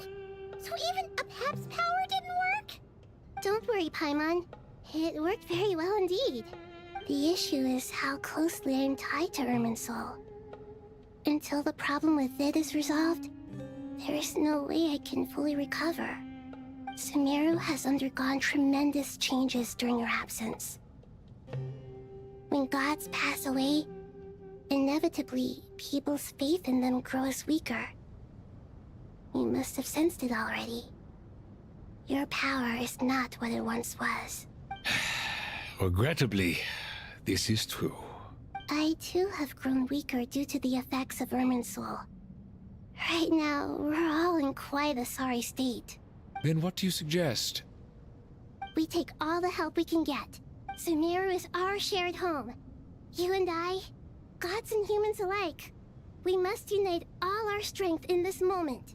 Though Al-Ahmar is no longer with us, the alliance between the three gods remains in force. Regardless, as subjects of our king, we have a responsibility to support Sumeru through this catastrophe. Not to mention that it was the people of Sumeru who released us from this prison of Aru. Times have changed, and the people of today possess greater wisdom than those of the past. You really know how to give a rousing speech, Goti. Now then, let us learn more about your plan. The brightest minds of the Sumeru Academia are busy opening and renovating Aru. They claim it has something to do with Irminsul? Correct. Irminsul has existed in Teyvat since the very beginning. But during the Age of the Dragons, it did not possess the significance it holds today. After the heavenly principles arrived, the power of the Light Realm was divided into elemental energy, and Irminsul was refashioned as a device that records and preserves all information. Since then, everything in this world has been inextricably linked to it. As the Dendral Archon, I have a duty to protect Irminsul. To Sumeru, it is both a national treasure and undeniably a major threat. Teyvat has seen many upheavals in the last few years. The most recent of these was a major crisis in Notcry, which forced Sumeru to be even more vigilant than usual. I made sure to monitor all the pathways through which an outsider could potentially transmit themselves into Irminsul. But despite my efforts, a major problem still arose within. I still believe that someone has actively invaded Irminsul. But rather than taking any of the pathways I referred to, the intruder chose instead to utilize the most direct route. And the only one that cannot be protected against. By entering Irminsul through death. I see what you mean. You cannot simply stop all deceased souls from returning to the ley lines because of a potential invasion that could occur at any time. That's right. As important as it is to guard against external threats, I couldn't allow myself to stop the souls of the departed from finding peace. Please, understand how difficult this predicament was for the Dendral Archon. Defense has never been an easy task. After Irminsul was invaded, my authority was quickly restricted. Soon after that, the tree began denying access to any connections. I'm sure you feel responsible, but you are not to blame. No one can predict every possible disaster. There will always be trials and tribulations for the world to endure. But the people of Sumeru should not have to endure this. We must find a way to break through the lockdown and connect to Irminsul. And this is why you need Aru. Yes. The only thing in Sumeru capable of rivaling Irminsul in terms of overall function and performance is Al-Ahmar's legacy, Aru. All I managed to do before falling into a coma was make some minor adjustments to Irminsul. Using Aru is a last resort, and a move that comes with enormous risks. The scholar's initial plan was to borrow Aru's power to reboot the Akasha, then used the Akasha to connect to Irminsul and investigate. Unfortunately, Irminsul has suffered far greater damage than they first thought, rendering that plan futile. To rise to the challenge, we had to resort to more extreme and far costlier means. To reclaim Irminsul, our brightest scholars have made further modifications to Aru with multiple goals in mind. I thank you all for giving them your blessing in this endeavor. Human wisdom has clearly improved over the millennia. You have not only our support, but that of the Jinn, the Aranara, and the Pari. Together, we will do everything in our power to save Irminsul. By the way, when you spoke earlier of an intruder, it almost sounded as if you knew who you were dealing with and what they were capable of. Well, since you ask.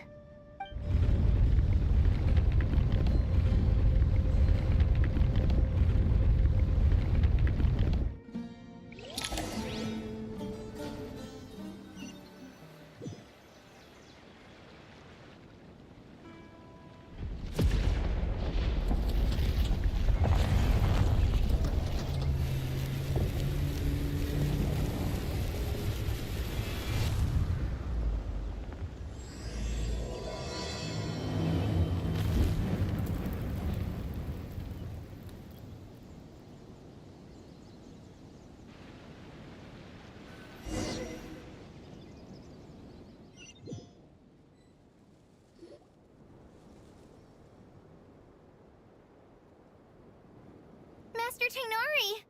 What is that? Is this Irminsul? How did this happen? What's going on inside? Luckily, we managed to evacuate everyone. What in the world was that? That was terrifying! Oh my. I understand now, Dendro Archon. You make yourself quite clear indeed. Not once over the millennia has Irminsul been so terribly afflicted as this. Please continue, Dendro Archon. Irminsul's root system is what comprises the ley lines. In the past, it has always been hidden away, going unseen by the general populace. But now, an evil intruder is making it reveal itself. It has become a tree of unbridled greed. A clear sign that a deranged experiment has advanced to a new stage. Blasphemy.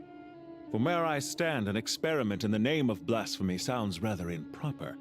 But if we are to honor Dottores' will, this is what we must do.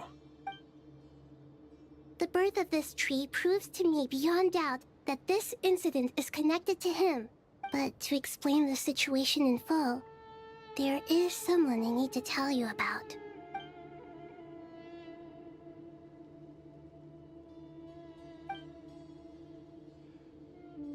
Zandik. So it was him. I saw him in the desert once. A man of supreme arrogance. So this is where it has taken him. But didn't Dottore die and not cry? How is he still able to do all this? He must still have loyal followers amongst the Fatui. Even so, I'm still unclear as to how he has been able to wield such a profound influence over Irminsul. I can confirm that Fatui forces have arrived in Sumeru City. Furthermore, Irminsul seems to be undergoing some kind of mutation.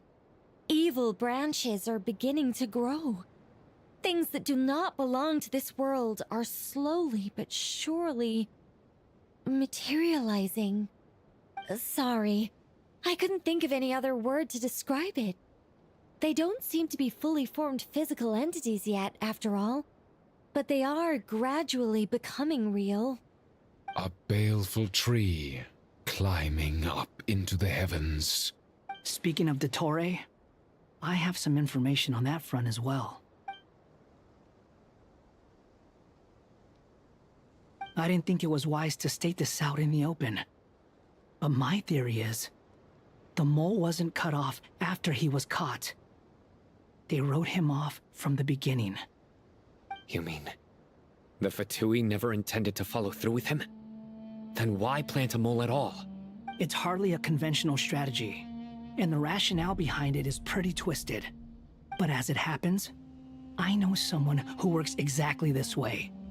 And when it comes down to it, his goals are very simple. He just wants to confuse people, so they can't figure out what he's up to. He's been a collaborator of Dottores from the outset.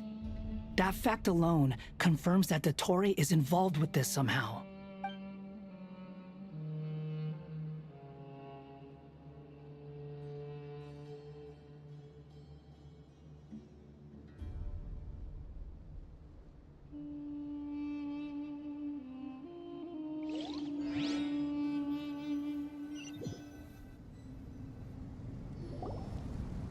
There is still much to be done. Everyone, please remember our core strategy. As per the discussions, the following groups must act immediately. Mr. Al-Haytham and Mr. Kave, the next phase of the Aru renovation project must begin right away. Godspeed to you both. We'll give it everything we've got. The plan looks feasible, but the implementation will require certain resources. General Mahamatra Sino and his team will help to procure the materials required for modifying the terminal. No problem. I've already spoken with Sethos and Hat Guy, and they've agreed to assist me. This kind of thing is best left to the fleet-footed, right? Hat Guy? If it's efficiency you're after, we're the right people for the job.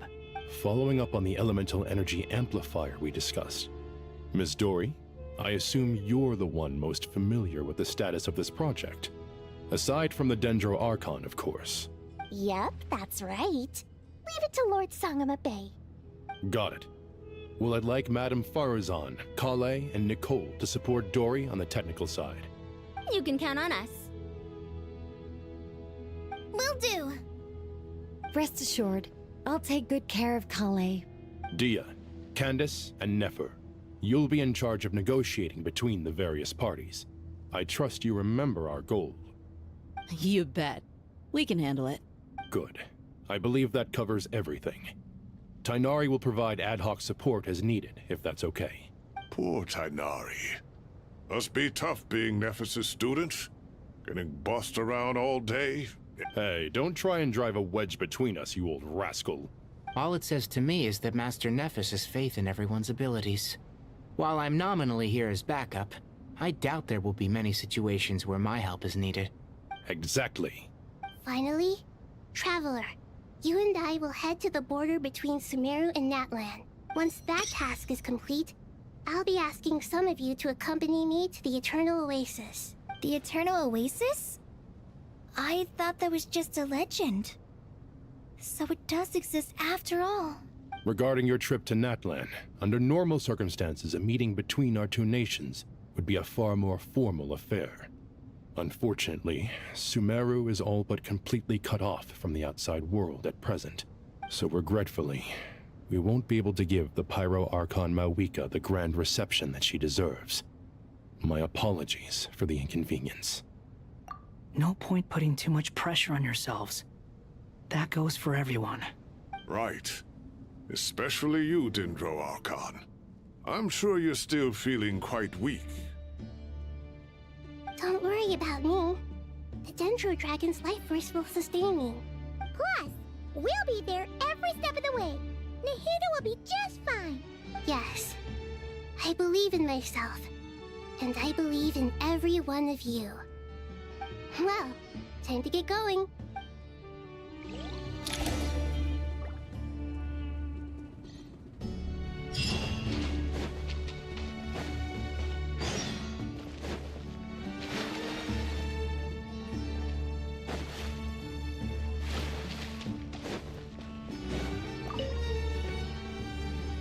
To what extent we can implement the final plan depends on how successfully the Akasha can be modified and configured.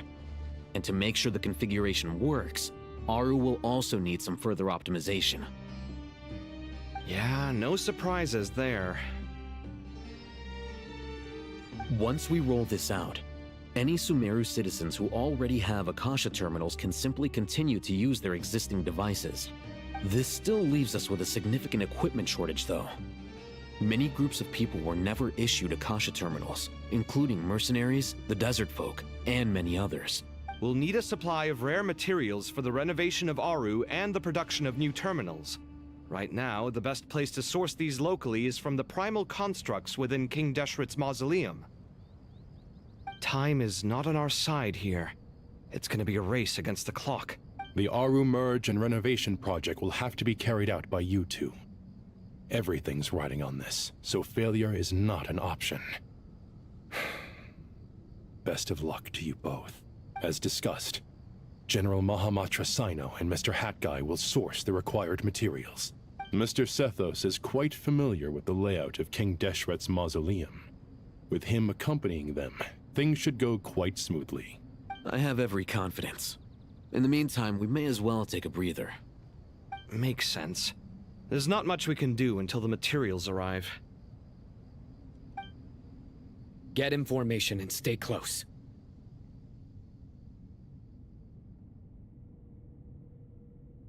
What is this, boot camp? Knock it off. It's just Sino being Sino. You know what he's like. Everyone clear on our mission objective. Look at the excess primal constructs, dismantle them, and extract the required materials. And King Deshret's 7 pillars agreed to this? If they're just sitting there doing nothing, we might as well put them to use. Thoth's words, not mine.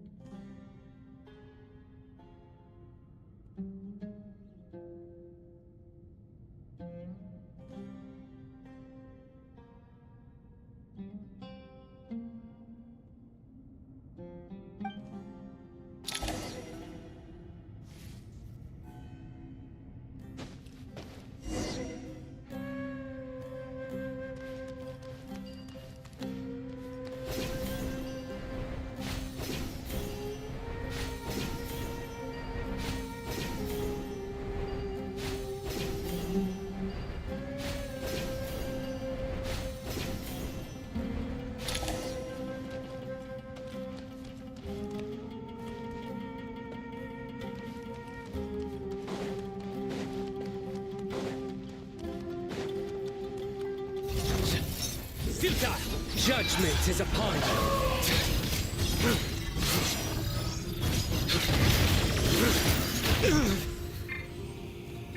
Their penance is due! Excuse me? Sage's wisdom! Whoa! Squall and fury.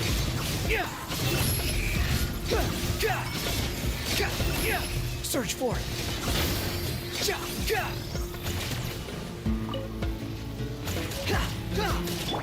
Way ahead of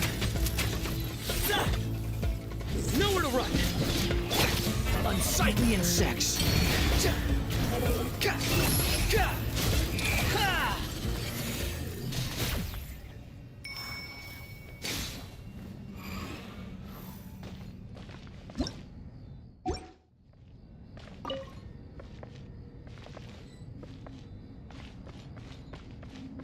Quit following me. The wind rises.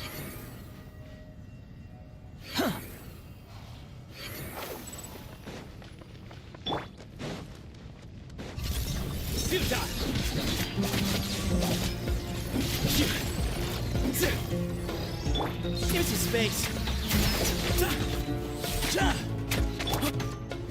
Surrender! Squall and fury.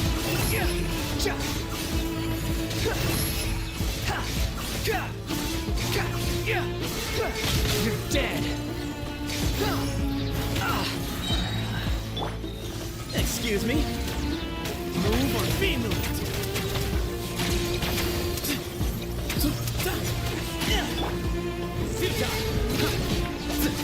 Your sins weigh upon your soul!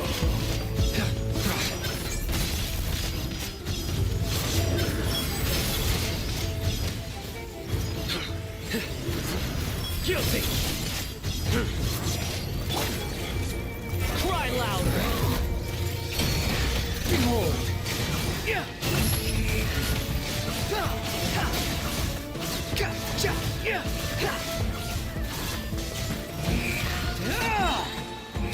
These devices should still be usable even though they're broken down.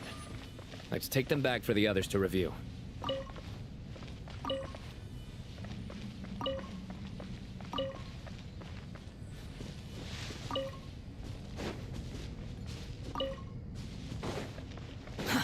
Too slow.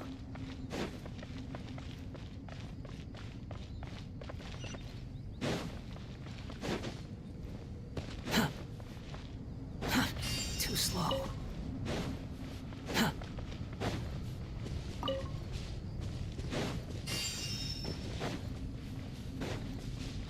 Quit following me.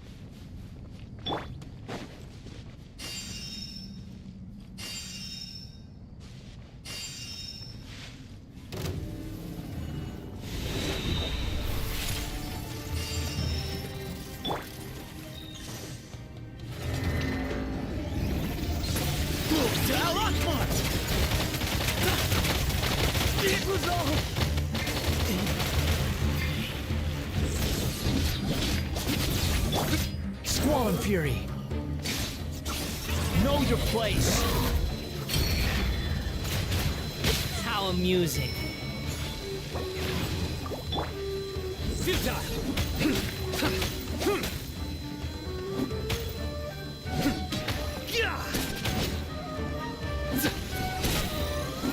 Nowhere to run. Behold.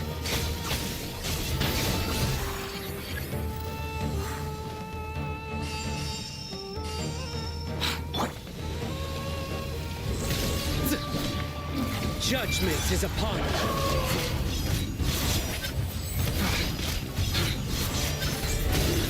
You stand condemned. Guilty. How many do we need again? Enough to make an Akasha terminal for everyone who doesn't own one. I remember you telling me how revolutionary these Akasha terminals were. You've used one before, right? The Academia declared the Akasha to be the most powerful and comprehensive wisdom dissemination system in history. That should give you an idea of how powerful it is.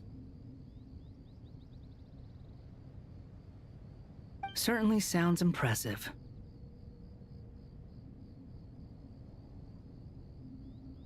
Neither Hat Guy nor I have ever had an Akasha terminal. Well, if it all goes to plan, that's about to change.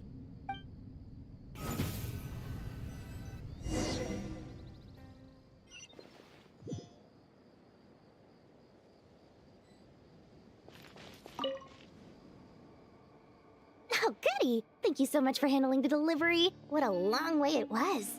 You've really outdone yourselves. I'm well aware what a bumpy, dangerous journey it must have been. Now, I would have loved to oversee the process myself, but of course, those of us who know the plan can't leave the mausoleum. Oh, trust me, I'm patting myself on the back for my assembly work here. Simply flawless work. But will you really be needing all of this? According to our plan, yes, this is the quantity required. I have no complaints about the quality either. Only the price. So expensive. I heard you covered a lot of the funding out of your own pocket. Oh, that's an exaggeration. The Academia provided most of the funds. I just offered a small token of my goodwill. Of course, the real tragedy is how little profit I'm making on this. You know, it's a serious crisis when you can't even make money out of it. It's really quite a beautiful design. And I'm intrigued by how such a diminutive device is able to output the power of the Light Realm. Did you attend the lecture on Light Realm energy, Madame Farzan? I don't believe I saw you there. Of course I attended. I was just a little late, so I had to listen to the whole thing from outside the back door. Anyway, I have a perfectly good understanding of Light Realm, elemental and abyssal energy, as well as the relationship between the three. Good to know. Master told me in private that the conversion process between Light Realm energy and elemental energy involves highly classified knowledge that shouldn't be disseminated too widely. But even so, the scholars still shared said information. Well, you can't enforce a rule that everyone breaks. Is that the idea? At first, the Dendro Archon was reluctant to explain it in great depth for safety reasons. Later, she came to terms with it, and simply informed my master that we would all have to face the question of survival together. To protect someone from such dangers means keeping them in the dark. But for someone to know and embody the wisdom within, they must understand its very essence. It's an information hazard. We're exposed to danger just by knowing the facts. And just like bait, it lures us in by offering us the solution to our problems. But if you're not careful, you'll end up pursuing it down a dark path. A tricky problem. But today, this big problem has been broken down into many smaller, more trivial ones. What do you mean? Ah, I get it. For instance, you and I share secret knowledge, while she and I take on the risks of life, death, and fate. Something like that? Hey, what? That is not what I call a trivial problem. Well, as they often say in Vahumana, an event that is monumental to the individual is negligible in the grand scheme of history. Generally, the fate of the individual is an insignificant affair. Being from Amorta, where the subject of our research tends to be a lot more personal, I have to disagree. It's hard to dismiss the individual as insignificant. In other words, the big problem of survival has been broken down into many small, interconnected factors, and each one of us represents one of those factors. When the same secret is shared with a group of people, the same fate binds them together. Most people would find this unimaginable, but to us scholars, this is the path that has always beckoned to us. Sharing knowledge is a good way to fight against fate. I will always believe in that.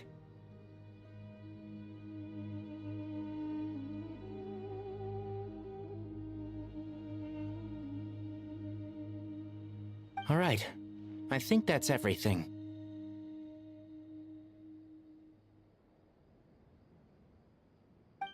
Thanks a lot. But don't go anywhere just yet. I'll still be needing you to calibrate the equipment.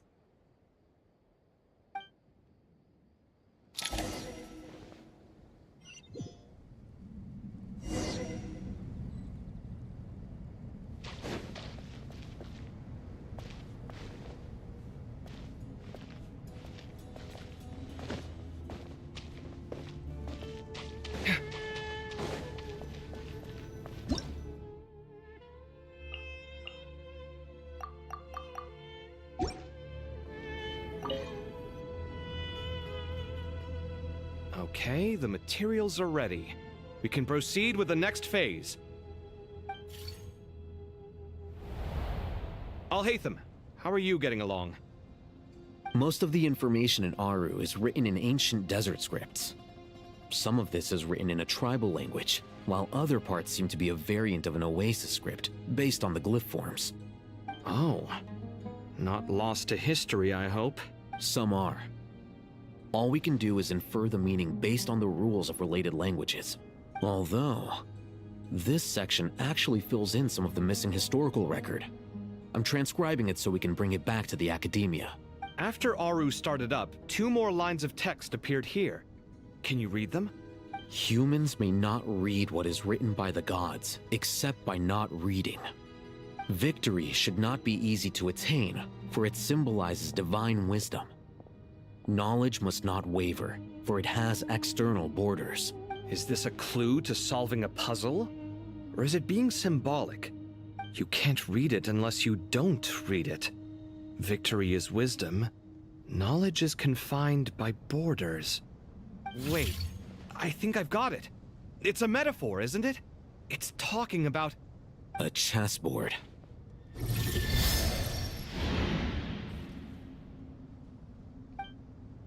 You were right. The youth of today are skilled at solving riddles.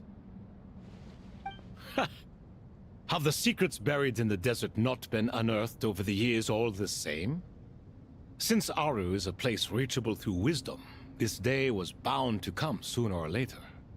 Oh, I've always been against overly cryptic sentences. Don't you get tired of reading and writing all that? Ah, it's you 3. Just in time.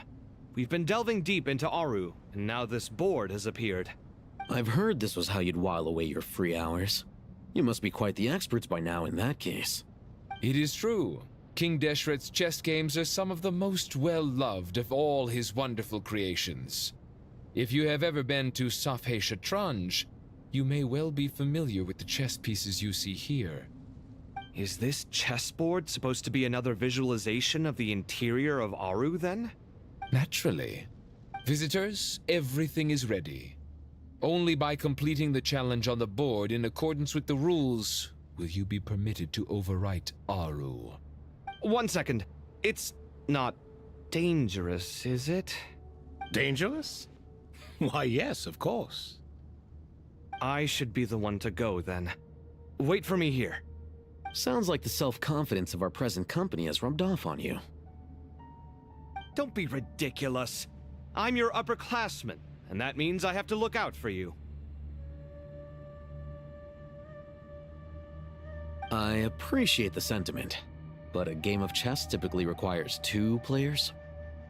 Besides, I'm sure they won't let things get out of hand. Keeping things relatively safe is in your best interest too, isn't it? Fair enough. I mean, you guys are controlling the difficulty, so please don't go too hard on us, all right?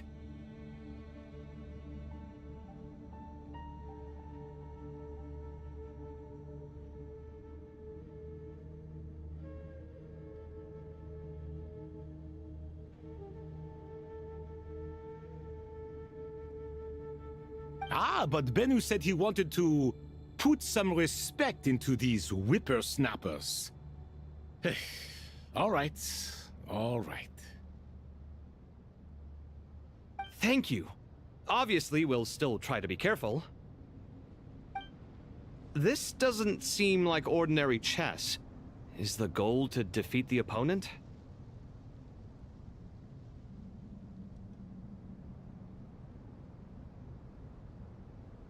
No, you must enter the board and pass the trials we have placed there. Ready? Let's do it.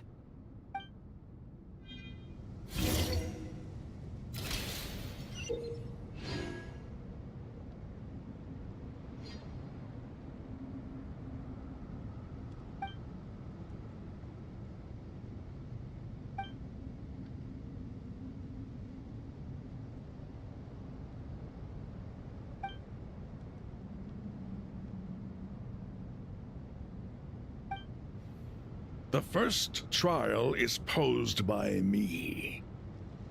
I don't think this is gonna stop us. Ah, but the key to this game lies in working together. Otherwise, you will be deemed to have broken the rules. Looks like it's up to me. Marak, can you open it? King Deshret's favorite primal construct. Living on in suitcase form, of all things. Amusing. Ho-ho! Excellent work.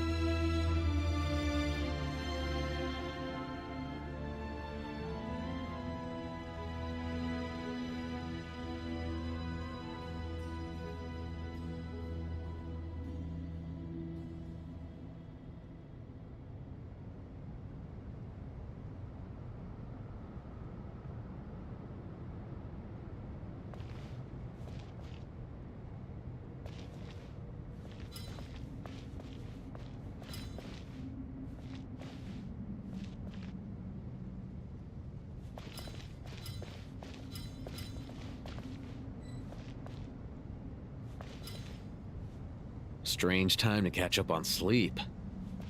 I'm not sleeping, I'm thinking! It's not that simple, you know.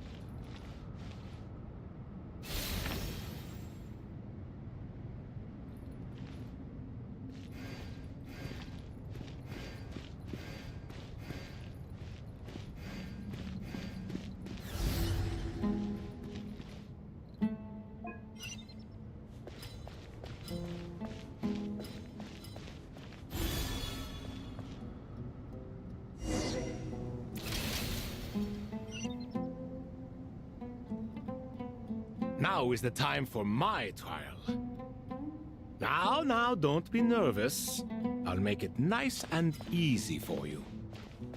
Really? Thanks in advance. We appreciate it.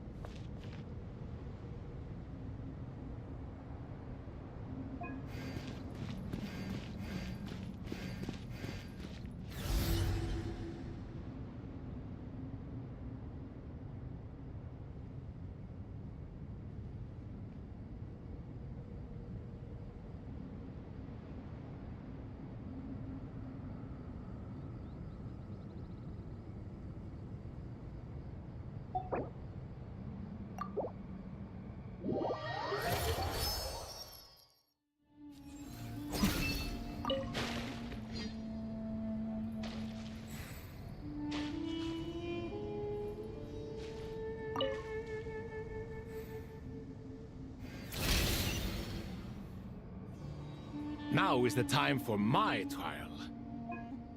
Now, don't be nervous. I'll make it nice and easy for you. Really? Thanks in advance. We appreciate it.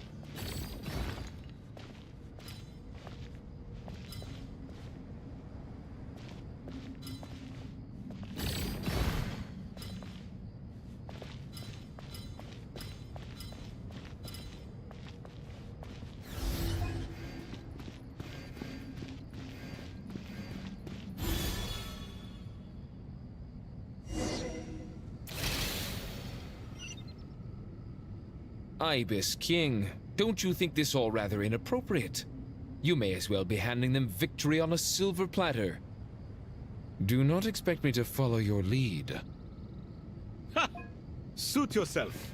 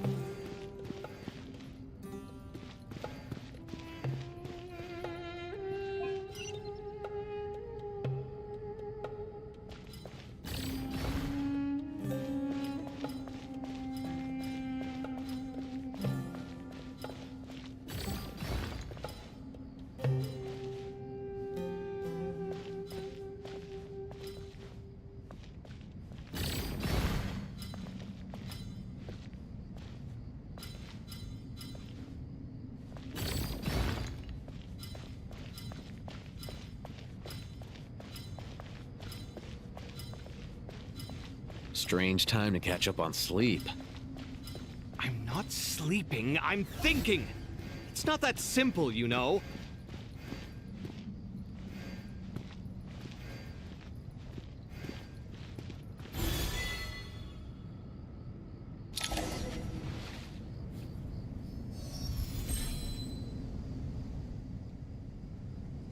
Done.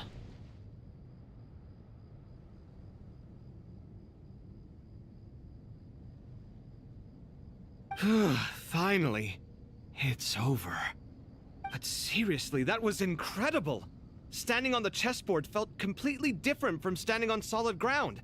And also... Oh, sorry. I'll save my thoughts for later. Thanks to the three of you for helping us out with this. Is it just me, or were you giving us quite a lot of guidance along the way? We made but a humble contribution. You lived up to our expectations. Bravo! Our aid was not given for naught. In addition to the existing functions, I'd like to ask you for another favor. Since Aru's interference shield can cover the entirety of the mausoleum, it should be possible to extend its range even further. Perhaps you can find a way. So, building upon the existing functions to... Ah! I'm with you! Imagine for a moment. What would the ideal outcome look like if this function were compatible with the devices? I agree. This is the best solution possible. Please, everyone, we beg you to help us. Me, oh my! Well, since you ask so very nicely, I suppose... Goti? Croco? What do you say? Naturally.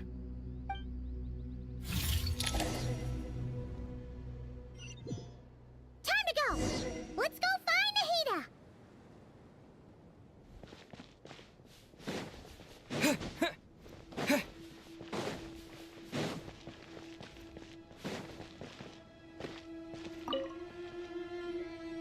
There you are.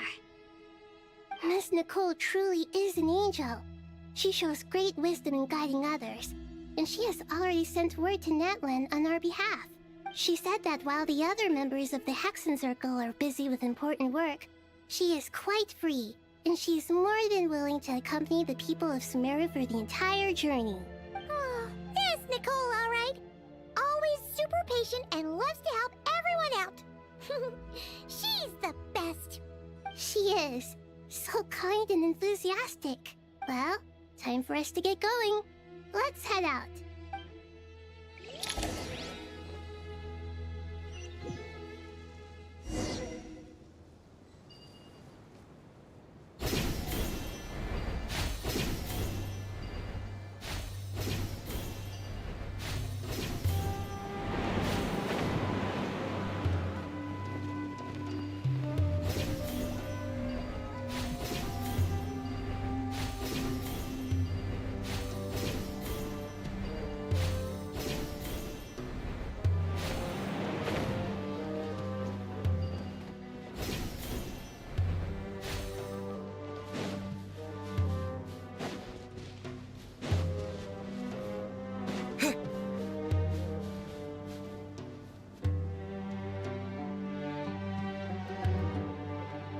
This should be one of the closest places to Natlan in all of Sumeru.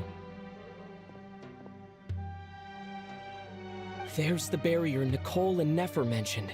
It completely cuts this nation off from the others. But why? Why separate you from the rest of the world now, specifically? And if I'm not mistaken, Irminsul was polluted once before, wasn't it?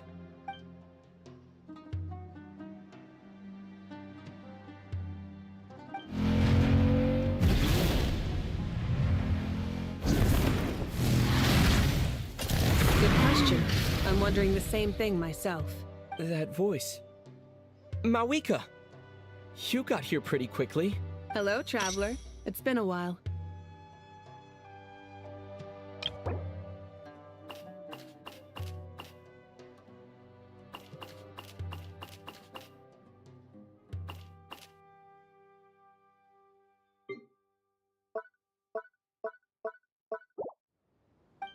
Hello there. Hello, Dendro Archon. Mawika, I apologize for asking you to meet at the border on such short notice. I also apologize for not being able to greet you in person. The form in which you see me now is one carried by the Traveler. The real me is inside the mausoleum of King Deshret, and I am reaching out to you with my mind from here. Irminsul has been infiltrated by the Doctor. We must be on our guard, as he can spy on information in the world from within the tree. Fortunately, there is no record of the Traveler in Irminsul, and you are still within Natlan's borders. My records will be preserved in the Night Kingdom, rather than the ley lines. As long as the Night Kingdom remains disconnected from the ley line cycle, the Doctor has no way of knowing my movements. Exactly. So by meeting each other in this way, the meeting essentially never happened. No wonder Paimon didn't come. You were concerned that her activity would be recorded by Irminsul. The Natlanese have heard about the situation in Sumeru. With the borders sealed off, merchants have been forced to stop their shipments. It's pretty serious, and you're the ones bearing the brunt of it. I'd like to address the question you raised at the beginning. I can offer a brief explanation, although it will sound rather cruel. I don't reach this conclusion gladly, but Irminsul predates the heavenly principles. It existed long ago, when the dragons of Natlan were at the height of their power. So even when the people of Sumeru became ill because of pollution, it was not a critical issue from the perspective of Irminsul itself.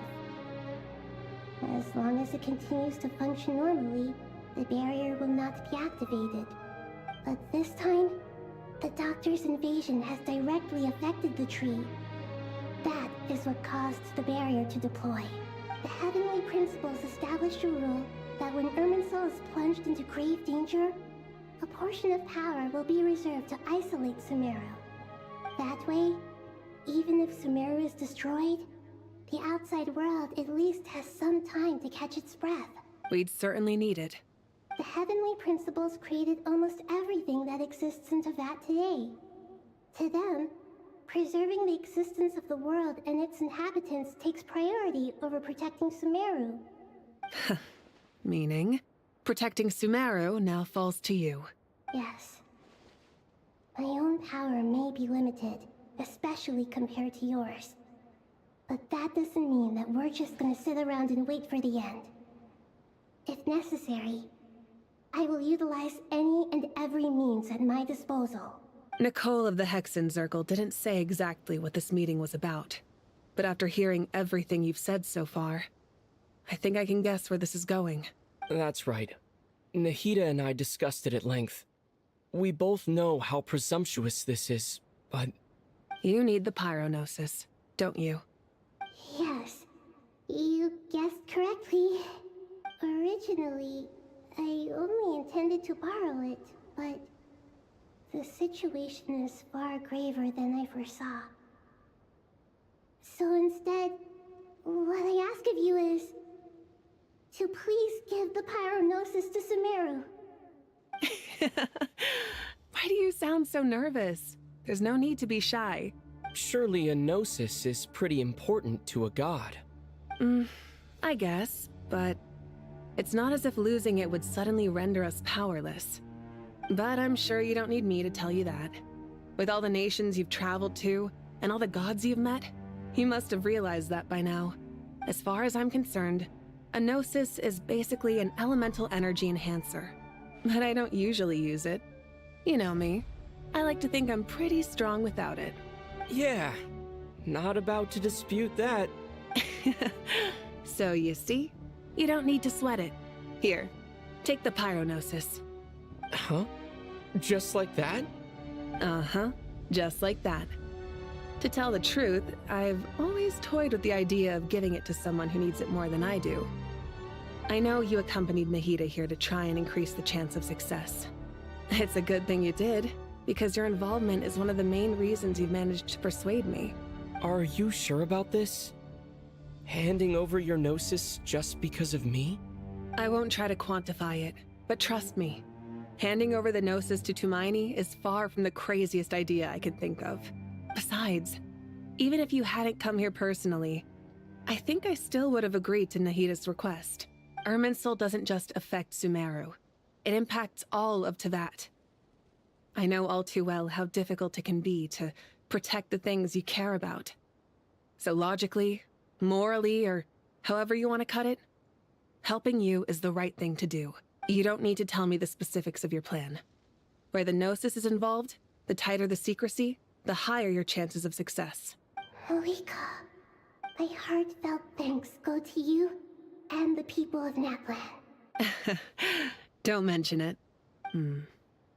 But now for the hard part. How do I actually give it to you? The Irminsul barrier is right in the way. I have an idea.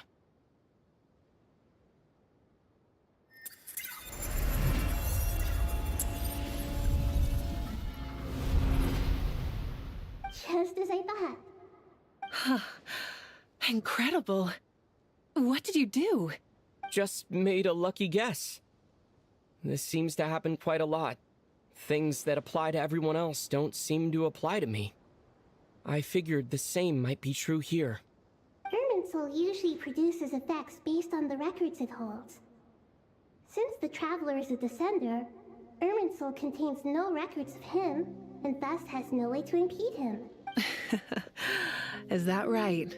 You really are full of surprises. Catch. Whoa! Thank you, Mawika. Thank you for trusting us with something so important. All right. No need to get so formal. It's not like we're strangers. Besides, there's still one problem. You might be able to pass through the barrier, but I don't know about the gnosis. Any other surprises for us, Traveler? Let me try something. I have the pyronosis in my hand. It feels strangely ordinary.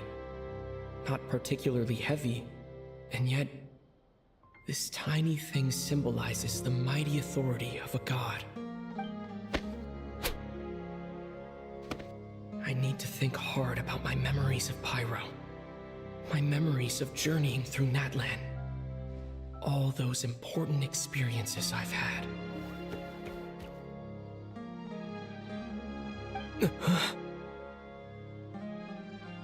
The gnosis disappeared. Traveler, are you alright? I'm fine. The pyronosis disappeared into my body.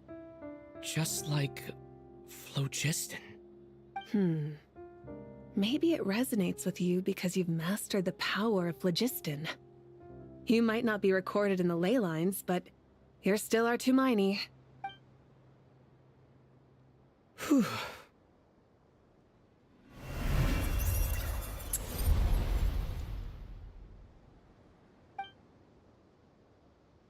Please allow me to express my gratitude once again, Malika. Pleasure. Well, I've given you all the help I can. The rest is up to you. Good luck. We won't let you down. Yeah, we aren't about to lose.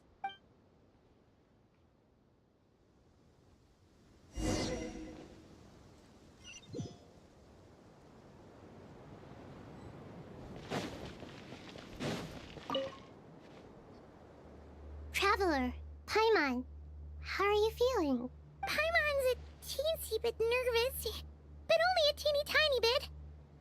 Seems like she's gotten way braver over the last few years, huh?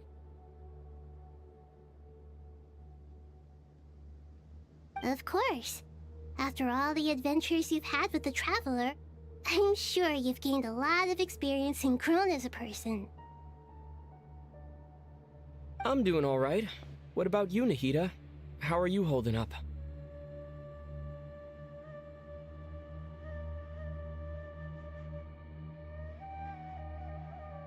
With the negative effects of Irminsul, I'm a bit like a piece of fruit that's been burrowed into by hungry insects and left to rot. I'd be lying if I said it was nothing.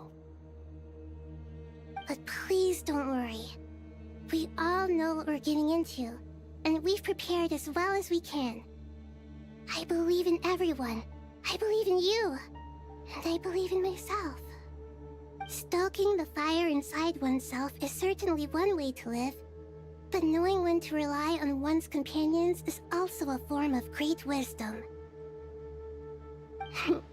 I've been quietly learning little things from everyone, like plucking tufts of fur from a sumpter beast. Me too. With the constant traveling, I'm always learning and growing. That's the journey of life. I think there's someone else here who would share that sentiment. Don't worry about what I think. I was just passing by and happened to overhear your conversation. What are you talking about, Hat Guy? This is the top floor. No one passes by the top floor. Says who? You can fly just like I can. I would have thought it makes sense to you of all people. I don't know why, but I feel a little more relaxed now. It shows that you feel comfortable laying down your burdens in our presence. It means that Sumeru is a place you can trust, where you know we have your back. And we feel exactly the same way around you. That's what it means to be friends.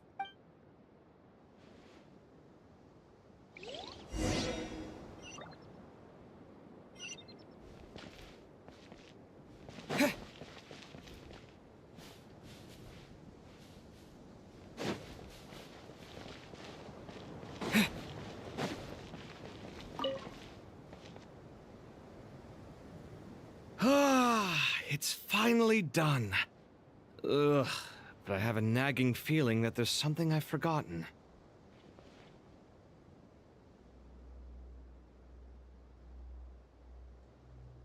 Oh, there you are.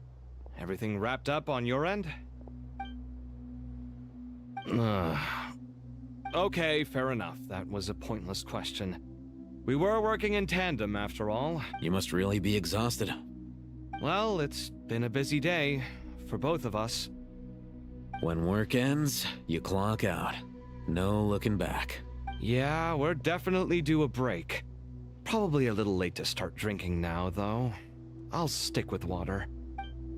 Here, this one's for you. Thanks.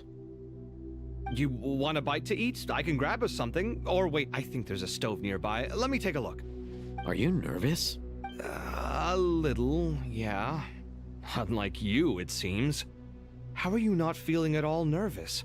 Because everything that happens next is beyond my individual control. I don't worry about things I cannot influence. What do you mean, cannot influence? You're the one who came up with half of the strategies we ended up using. There's only so much I can do. I was only doing my duty. Was it like this last time, too? You mean with Azar and his accomplices? Yes and no. The situation back then was easier to control, but we weren't as prepared as we are this time. So the enemy is stronger, but so are we.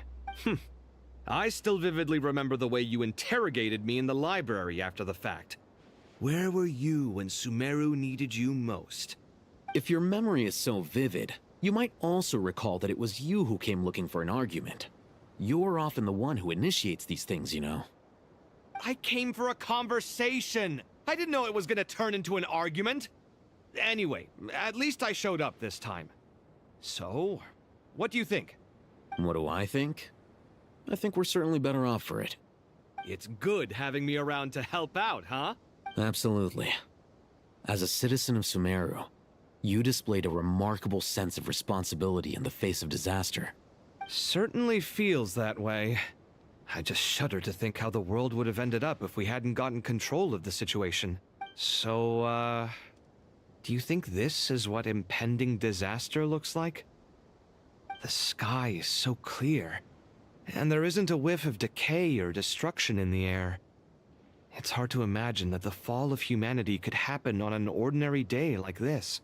Awful things happen all the time.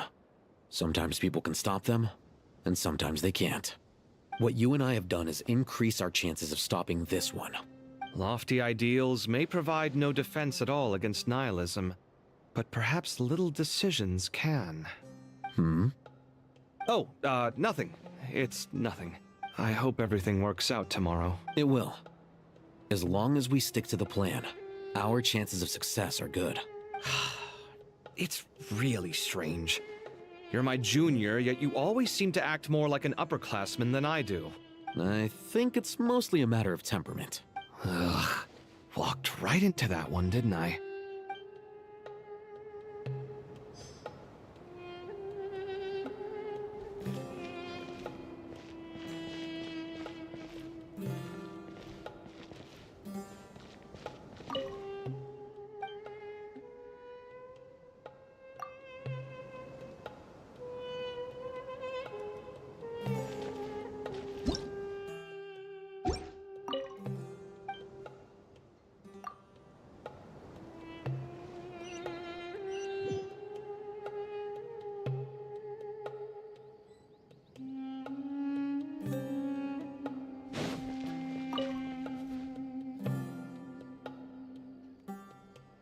We'll make our move after sunrise tomorrow. Good. Is everything ready? As much as possible. That'll be enough. Don't let the pressure get to you. We'll take things one step at a time. That's how we've always done it. Master Tainari! Mr. Saito! So this is where you were. I brought some juice and some water. Would you like some? I know how easily you get dehydrated in the desert, so you should definitely have some water. In which case, I'll have the juice. I gotta ask, though. Who's on juice-making duty at a time like this? Madame Farazan said she was feeling a little nervous, so I told her about the automatic juicer my friend invented. She took it right off me and started making carton after carton of juice. A juicer? Did Sucrose send that to you? Yeah. I hadn't had the chance to try it out before this incident occurred, but I couldn't bear to leave it behind in Gandharvaville. The juice is very sweet. I think so too. Kale, how are you feeling? Physically, I'm okay, but it just still feels strange to me. Why would a great power like this come to someone like me? I know the feeling well. That same question ran through my mind every day as a kid. At least now, you have someone who can relate to you. All the more reason that you should apply for Spontamod. Tighnari fiercely opposes the idea, though. Those two things are completely unrelated. What are we all chatting about, Would anyone like any juice? Oh, you have some already. I had some earlier, ma'am. Maybe give the extra to someone else? Very well, very well. I shall be off then. There's this enormous power, and then there's little old you. You feel like there's no connection between the two. And that sense of dissonance is difficult to get used to. Yeah. But after all this time, I can't believe this stuff still gets to me sometimes. Makes me feel a little childish. Kale, just because we normally keep the conversation light doesn't mean we can't discuss deeper issues. I don't think it's childish at all. You were the victim of a terrible crime. It's normal to struggle with the fallout from it. You have absolutely nothing to be ashamed of. My professor once told me that no incident can be considered truly resolved until the victim says it's over. Your rage and your pain are completely justified. Thanks. Miss Nicole said that the same god remains which were once used to inflict so much pain upon me have now become a weapon with which I can protect everyone. It's like my own personal kind of evolution. Every innocent person who's been hurt needs time to realize that it wasn't their fault. I was the same, but it's all about to be over. Tomorrow, it ends for good. I don't know if you've noticed, but you rarely stumble over your words anymore, and your outlook has become much more positive. It's a big change from how you used to be. And since this isn't over, you can settle the matter on your own terms. It's time you seized back control. I believe in you. Yeah. Sumeru is my home, and it's so important to me. I have to protect it. No, I will protect it. And once you're done, how about you come back and apply for Spontamod? Stop it with the sales pitch, would you? Hey, excuse me. There are still 3 unclaimed cups of juice here. Why don't you take one each? My arms are getting sore from carrying them around everywhere. Madame Farazan, why are you... Here, let me take them off your hands. Thank you, Madame Farazan. Drink up and enjoy my handiwork. I think I'm going to make something else now instead. Please, try to relax, Madame Farazan. Your nerves are starting to get the better of you. I know.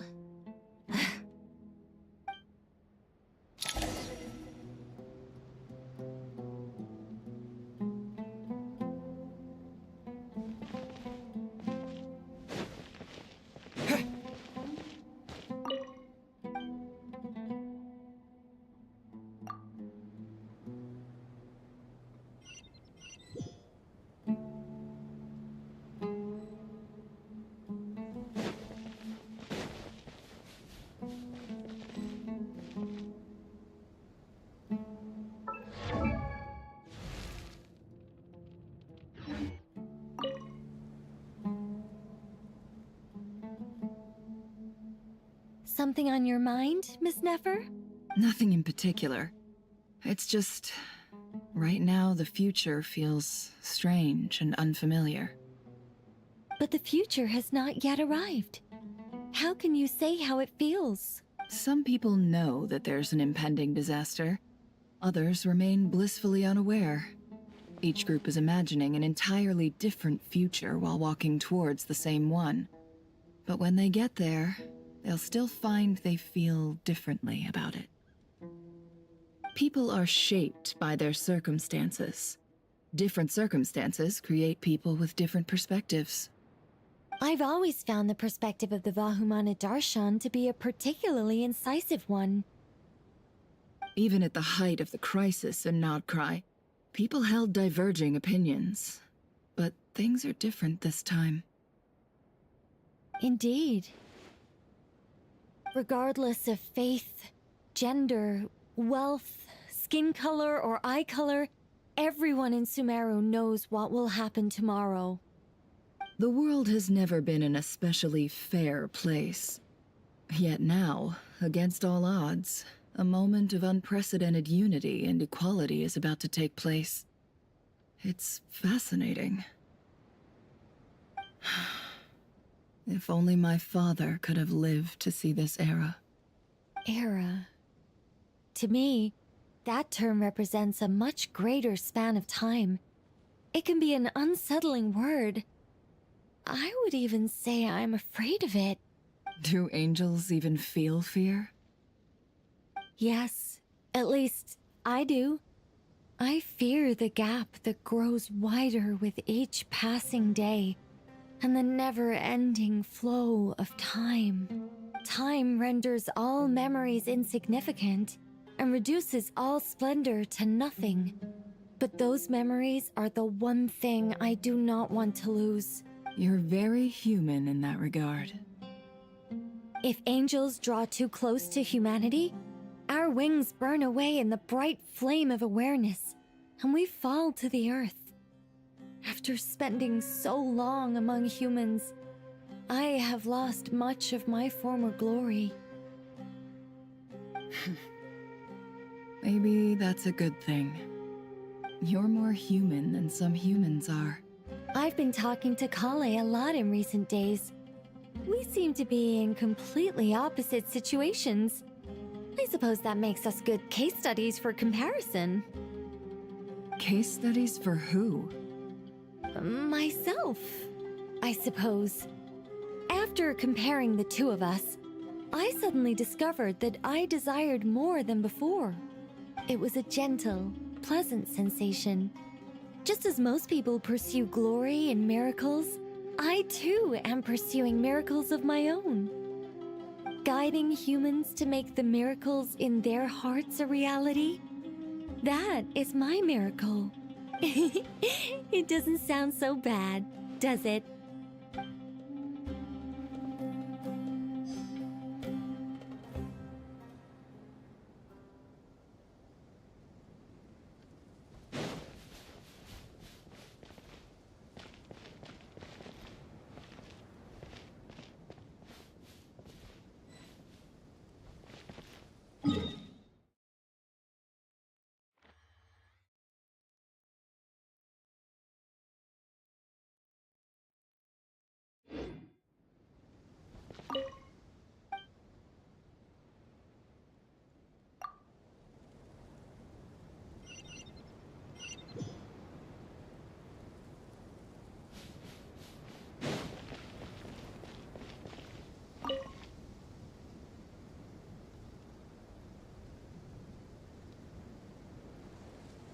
Look at the time. I should head back. I'm so sorry. I was in a hurry and didn't look where I was going. Are you all right? I'm fine. Wait. You're... Have we met? Not exactly. I think we may have crossed paths by the house of Dana before. Oh. You're Hat Guy! From Vahumana, right? You recognize me? The clue's in the name. Mr. Hat Guy. Fair point. It's getting pretty late. What's keeping you up? I could ask you the same question. If I'm not mistaken, all the workload for the Ratawa Histarshon wrapped up a good while ago. Well, I have something of a background in Satyavada life, so I was helping the Dendro Archon make some preparations. But I must have lost track of time. Did you find the experience enlightening at all? Honestly, it was tedious and uneventful at first. But eventually, I think I did sense some profound truths. But they also brought a lot of suffering with them. I was told that I even shed tears while I was meditating, though I have no idea why. Sorry. I hope I'm not scaring you. Not at all. It just proves you're very accomplished in your research. Good night. I wish you all the best for tomorrow. Thank you, sir. You too.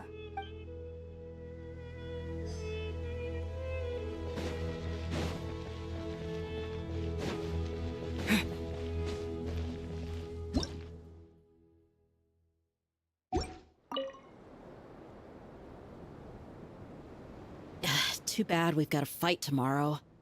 I could really do with a stiff drink. Let us pray instead. Prayer. How nostalgic. Lord Sangama Bay. Came to get some fresh air too, did ya? That's right. Actually, I was hoping I might run into you, Dia.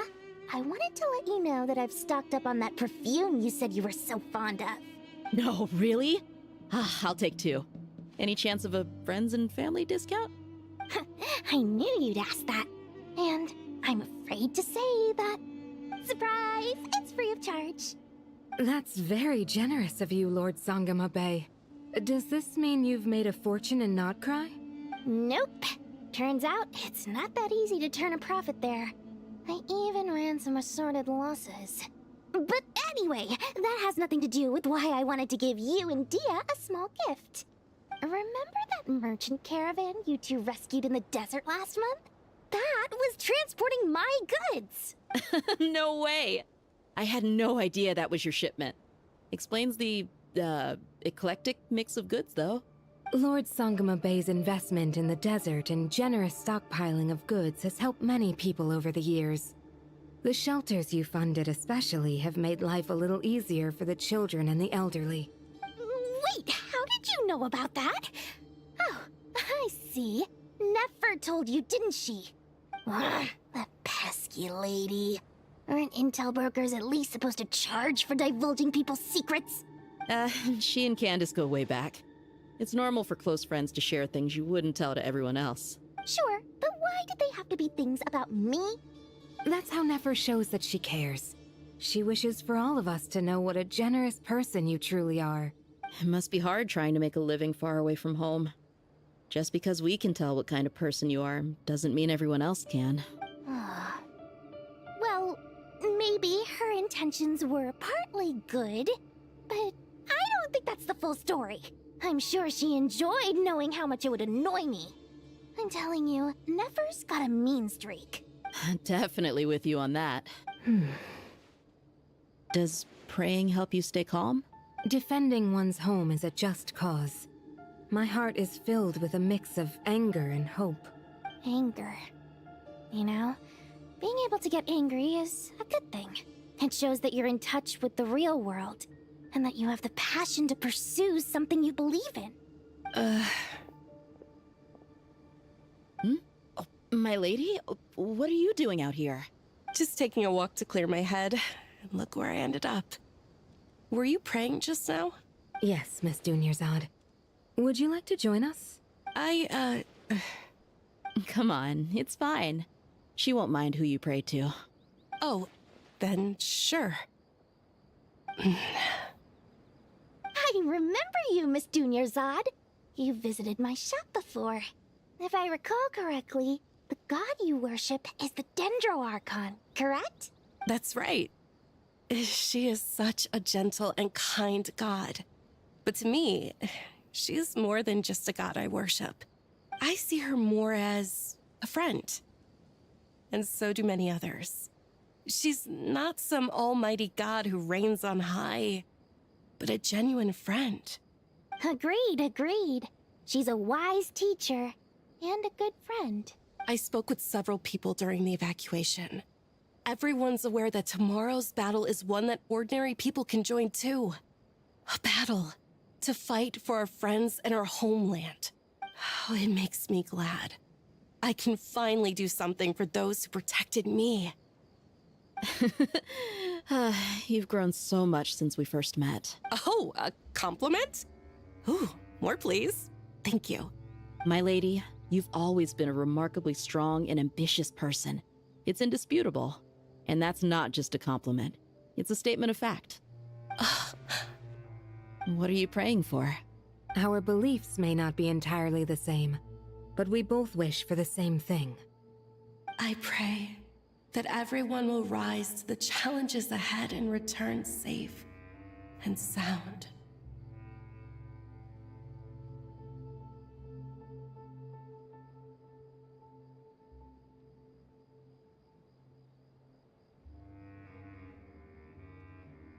I pray for the safe return of all my companions.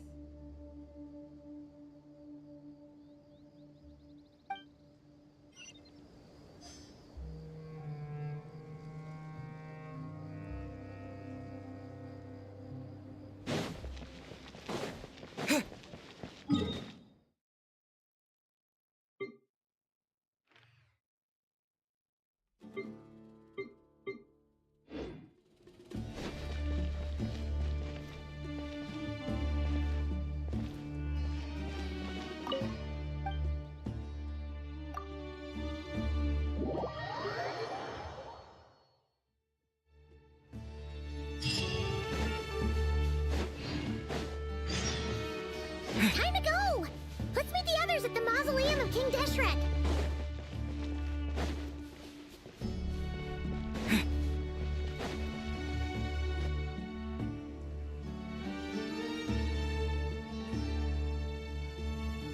I have not felt this way in a long time. Standing up high, gazing out at the rolling dunes. One cannot know what freedom truly means without first losing it. The golden slumber truly lives up to its name as a dreamland. Though desert sands exist there too, no mirage, no matter how glorious, can compare to true beauty. Dendro Archon, what is on your mind? I was wondering whose counsel I should seek on the questions in my heart. What kind of questions? So many. More than can be put into words. As I once said to a friend, we look, we see, and we comprehend. But the question still troubles us. What are the many disasters that this world faces but the sum of all irresolvable questions? The biggest question you should be asking is how to seize victory. Yes. Although, I would express it differently. I must not fail. And so the question I am most curious about now is whether the path to victory will be an arduous one. What we declare to be a young sapling, we may, in fact, find to be a towering tree, if we would only cast aside our ignorance and look beyond the veil of time to see her true form. Nahida! We're here! Just in time. My preparations are almost complete. Ready when you are. We're here too. Miss Nicole! Miss Nicole! You run so fast! I thought I'd get a lot of exercise as a forest ranger, but I can barely keep up with you. Sorry, I got a little carried away. Lesser Lord Kusanali, the equipment is ready, and the modifications to Aru are all complete. As discussed during our meeting, Accessing Irminsul via the Akasha is no longer feasible at this stage. There are other options, it's just they're a little more extreme and more technologically demanding to implement. Maybe you should take it from here. The architecture and functionality of the Akasha terminals overlap considerably with Aru. There is reasonable evidence to suggest that one was developed based on the other, or that they both utilize technology of the same origin. As long as the transplant and merge operation succeeds, Aru should theoretically work on a scale greater than the Akasha and approximately equal to Irminsul. It will become the largest active computing device in all of Teyvat. A system this powerful is capable of a lot of different things. In the past, the Akasha was primarily used for one-way information transmission, but I suspect it could also serve as a central bridging hub. In the pursuit of greater knowledge, some scholars have attempted to connect their consciousness to Irminsul through the use of terminals, incense, and meditation. Correct. In academic language, scholars who reach that stage are said to have entered Satyavada life. Hypatia has performed this practice many times in the past, and she was once under my care for a period of time. Right. And this at least proves that there is a zone within Irminsul that can be connected to. that's right. Providing wisdom to the people is one of the very reasons for Irminsul's existence. I think I understand where you're going. Please, continue. In that case, I'll skip to the conclusion then. We need to further modify Aru, merge it with the Akasha, manufacture terminals, and distribute them to every single person we can reach. Every person? Even the desert folk? Yes, everyone. I've already calculated the amount of raw materials we need. So you mean we're going to get new Akasha terminals? Yes, but this time the people of Sumeru won't be using them to acquire knowledge, just to connect to Irminsul. That's the key. When we evacuated the city, we brought all the important assets from the House of Dana, in case we ended up needing them. Fortunately, this included the Akasha system's main terminal.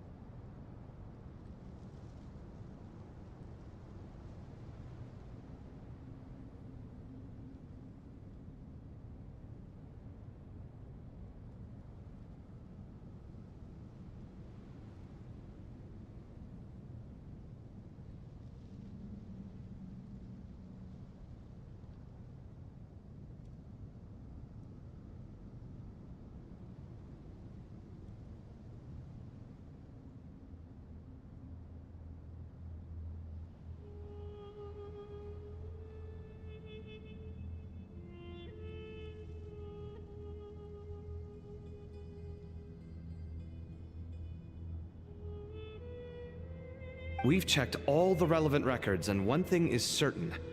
Nothing like this has ever been done on this scale before, so...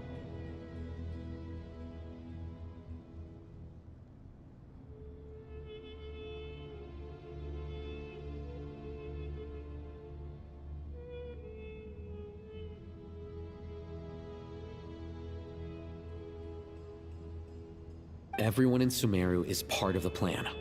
Whoever controls the people controls the situation.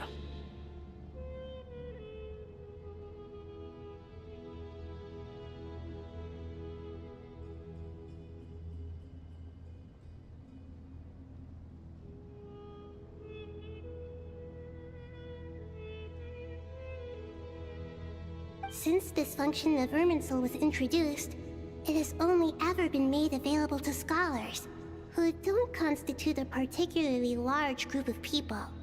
But by expanding the scale to include all the people of Sumeru, all the individual connections will stack up to create a significant load on the system. Under normal circumstances, Irminsul would be able to cope with the additional load. But with it already being under strain from other activities, its remaining capacity is limited. Thus, it might be possible to shut it down completely by overloading it.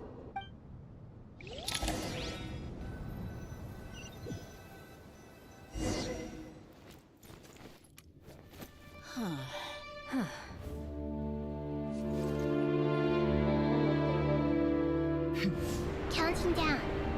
3, 2, 1. Are you ready? Ready!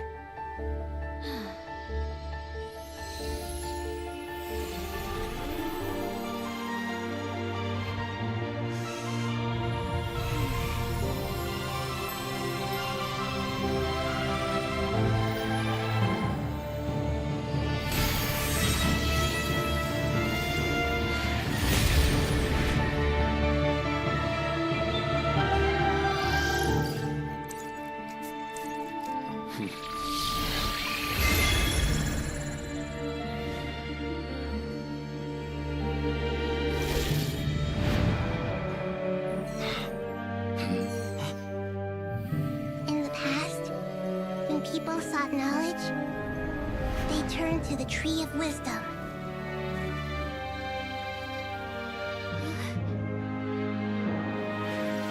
Today, we use it to save Sumeru and the whole world. These vows that nurtured learning must not become tools for destroying the world.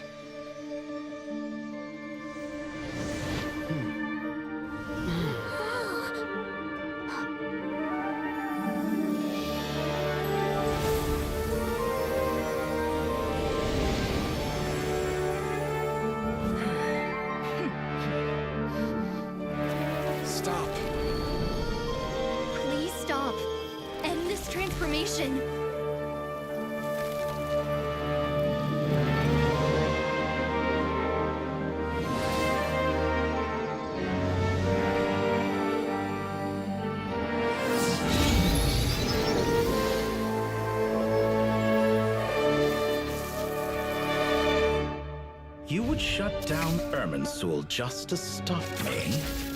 You fools. I have all the time in the world.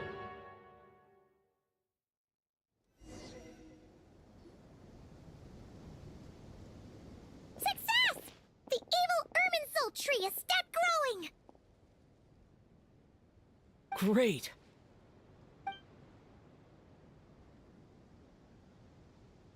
What a display of true courage! The courage to think and the courage to act! I never thought I would witness the shutdown of Irminsul with my own eyes. Perhaps this is human wisdom in action? Indeed, only humans could do such a thing. Gods are few and far between. What was once created for spreading knowledge is now used for another purpose. A rather ingenious plan. I am grateful to you three for your help.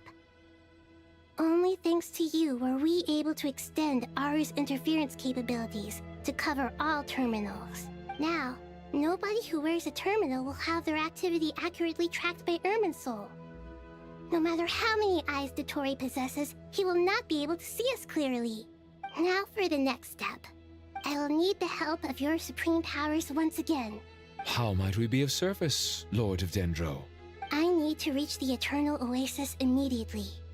Right now? In that case, Ibis King, would you agree that this is a fine opportunity to dust off our old tricks? Nefer, I assume you have that chess set with you?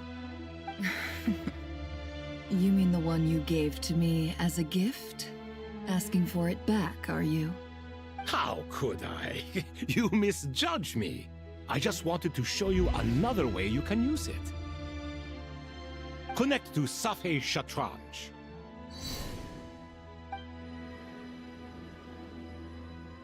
Safei Shatranj? You mean that place in the desert? Thoth's chess set gains its power from the chessboard laid out in the desert by King Deshret and ourselves. All ceremonies conducted using the chess set must be activated via Safei Shatranj. In other words, the chess set is an extension of the chessboard. In the past, moving a chess piece was a sacred and momentous act. Transfer initiated. Entering live combat mode.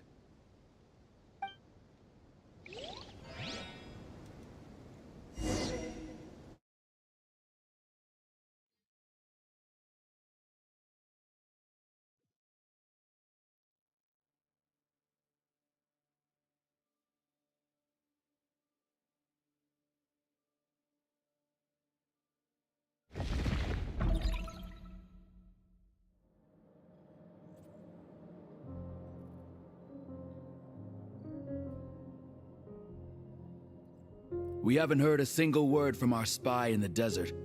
I'm afraid he might have been captured.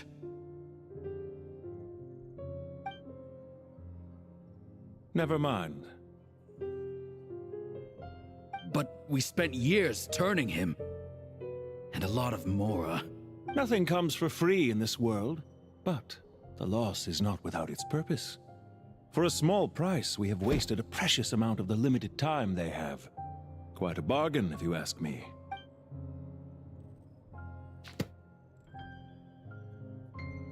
Understood.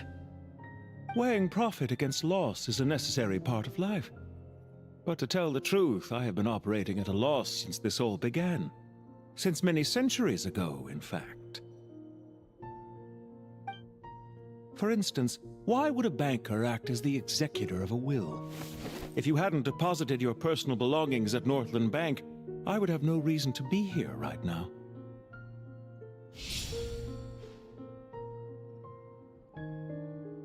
Dottore, I've placed your final data backup into the ley lines as per our contract. I trust we are now square for the safe deposit fees you paid. Is it not a little petty to split hairs like this, given our amicable relationship? I consider sound bookkeeping a matter of principle. Do not forget that you only live to see this day thanks to me. In fact, every day of your life since you met me, you've been living on borrowed time.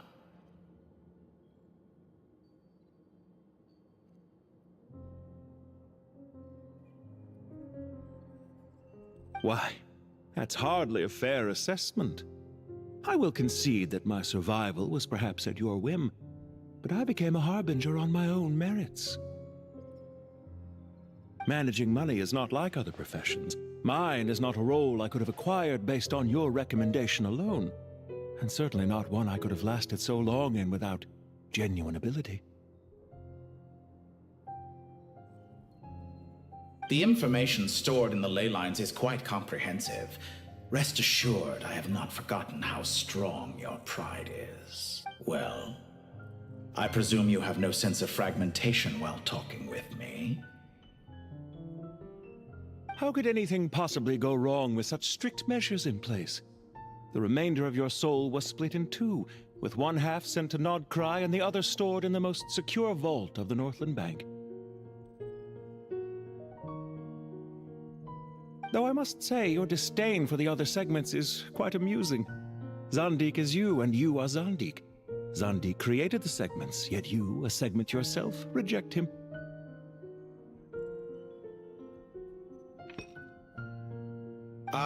That is, Zandik, created segments of various ages in his later years. To achieve this, he had to freeze time and part with a portion of his soul. But as constructive as it sounds, it erases my uniqueness. If each segment is equally me, then by the same token, none of them are truly me. A soul living forever in the past inevitably holds different views than he did in his later years. The same thing that completes me also restricts me.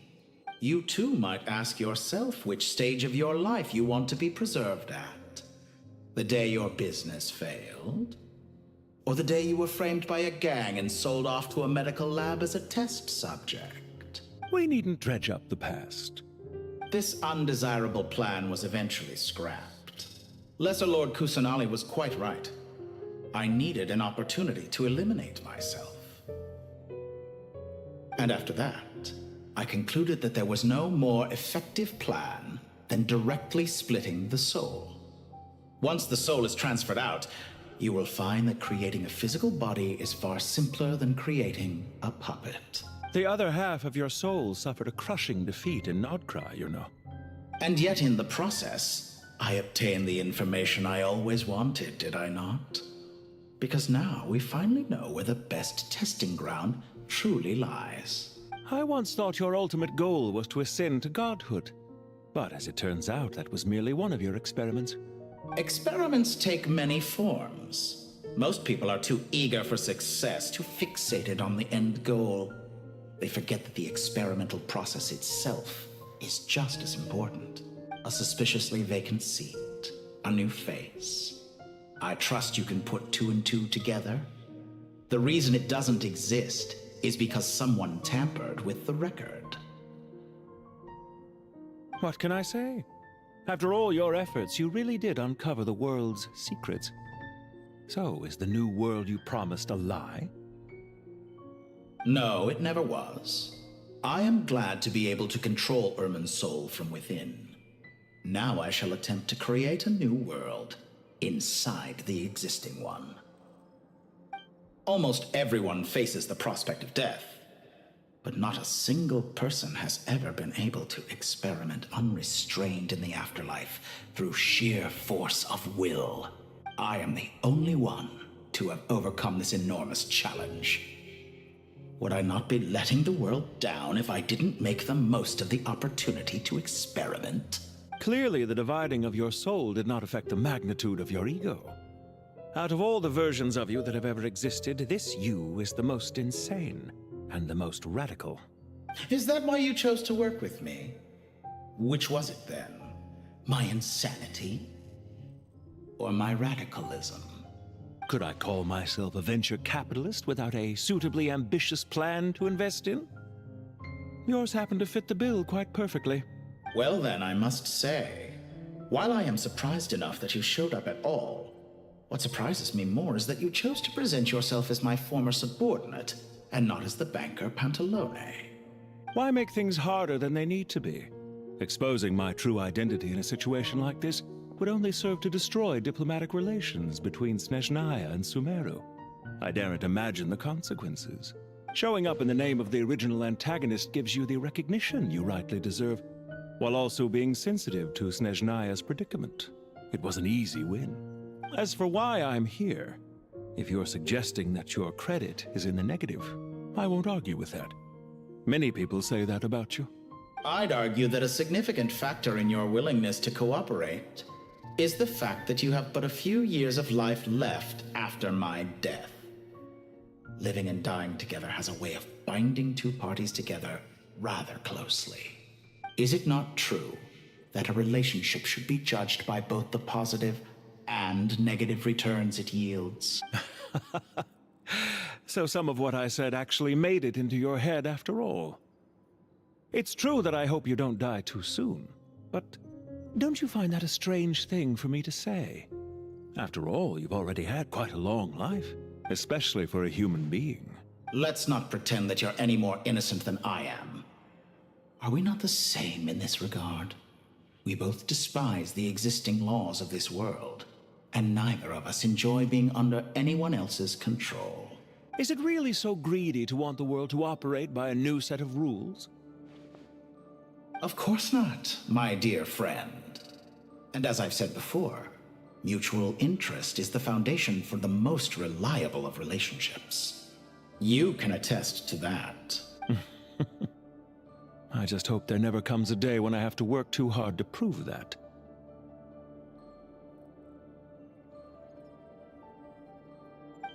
Regrader, sir. People have been spotted approaching Sumeru City. How strange. Despite your access to Irminsol's data, it appears the soldiers noticed before you did. They must have found a workaround. Well, Dottore, I trust you know what this means. The fact is,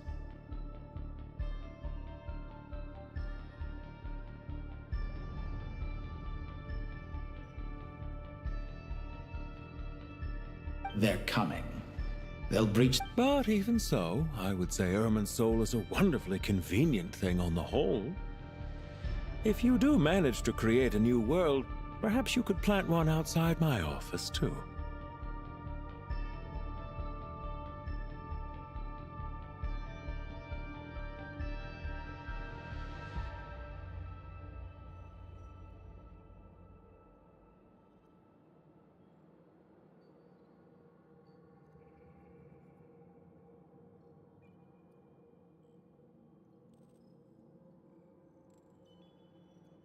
I'll consider it.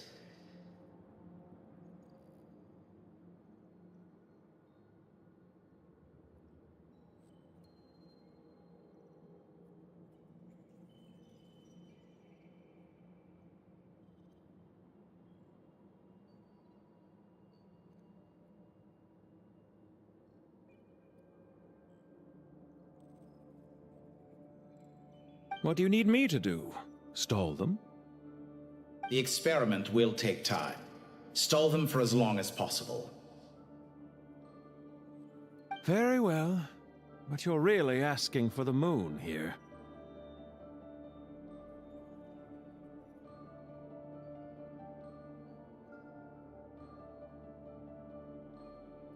Have you heard this story? There was once a guilty man, kneeling in the center of a church while an angry mob outside waited to bring him to justice. He pleaded with the gods, begging them to grant him one final request, the chance to finish confessing his sins before he was sentenced. Many suns and moons passed, seasons changed, and still his confession continued, as if he intended to speak until the end of time. Are you suggesting I worship you as a god? Or were you hoping that I might confess my sins to you?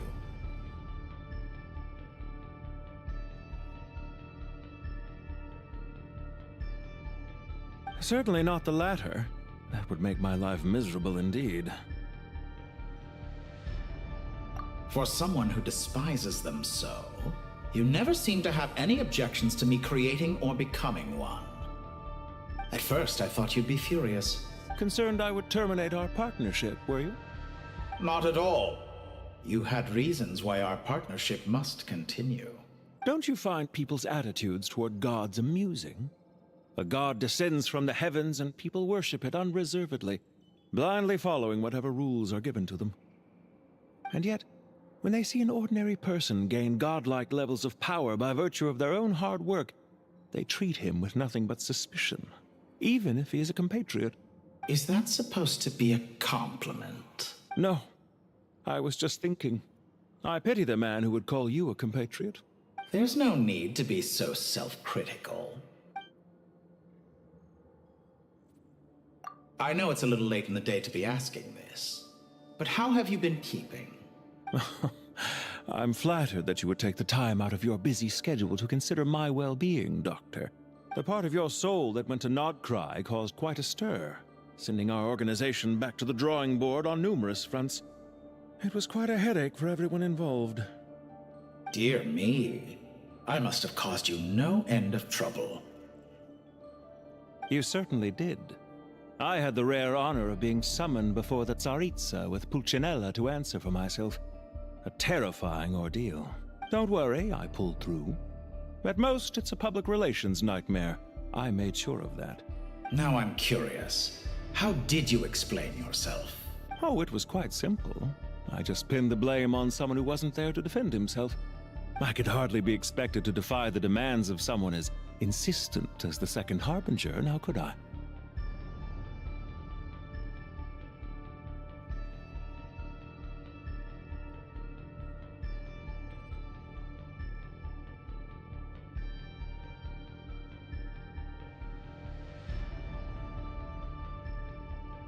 How you slander me. You know full well that I am perfectly amenable to reason.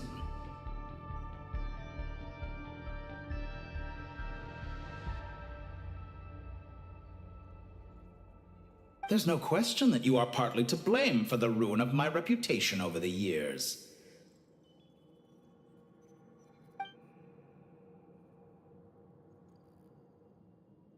Do you have anything lined up for when this is all over?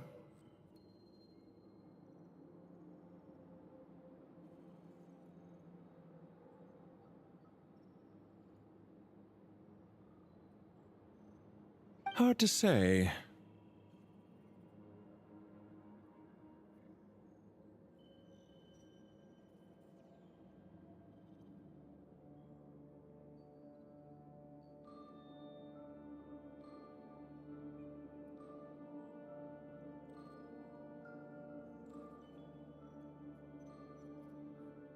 Field work always takes quite a toll on me, as you know.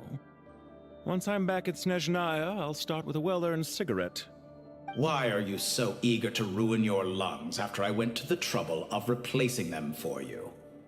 If you have an issue with it, feel free to try to stop me.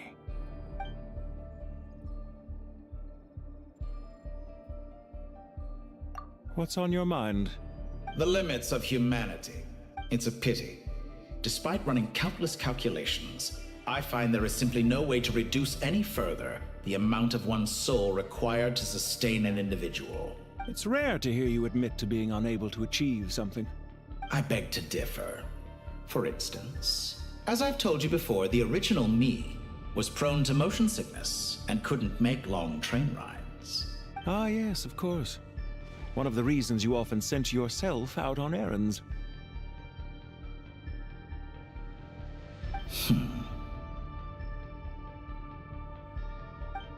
What are you thinking about now? A new experiment. In the event that my soul was depleted, say we extracted my data from someone else's memories, yours for instance, and then combined it with your intact soul as the base material, what would we create? Such a scenario would be impossible. Oh? As long as your current soul survives, there will be no need to create a new individual. Don't forget, you were the one who approved of the present situation wherein only one Dottore remains.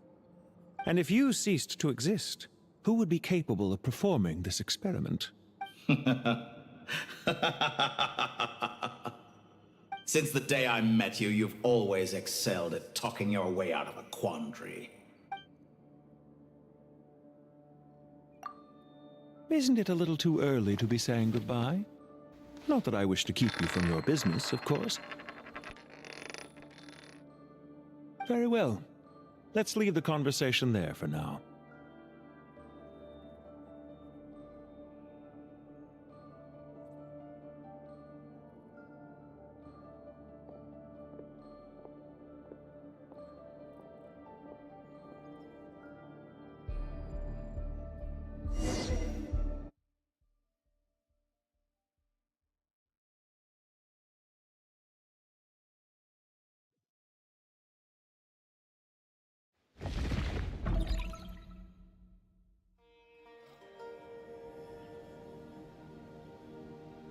The power of King Deshret's 7 pillars is truly remarkable. With just a chessboard, you can move an entire unit across the material plane. Yeah, sets us up for a much easier fight. Really makes my day. The last time we stormed the city, it involved a lot more running around. I wonder how many people can say they stormed a city twice in their lifetime. I was just thinking that. I've definitely had more than my fair share of unusual experiences in my life. This is my first time here, actually. We never usually leave Gandharvaville.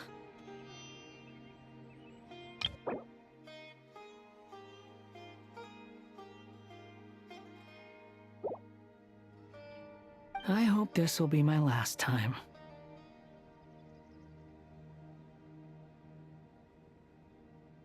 Does everyone have to chime in? Can't we just fight?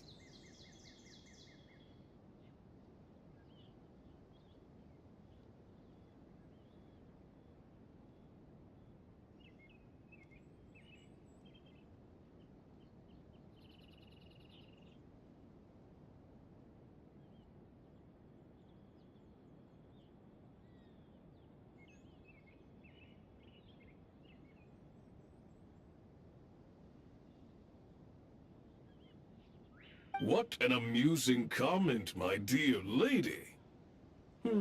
Yet humans often alleviate tension via small talk, do they not? Whoa! Why is Candace's shield talking? Because the image on her shield is one of me. And I, of course, can appear wherever I wish to. Well, la-dee-da. Isn't that fancy? Could I get in on this? You wish for your gauntlet to speak? Why, certainly. Ahem.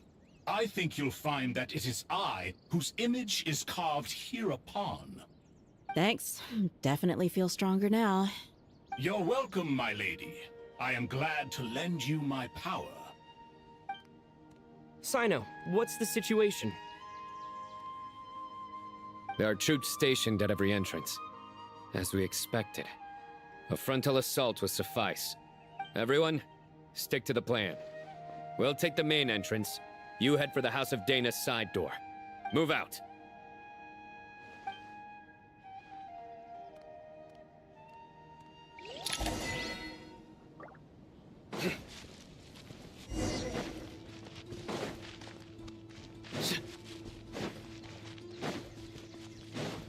Out of my way! Take this! Watch out! Get lost!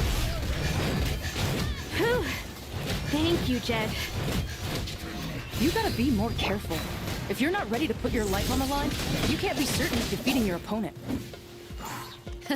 She's right. Keep your wits about you, Rana. Through me, justice is served. Their penance is due. You stand condemned.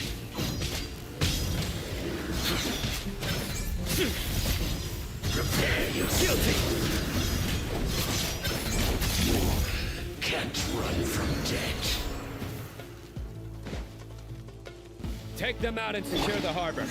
Reinforcements will arrive by water. Consider it done. Show no mercy. Your sins weigh upon your soul. You stand condemned.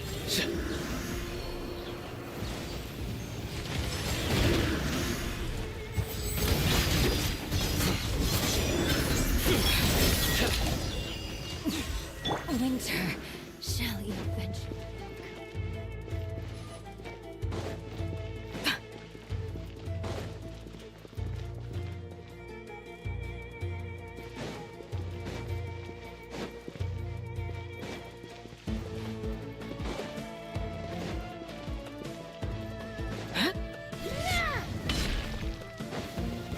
Looks like you're We in shall trouble. prevail. Let's get it on. You're dead meat.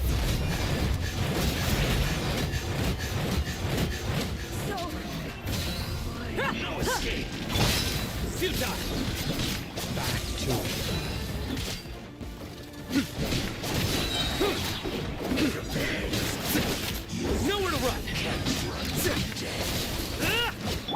Yield. Use your force authorized. Hear my prayer. Judgment is upon us. You guilty. Save yourself.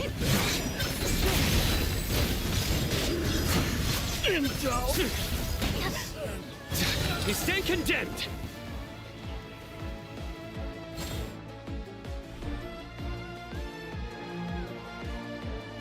Waterway secured. Brothers! Sisters! Perfect. Just in time. Welcome. Once we've linked up, we'll continue the advance. The team has arrived at the north entrance, as planned. Good. Press on.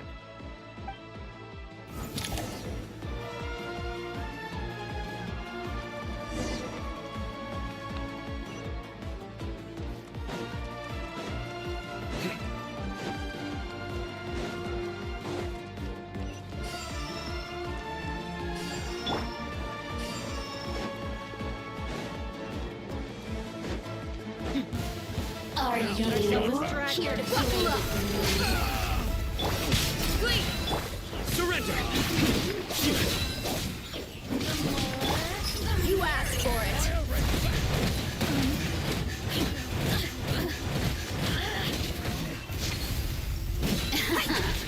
Let me amuse myself. Grant us your blessing. Do your... Through me, justice is served.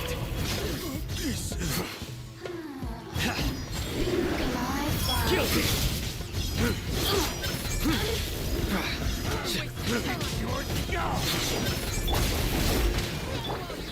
Let's get it on!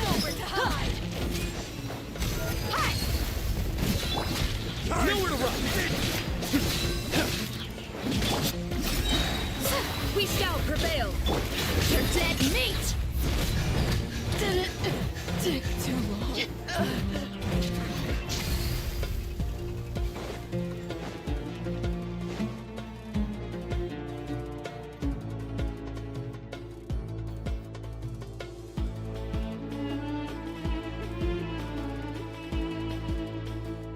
Look out! It's an ambush! Finally. We need to hurry. Take the middle road now. Mahamacho Sino, area clear. Don't relax just yet. More Fatui approaching from the right.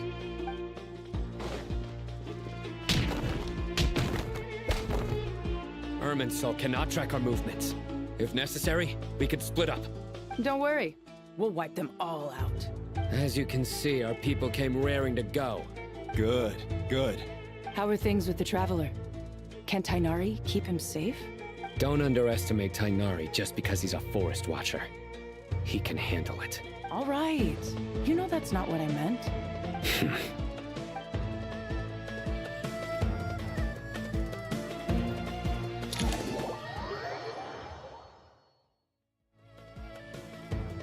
Sino and the reinforcements have drawn the Fatui's fire away. It's our turn. By using a cluster leaf of cultivation, we can pass through certain terrain silently. Good luck with that. We'll just fly up there. Huh? Oh, yeah. Paimon forgot she could fly. Ready? Ready.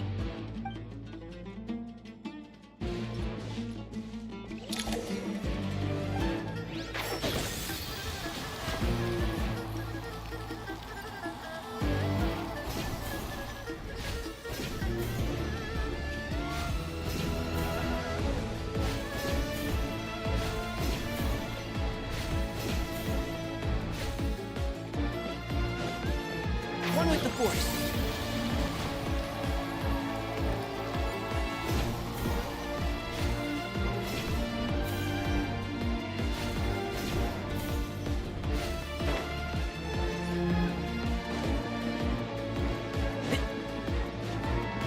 Keep up. Keep up.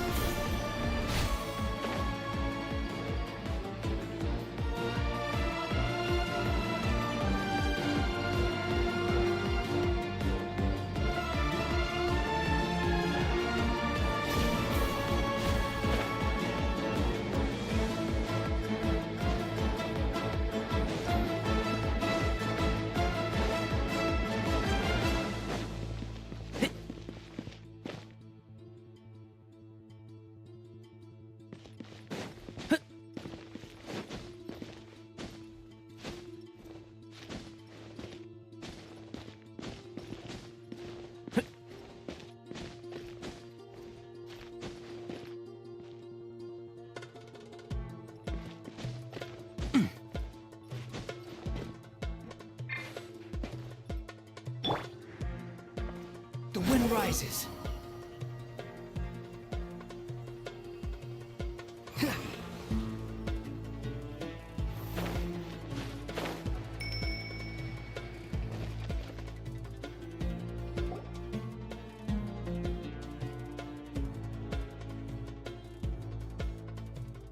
Fatui soldiers up ahead.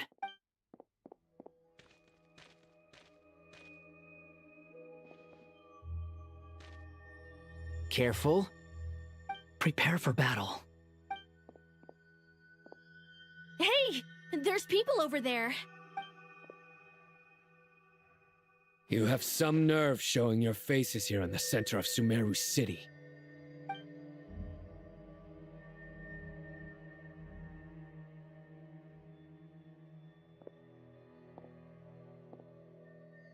You're right on schedule. Well, this guy sure as heck isn't your average Fatui sergeant. They've stationed quite a few people nearby. It definitely looks like they were waiting for us. But something feels off.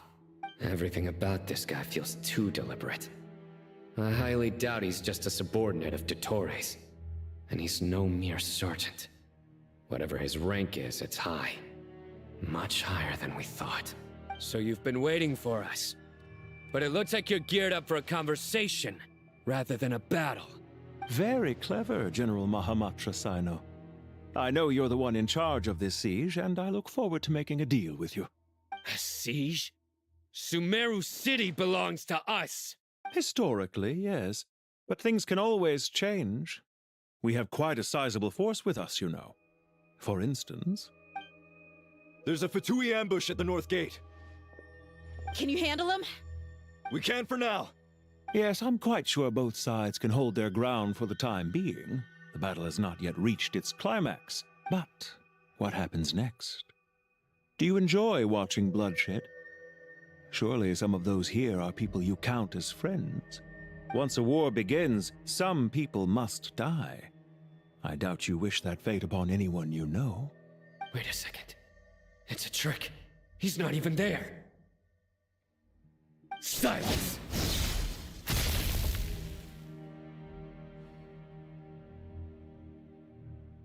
He disappeared.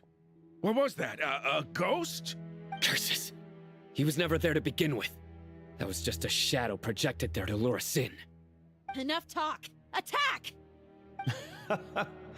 I apologize for being unable to accompany you at this crucial moment, but I am... Sumeru's General Mahamatra is quite ruthless. It's a good thing I wasn't there in person.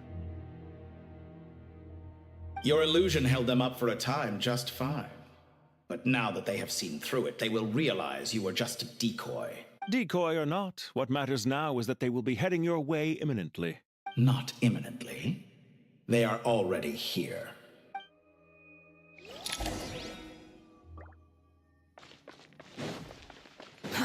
Too slow.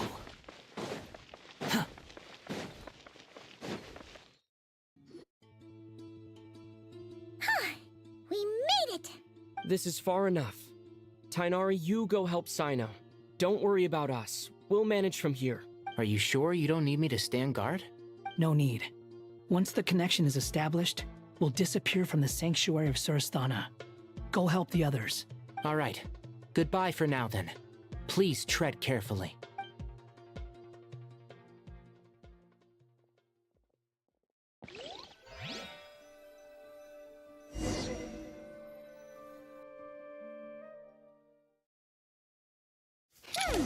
Now where's the interface Nahida mentioned? Come on! Where's it hiding? Found it. It's over here. We can connect to the inside of Irminsul through the Sanctuary of Surasthana's built-in security system. You should be pretty familiar with the process. Is it the same route as last time? For the most part. We don't need to adjust any of the parameters. Then I should be fine. And Paimon? Once you're both ready, we'll set off. Wait! The stakes are way higher this time, right? Maybe Paimon should stay outside and help the others. Then, you can focus on the fight without having to worry about Paimon!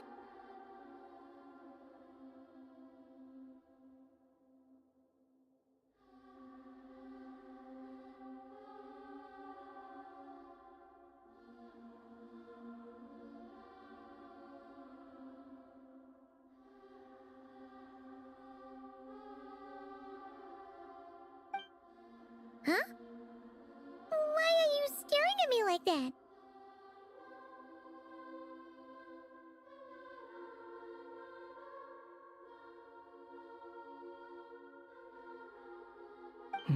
It's nothing. I just suddenly realized how much you've grown.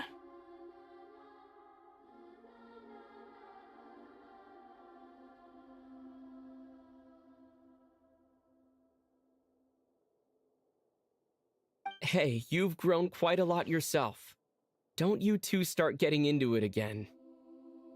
Well, anyway, Paimon thinks she's pretty knowledgeable. Who's the best guide in Teyvat again? And don't forget, Paimon's a college student now. If we say Alhatham's not a weirdo, it's hard to explain how he came up with the idea of you applying to the academia. But for all that he counts, you're doing surprisingly well in your studies. Just goes to show how important it is to have someone supporting you. And Paimon's not the only one. Let's not forget that you only became a student because of Nahida's personal recommendation. That's fair. I have learned a lot in Sumeru. Oh yeah. Did you ever come up with that ugly nickname you promised me? What? No way! We're friends now! Paimon gave up on giving you one ages ago. Anyway, isn't Hat Guy enough of a nickname for you? Fine. Suit yourself. We need to go. Paimon, if you're staying, look after yourself. Will do. Paimon's gonna link up with Tighnari and Sino. You guys are the ones who need to be careful. We will be.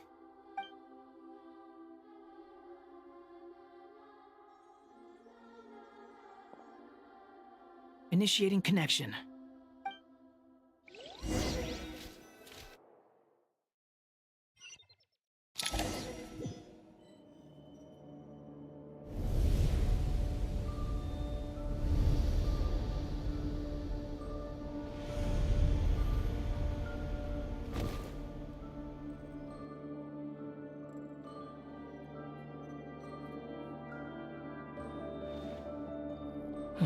Well, here we are again. Come to think of it, I still don't even know where we're going. Thanks to our terminals, it should be impossible for Irminsul to read. I can... Don't tell me. Only you need to know. That way, whatever happens to me next, it won't affect your progress. Listen to me. Your safety is just as important as mine. Don't even think about sacrificing yourself for the greater good. We came here together, and we're leaving together. All right, if you insist. I won't argue with you.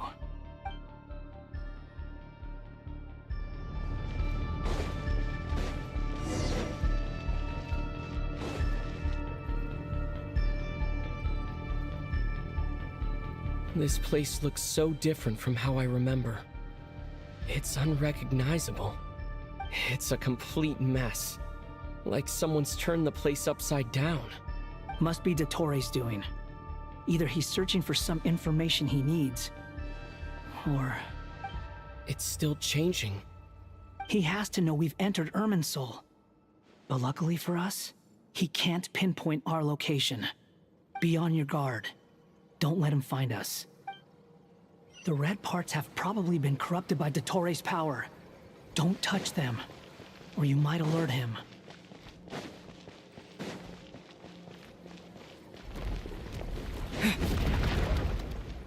He's looking for us.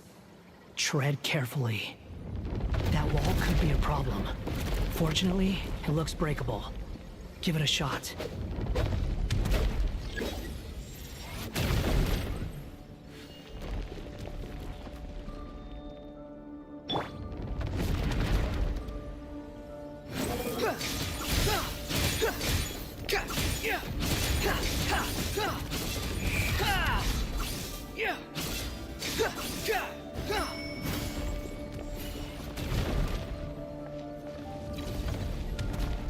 Squall and Fury.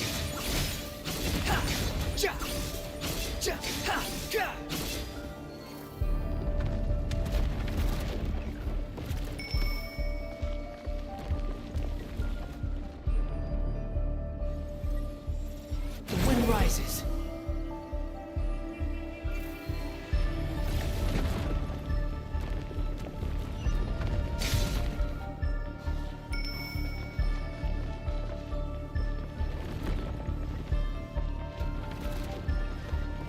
Behold!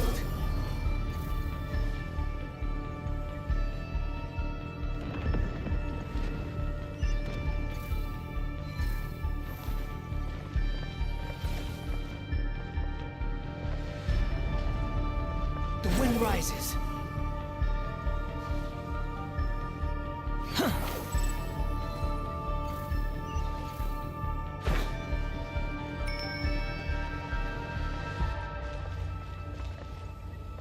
Behold!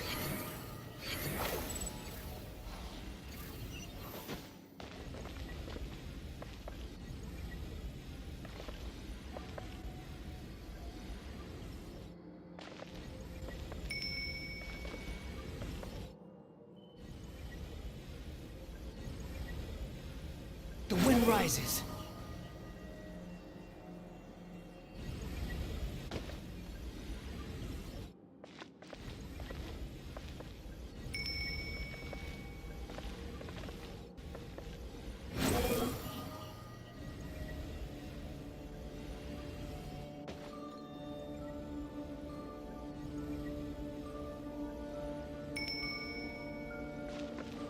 Behold!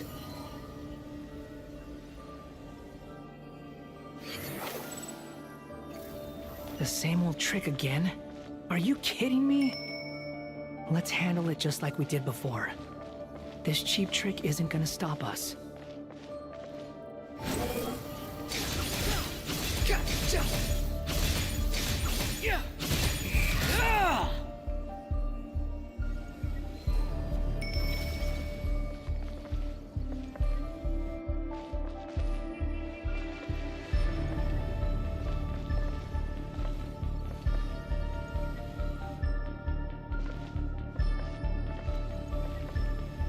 Swollen Fury!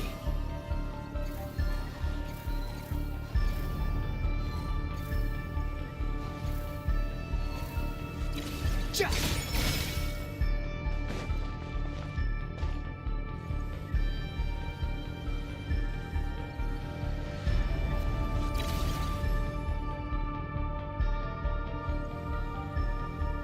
Behold!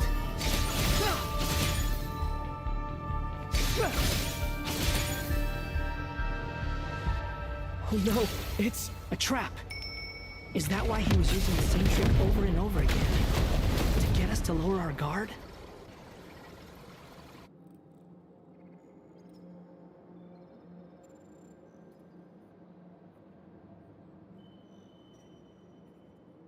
I'm trapped!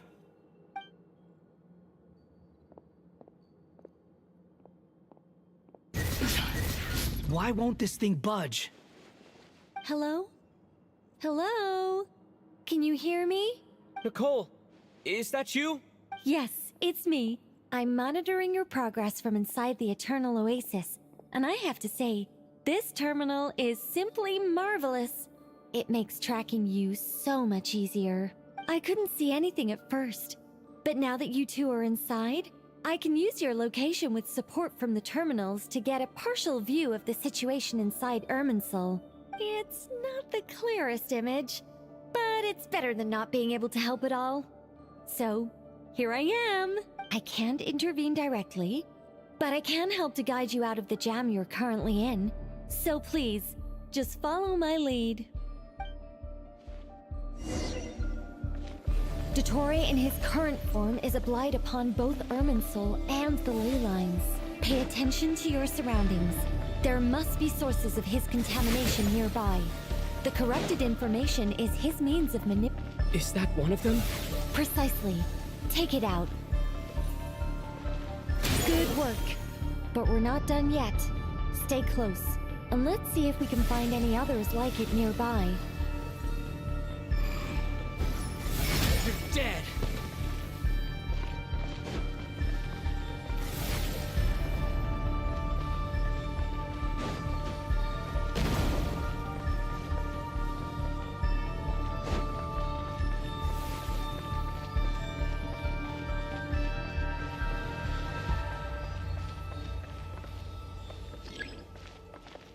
The wind rises.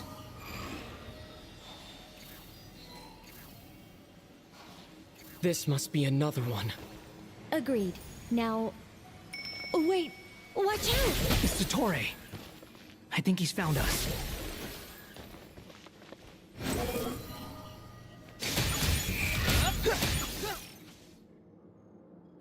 The seal is broken. Quick! Get out of there!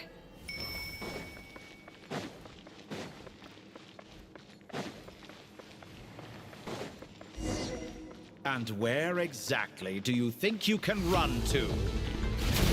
What is that? Pursuers! That's gotta be it! Run! Don't let that thing touch you.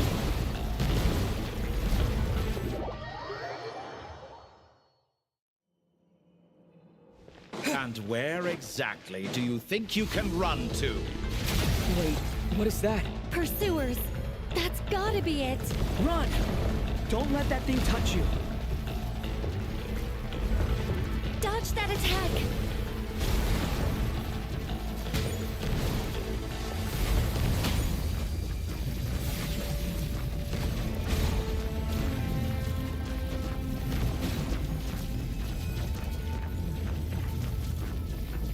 There's more than one path. Which way do we go? To the left! Trust me!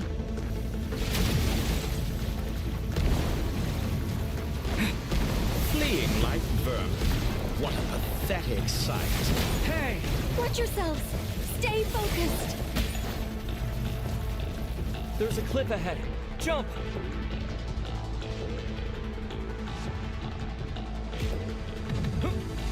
More of those corruption sources. Destroy them as you did before, and open the exit as quickly as possible.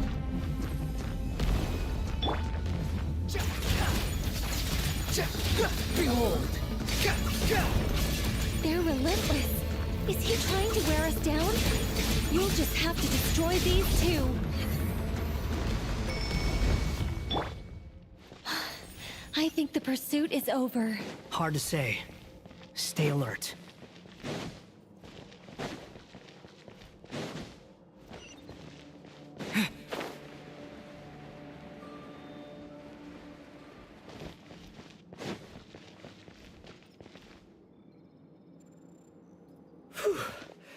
I think we've made it to relative safety.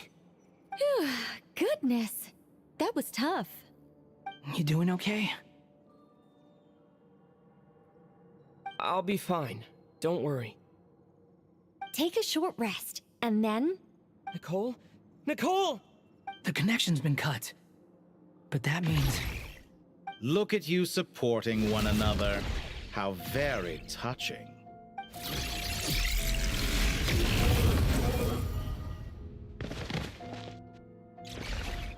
Dottore!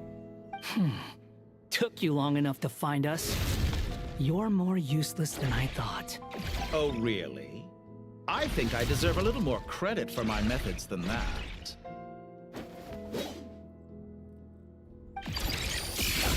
Rather than hunting you down, I chose to let you roam free. I indulged your presumption that I was unable to track your movements, played along with your clever little plan. Fleeing is for animals, but I rather enjoy watching you flee. Some things lose the will to run altogether as soon as you put them in a cage.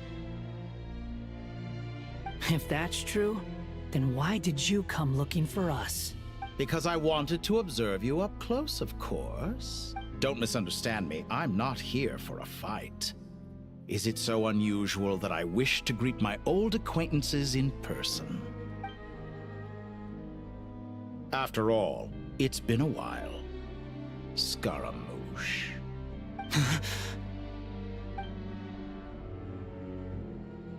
Why are you so afraid? I have done nothing unprecedented in discovering the truth. Nor did I go to any great lengths to uncover your story.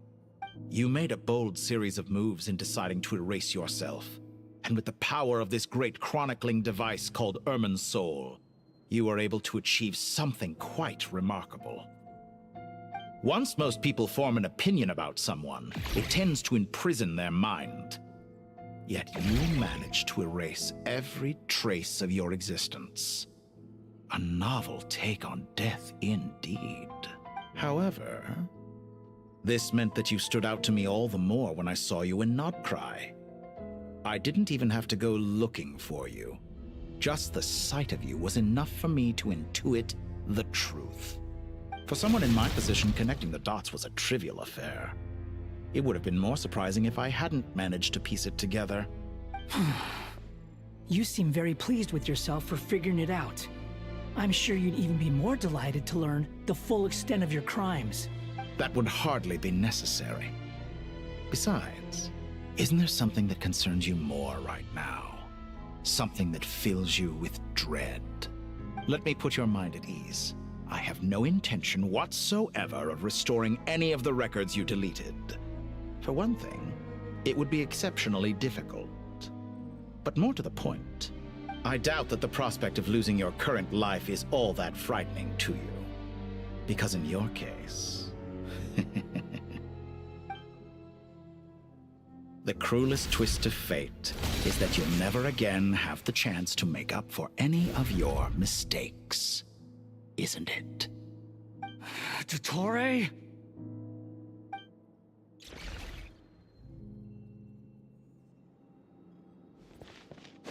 All here shall bend to my will. The wind rises.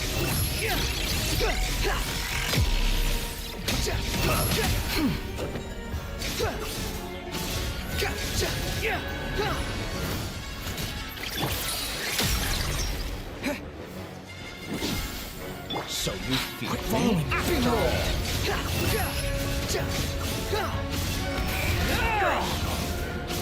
I'm afraid you'll need to do better than that to take me down. I expected you to have grown stronger. Ah, how foolish of me. I forgot that you lack any means to increase your power. You will pay for everything you've done! Oh, will I now? Bow your head!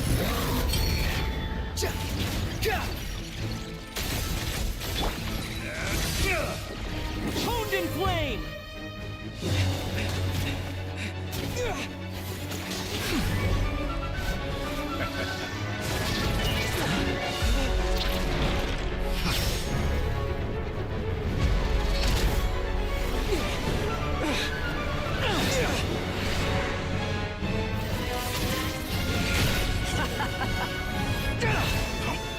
Does the prospect of death amuse you? I could ask you the same question! I'll distract Dottore. You focus on the mission. Got it!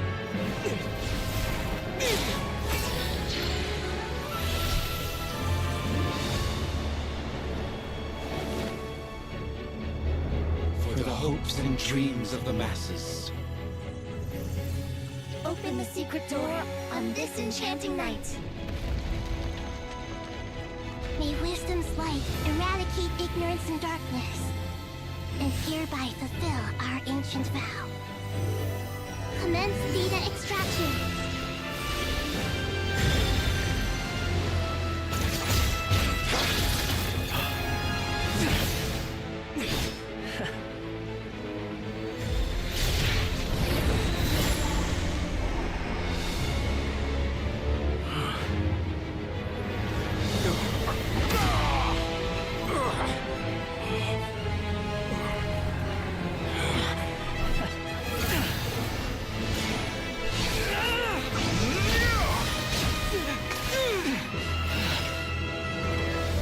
Cling to outdated ideals and stand in the way of progress. You will pay for interfering with the grandest experiment of all time.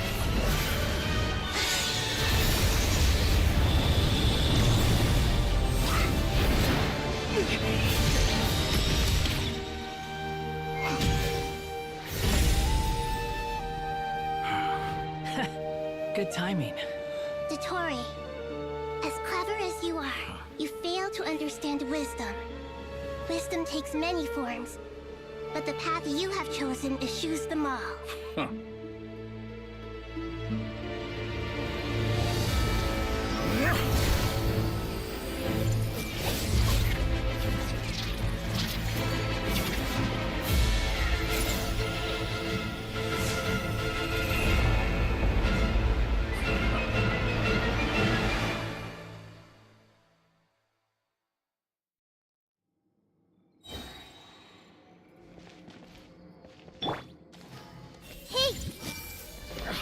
My strength is fading! Since you are within Irminsul, it stands to reason that any power you wield comes from it. You're extracting the information from Irminsul just to strip me of my power. I will find his weakness.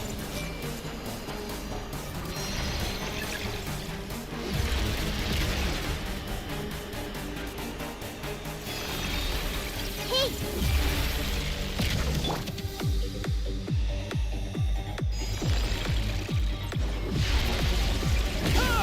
Time to ignite!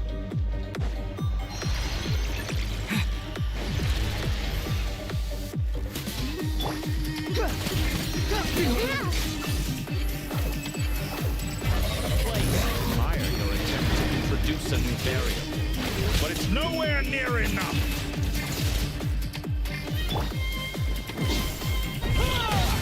The wind rises. That's far enough!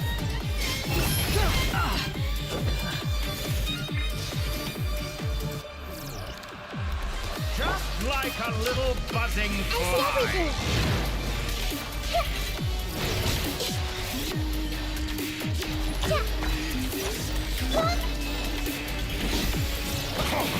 A petty trick. Behold!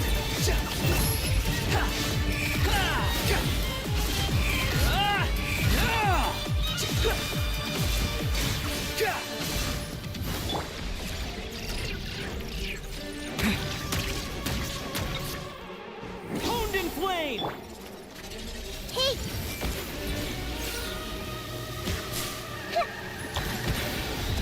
Let's try this. Muso no Hitokaki!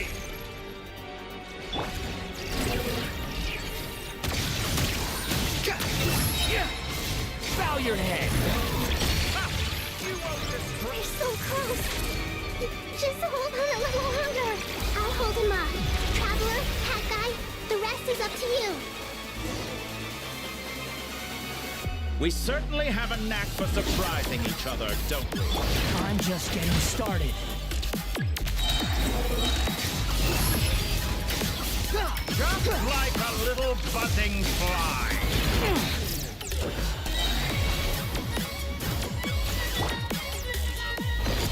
It's time!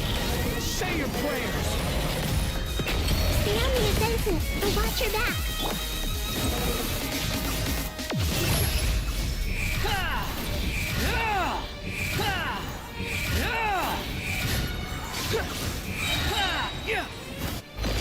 It's time! Say your prayers! Hitokaki!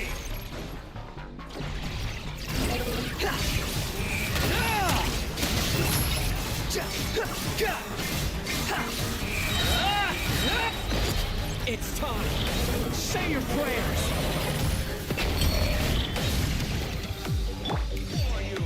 Blazing light! Of the primal flame!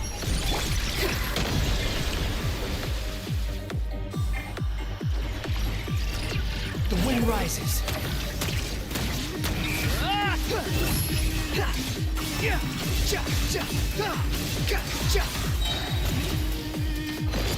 It's time! Say your prayers! Finally. Time for you to die. Excited? Time for me to die? How could I approach this place if death were something I feared? The last gasp struggle of a dying man is a pretty... It's time! Say your prayers!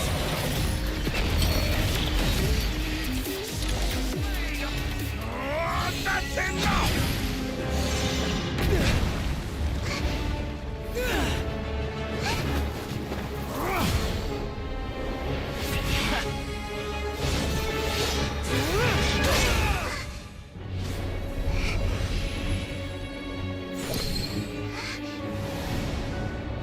It's all yours. Do with it as you see fit.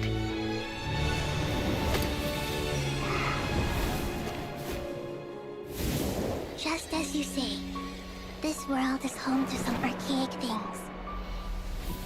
And as you suppose, You are a formidable opponent. You have long coveted the secrets of wisdom.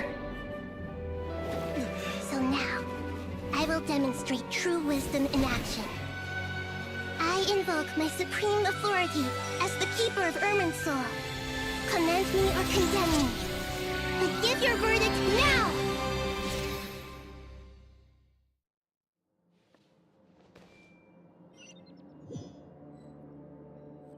Blessed One of Wisdom, Mahakusaladhama, are you certain that you wish to exercise your authority to destroy Irminsul?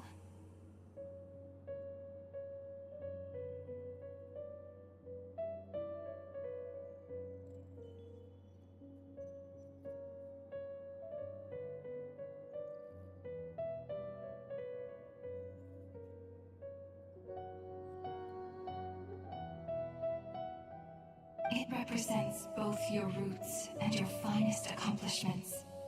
You truly intend to abandon the very thing you have always fought for? This is my decision. Irminsul has been corrupted beyond redemption. Irminsul is the original tree of Tevat. It is the means by which the heavenly principles maintains fate itself.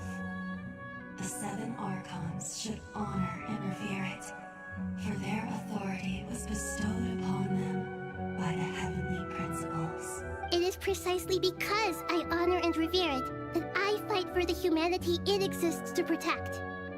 Wisdom is knowing how to weigh the options and make the right decision. If you truly care about the fortunes of this world, then it is me you should seek to preserve. Planting a seed begins the chain of cause and effect. Since you have become a great tree yourself, why should the loss of another tree be anything to fear? Till we meet again, Lord of Dendro.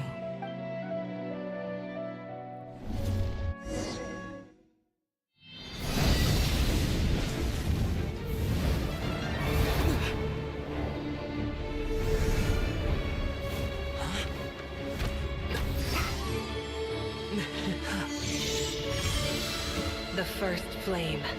The pure, cleansing fire.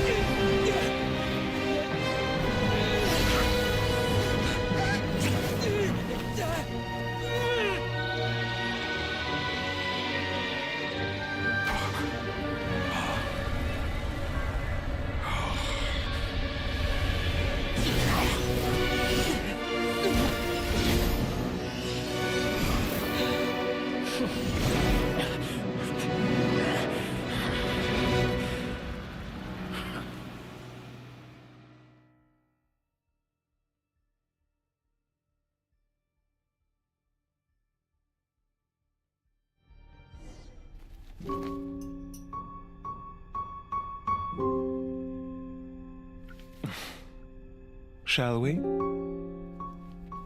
Where were we? I was suggesting that you needn't perform when signing a contract. You're only sitting here because your bank demanded an evaluation of the trustee. So you told a story about a young scholar from a merchant family in Sumeru? I told a compelling tale, didn't I? The post-expulsion story is far more captivating. The human experiments or the elixir of immortality? The part where you die. Ah, yes. My favorite part. The 35-year-old Segment thought of himself as Dottore, reserving the name Zondique for the original specimen. Of all the Segments, he was the most selfish. After his expulsion, Dottore searched for a new direction. He joined the Fatui, studied Elazar in great depth, secured resources. He was rather fortunate in his career. Zondique turned to Conrian technology and successfully created his Segments. But this was not immortality. Even with backup segments, his body would still age. Still, thanks to Snezhnaya, Zandik found the ideal base for his experiments. Then a perfect partnership materialized at a crucial moment. The year that both parties realized they needed more time. Fortunately, Zandik succeeded. In a miraculous turn of events, he gained the extra time he needed. I seem to recall it differently. All right, it's true. No matter how much elixir he took, Zandik remained human and continued to age. Then, on the morning he turned 85... Help me up! Call for help! Surely he would be rescued, Zandik thought. But to his surprise, no one helped him. Zandik was too selfish for that. Don't forget, you're one of us. Yes, and we're all waiting. Waiting for me to die. Pantalone arrived for a meeting and happened to witness what followed. He found it unsettling. I never said that. But the Zandiks were unfazed. It was a rare opportunity for self-dissection.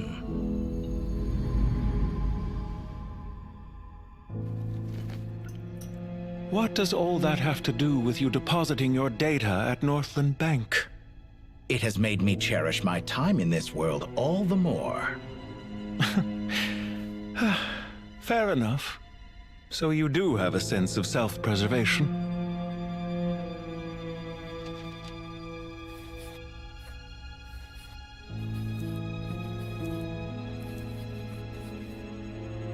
What do you mean?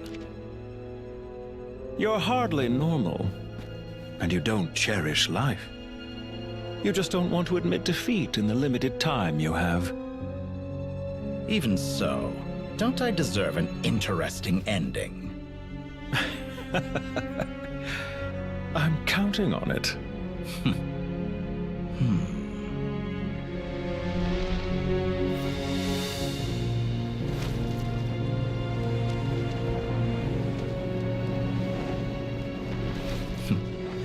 If nothing else, I expect my funeral will be a grand affair indeed.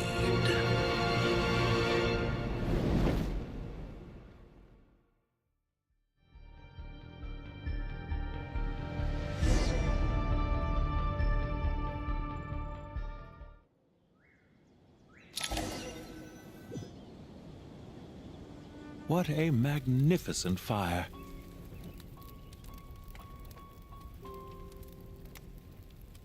In Snezhnaya, we light fires to ward off the cold. Fire, it seems, is antithetical to ideas such as cold, frozen, and unchanging. Perhaps it has always been that way. From the beginning, fire has been used to drive away wild beasts and warm the body and mind. You could say it's a form of treatment. One that cures the human heart of mortal fear. Mortal fear? Something you haven't been acquainted with in a long time, by the sounds of it. Whereas you, I'm sure, must know the feeling quite well indeed. I remember when we first discussed the elixir of immortality, you claimed that extending your lifespan was about buying more time. But was that really the truth? You fear the prospect of dying a wretched end in this world, don't you? Of course I do. I'm only human, after all. And while you may have forgotten it, you cannot deny that you too were once human, Dottore. I do not believe that there is no such fear in your heart. Perhaps you are right. But I abandoned it long ago and devoted myself to my experiments. From the very beginning, I never thought you could win this game.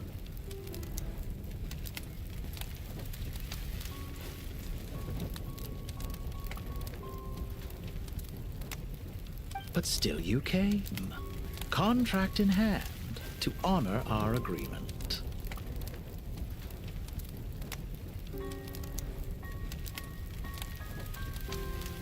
Because I am a reputable partner.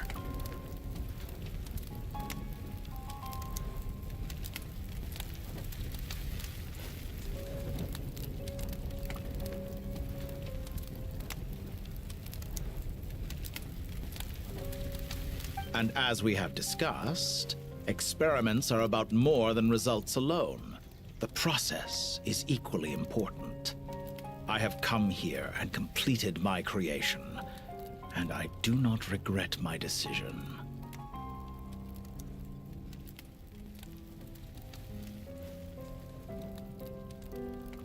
I'm afraid your journey ends here.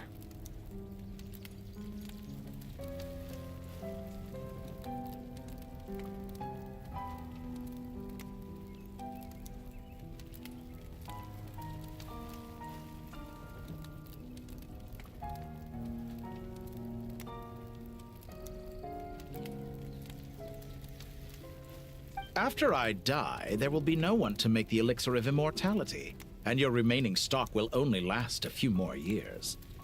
How then will you prove that you didn't perish in this incident alongside everyone else?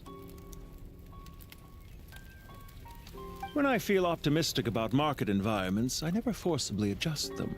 They have their own direction, and I myself am one such environment. I have been quite particular about many things in my life, but where the manner of my death is concerned, I choose not to be. You make yourself sound so magnanimous. Oh, but I am, and I hope you will be too. It may have been a long time since anyone told you this, Dottore, but I recognize that you are a truly rare talent. Ha! I can see it. The experiment in blasphemy that I've been performing all this time. It has been a long process, and I do not care about the results as much as people might imagine. If the very goal of your experiment was to explore infinite possibilities, then there was never any reason for it to end. Indeed.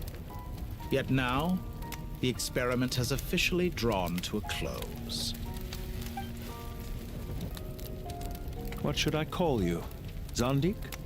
Or do you prefer Dottore? Suit yourself. Goodbye, Feofan. This time, that's what it truly is. And don't I know it? Goodbye, Zandik.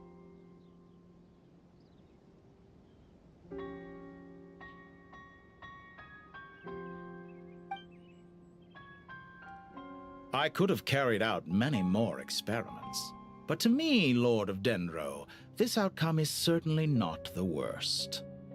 I believe you. But unfortunately, this is where it all ends for you. This experiment does not belong to you, nor do any of the results. Experiment? It sounds like you're trying to outdo me in my own field. Wisdom is conveying information in terms that people can clearly understand. You know exactly what I mean. Indeed. I can see no further outcomes. Ha. You have a formidable mind, and you are braver than I thought. Setting fire to the very thing your survival depends on. Your previous threat was empty, but this time, it is real. When necessary, wisdom can be as fierce as an inferno. Some of the flames that incinerate you come from within yourself. Perhaps you are right. You see what lies at the bottom of the human heart, and that is your wisdom. Here is where your journey comes to an end. All that is yet unknown belongs to those of us who will carry on living. It seems I have unwittingly been your arch-enemy all along. But now, it's all over. I do not deny your intelligence. But what you refer to as experiments, I would never describe in those terms. They are events that take place in the real world, and they are so much more than mere data. Goodbye. We will never meet again.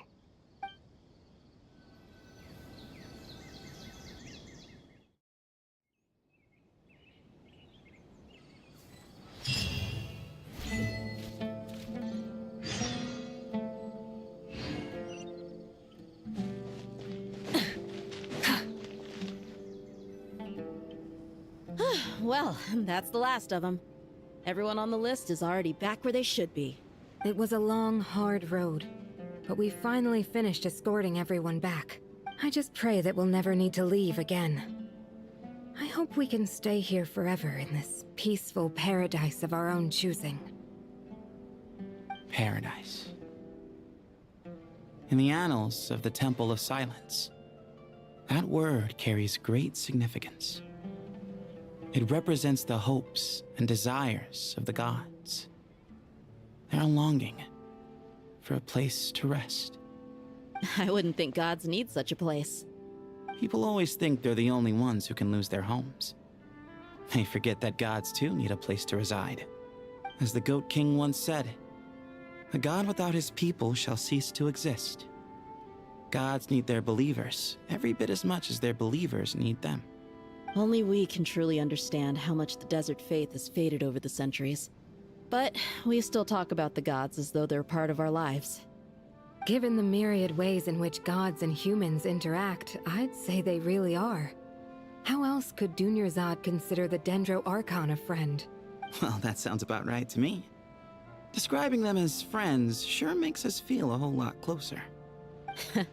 If you told me a few years back that I'd have this many friends, I'd have called you a liar. Belief is a choice, just like friendship. We've made our choices through battle. The right ones, wouldn't you say? I'll be heading back to the Temple of Silence. I heard the Goat King and the Ibis King decided to pay us a visit. How about you? It's back to Aru Village for us. Still plenty of supplies to distribute and people to help. Until next time, old friend. As long as you can find the time, you're always welcome to visit us in Aru Village. Right back at you. Make sure to drop by the Temple of Silence the next time you're free. Where it is that two of the other 7 pillars, Shezapang and Bennu, might also be dropping by. Since you're wearing the symbols of their power, it'd only be fitting if you came to see them for yourselves. Dropping by? That makes it sound like they're visiting a neighbor's home.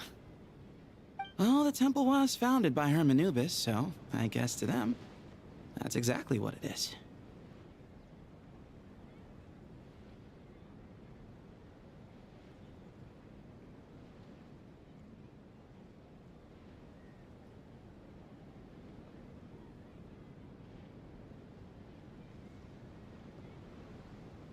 Guess that's true. All right. We'll make sure to find time to stop by. Stay safe on your journey home. I will.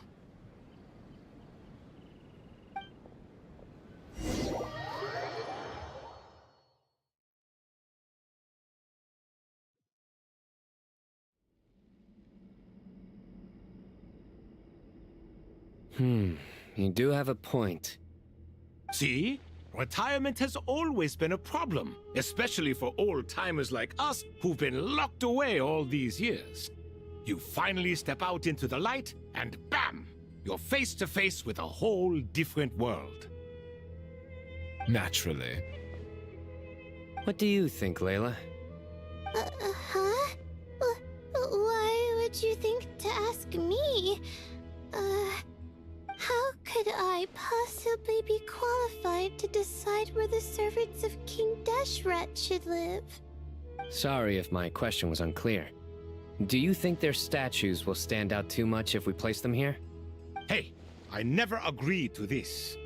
How could we possibly allow our statues to be left in Hermanubis' home? That would be like breaking into someone's house, then pretending it belonged to you in the first place. Different beliefs can coexist. We still need to respect one another. By which you mean, you two plan to stay at the Temple of Silence, for a while at least, but you have no intention of relocating your statues here.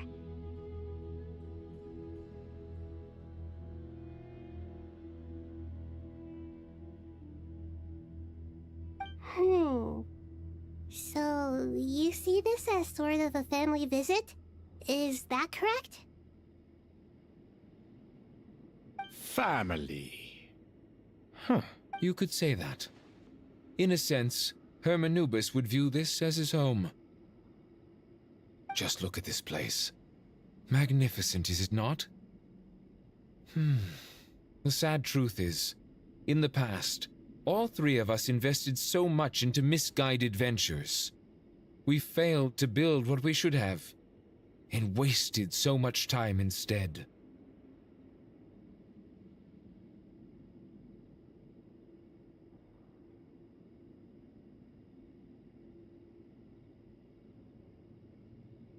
And what do you mean by that?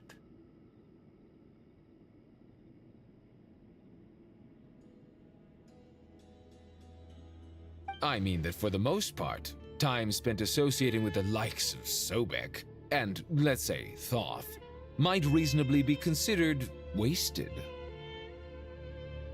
Why does that not surprise me?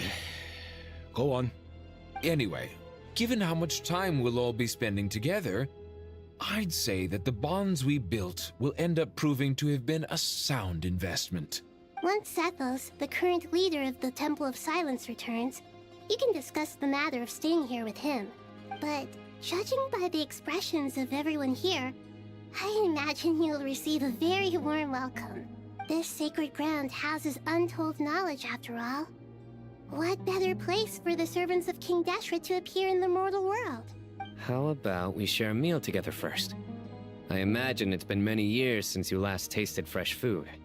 Oh, that sounds wonderful!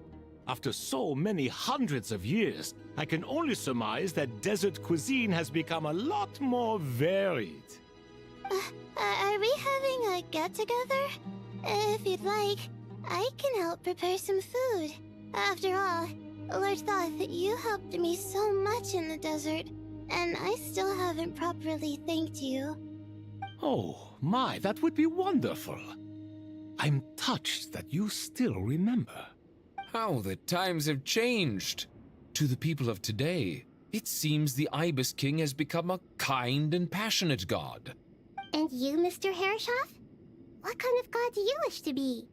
To be honest, I haven't given it much thought. How about you, Dendro Archon? Do you have any hopes for your future? Me? I'm very happy with my current life. Forgive my bluntness, but you do not seem to derive your authority from majesty and might, like Lord Al-Ahmar. Clearly your approach has its advantages, but also its dangers, don't you think?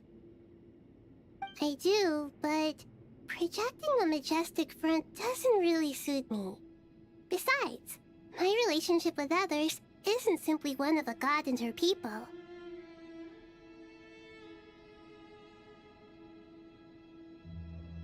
Not putting on airs might earn you more adoration. Exactly. Besides, I really like parties where everyone brings their own food, and we all come together to share. You should join us. I'm sure you'll find it fun. Last time when we got together for a picnic near the Avidia Forest, it was quite the occasion. Seeing as you're already here, how about we hold the next one in the desert? Can we do that? Wouldn't Tainari have to transport a ton of drinking water? Don't worry, I can help out.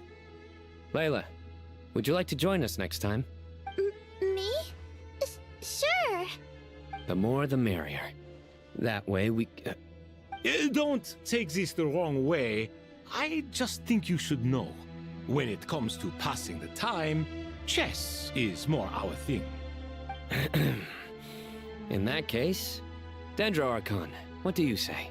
If I were to compete against you, I can't say with certainty I'd win, but I certainly wouldn't mind giving it a shot.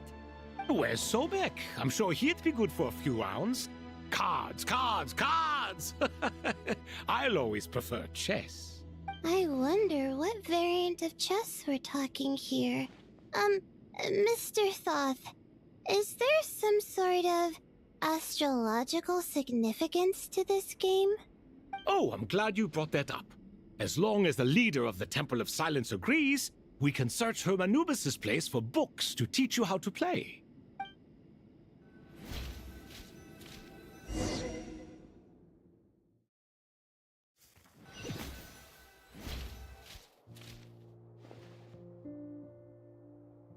Such devastation visited on Sumeru City.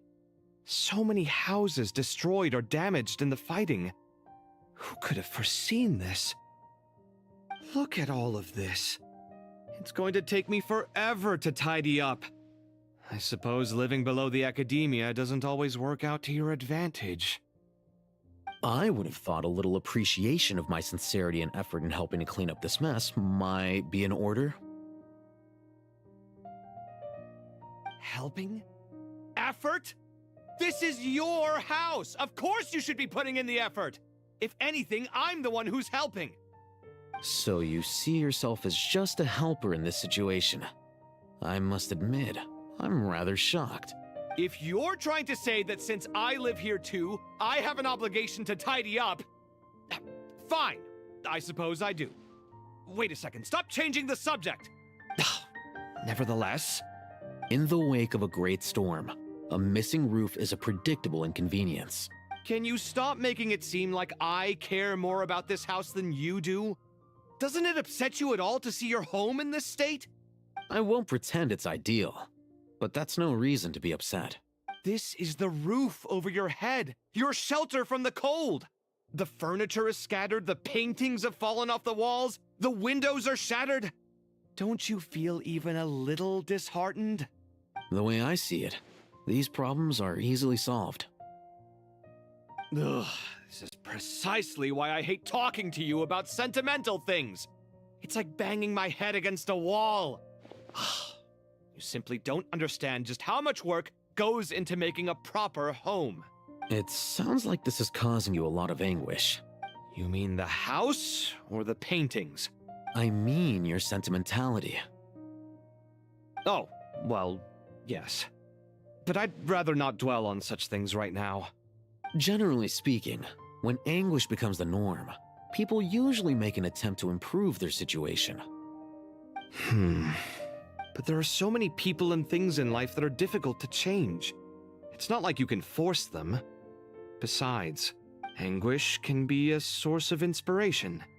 And I'm not sure I could break my reliance on it. I'm glad you're able to make yourself think like that. What kind of a response is that? I was stating a profound truth about the very nature of art. Suffering is the cradle of all creation. Even you can't deny that. And I wasn't trying to. I'm just happy for you. Pure and simple. Can't you tell? Happy about what? Happy that you can always find an answer that backs up your views. You... More often than not, life is a process of running into problems and then searching for answers. Yours more than most. Not everyone's so good at justifying things to themselves. It's... Huh. What about you, then? What skills have you been mastering lately? Pass me that box. Huh? Okay. You may consider this my progress on the path to mastery. What? Wait a second. Isn't that box mine? Hey, it is!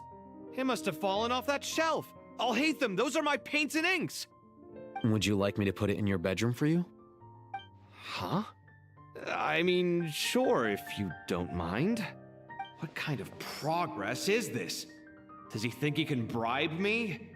Not that giving me back my own things is much of a bribe. These books on the floor, they're a complete mess. And this one, didn't he say it was an out-of-print collectible? It's completely covered in dust, and some of its pages have even fallen out. Ugh, guess I should help him repair it. This one too. And this one.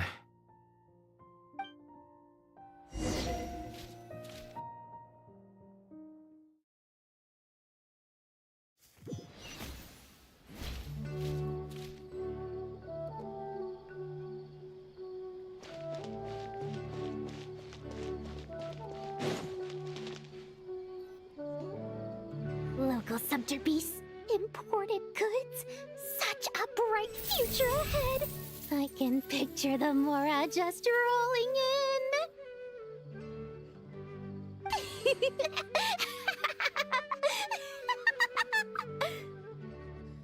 You do realize you sound like a choking cow? called being imposing. Can't you feel it? Are you not intimidated? Oh, I'm positively shaking in my sandals. What commands do you have for me, oh mighty Lord Sangamabe? You've got a lot of nerve, Nefer. You went and told Candace and the others everything, didn't you? Seriously, do you have any idea how differently they see me now? Surely that's a good thing. I presume they're more disposed to actually like you now, maybe even view you as a friend. You traded my secret for sympathy! Thanks to you, I've lost every last shred of my mercantile majesty. How am I supposed to make anyone think I'm a big, scary investor now? The dark days of Lord Sangamabe are behind you. Why not take this chance to make a few honest friends? Speaking of friends, since when did the notorious Lady Nefer gain such an admiration for holier-than-thou types? A moonchanter here? An angel there? Who'd have thought it? A coming together of fates, nothing more. No need to throw around accusations of admiration. Forget it. You're right about one thing at least. Making friends is never a bad thing for a merchant. Still, I really took a loss this time.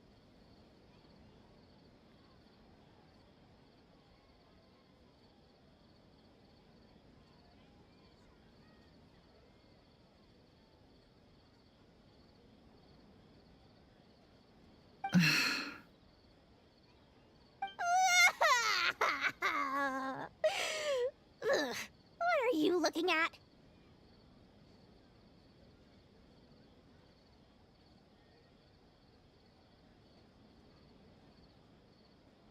I'm trying to see if you're really crying or if those are just crocodile tears.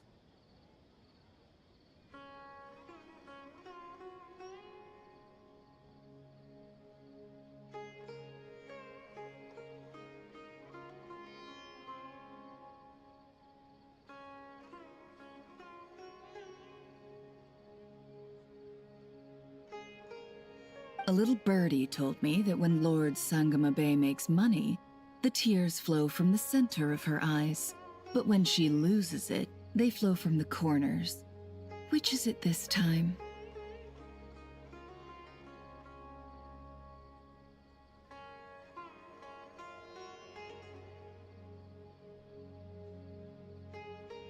Ugh, you are so annoying. I'm not talking to you anymore.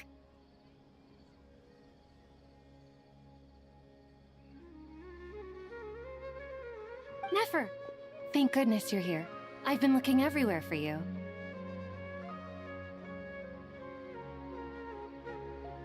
Huh?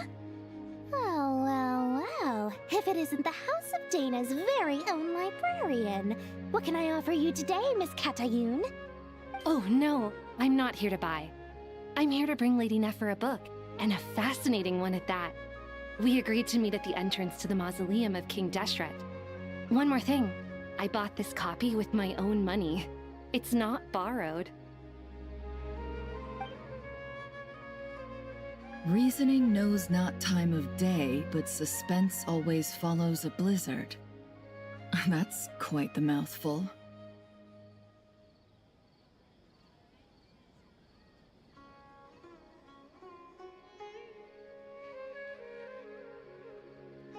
Huh? Isn't that the one that... It was all the rage for a while. People throughout the city were clamoring to get their hands on a copy. The names inside were all circled. Everyone thought it was a riddle. Don't bring up that book in my presence. I don't even want to hear its name. That thing was nothing but a scam. Surprisingly enough, I've actually heard of this book, though it doesn't seem of much consequence. So, what truth lies behind it? You're from the Vahumana and you're asking me what the truth is? I'd say the actual truth was about the least important part of the whole episode. I brought you this book because it probably has the most interesting backstory of any in the House of Dana's collection, at least in recent years.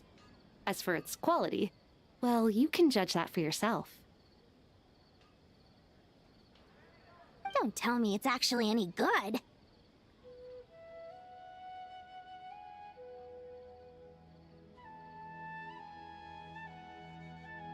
You may not know this, Lord Sangamabe, but Lady Nefer has a fondness for books with... how should I put this? Mixed reviews? No eye for good literature, huh? Perhaps she feels that bad books hide interesting secrets? But I shouldn't put words in her mouth. It's probably fair to say she prefers the conversations that books can spark over the substance of the books themselves.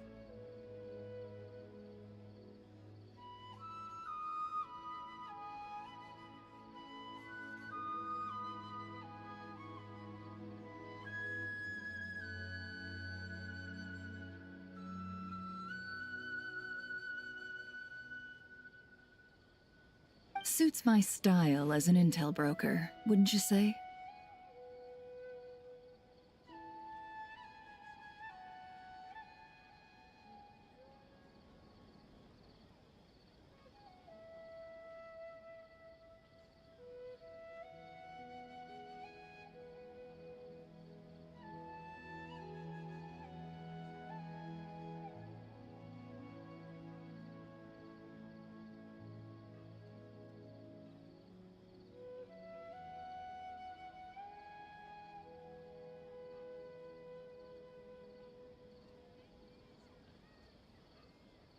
Very interesting, thank you.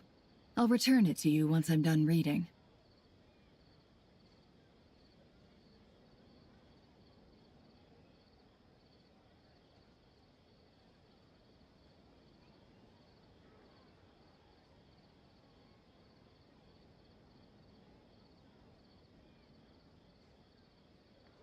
And as it happens, I have something for you, too.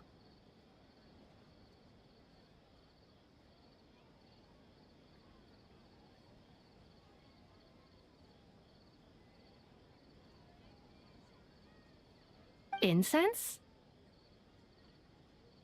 I imagine you've already used up the incense I gave you last time. Here's some more. This batch is from Nodcry, so the scent won't be quite the same.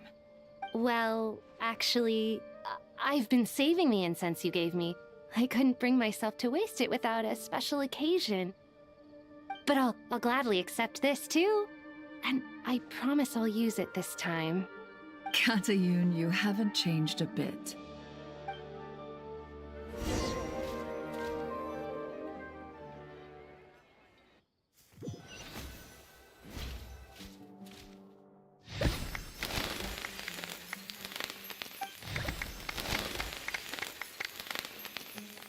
Congratulations, Kale.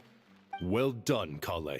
After studying for so long, you've finally become a full-fledged ranger. Sure hasn't been easy for you, huh? This really is fantastic news. All grown up. No longer a trainee, but an official forest ranger. Oh, the next step is to secure tenure in the academia. Thanks, everyone. It's true. I'm an official forest ranger now. Master Tainari, thank you for your guidance and support. I wish Mr. Sino were here so I could thank him too. Sino had a matter to attend to at the Temple of Silence. I don't imagine he'll be back for some time. But don't worry, we can celebrate together once he's finished. I'm afraid the party will have to wait. Kale still has some matters to attend to first. Kale? Is everything all right? No, it's not what you think. There's nothing wrong with my health. I just have a few things I need to deal with. I've made plans with the Traveler and Paimon to visit Mondstadt. Master Tainari and Mr. Sino will be accompanying us too. Well, that's a relief. Let's get together when everyone's back. I'm sure you'll be doing even better by then. Of course. I have a feeling you're right.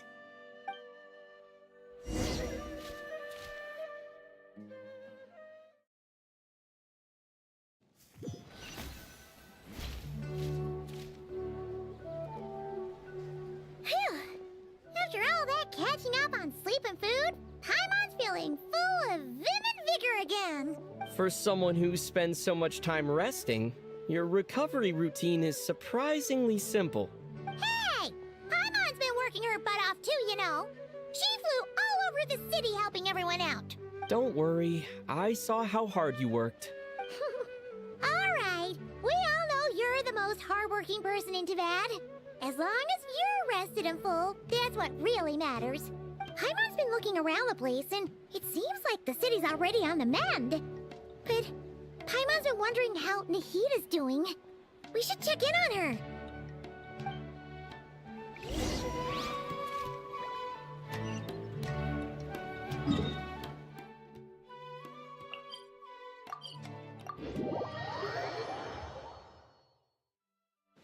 Try and stop me!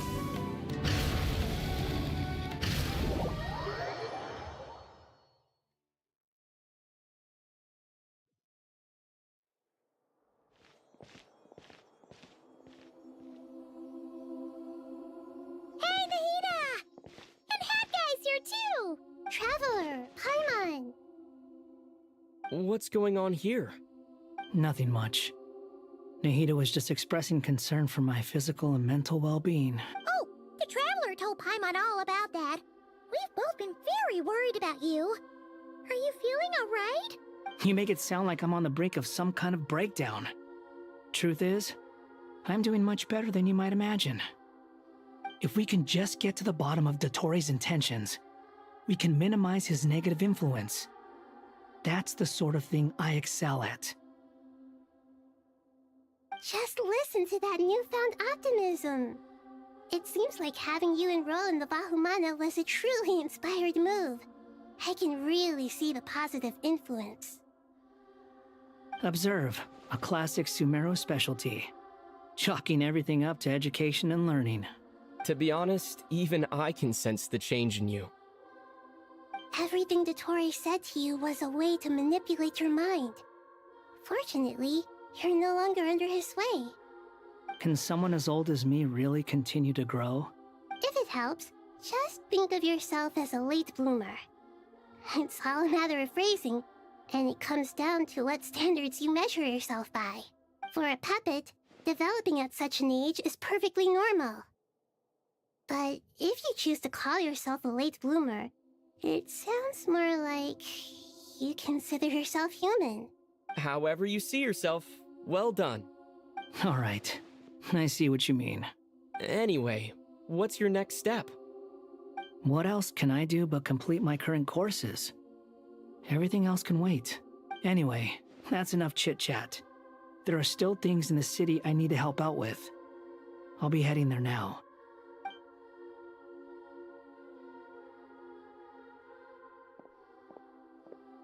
I'm so happy that Hat Guy is doing better than we thought.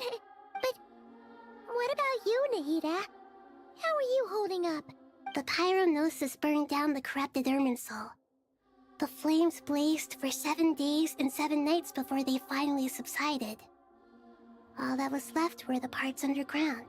Now, Aru shoulders the responsibilities that once belonged to Irminsul. The situation... Irminsul has a strong influence over you, doesn't it? How will you cope now that it's gone?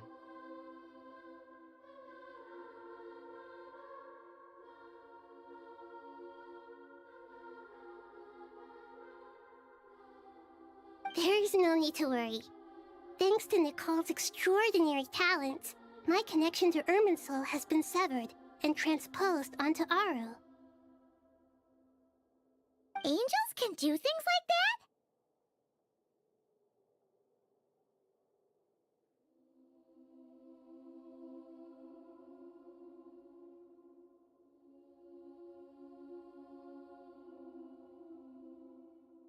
They can. Such abilities are precisely what makes them so powerful. The goddess of flowers, Nabu Malikata, once claimed that she too could perform feats beyond the reach of mere mortals.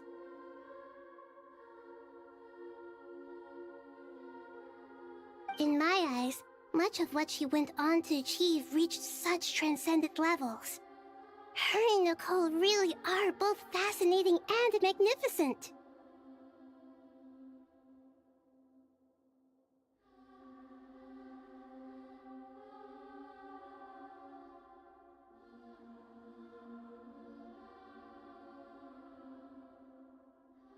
So, does that mean your situation is stable now? Correct. Just imagine that Aru has become the new Irminsul, and the essence of my existence has been bound to it.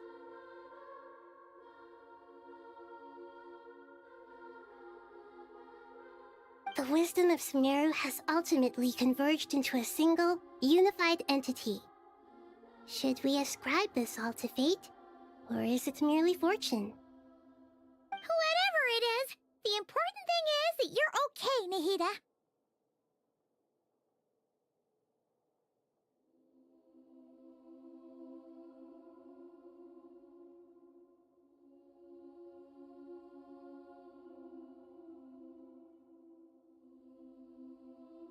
Dendro Archon, Lesser Lord Kusanali. Oh, thank goodness you're here. Greetings, Traveler and Paimon.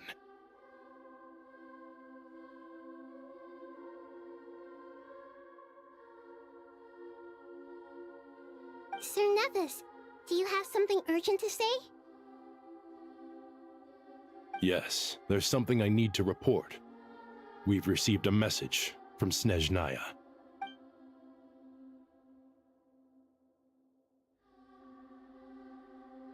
The Fatui Harbinger, the Rooster, sends us his sympathies, along with all the usual pleasantries.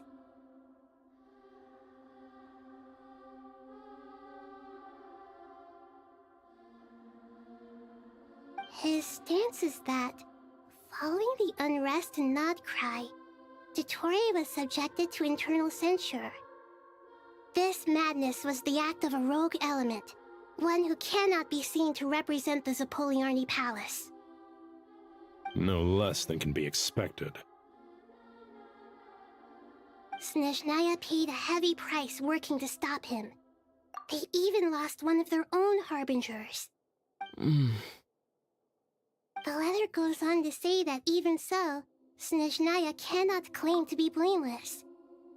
Apparently, they will deal with Dottore's subordinates in accordance with Snezhnayan law, holding all those involved in his crimes accountable. Additionally, they are supplying relief funds and supplies, which are already en route. They hope this will aid in Sumeru's reconstruction. Sounds like he's got an answer for everything.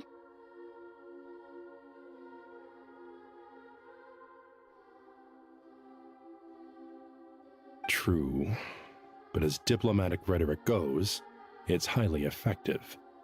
Completely watertight, both in logic and sentiment.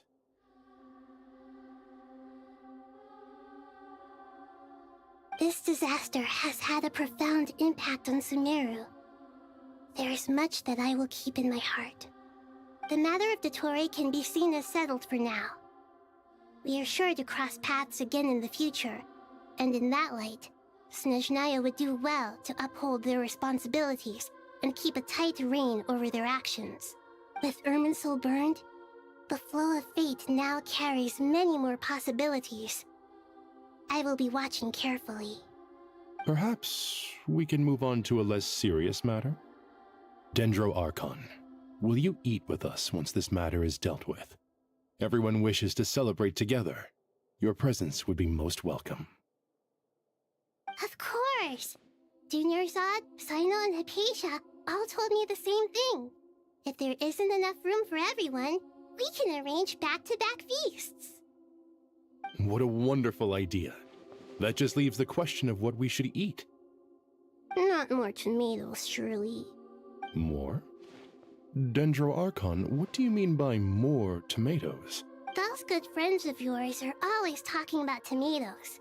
Sometimes when I'm walking through the city, I can even hear them arguing in the fields. Since you see them so often, you must hear about tomatoes even more than I do. Tomatoes. Tomatoes. The word has a certain magic to it. like the autumn fur of a sumpter beast swirling in the wind, sometimes flying up my nose. Tomatoes. What can we make with tomatoes? Wait, why tomatoes? Take your time, there's no need to rush. The traveler, Paimon, and I still have somewhere we need to visit. You'll have plenty of time to think it over before I return. Does this mean you're going to Natlan?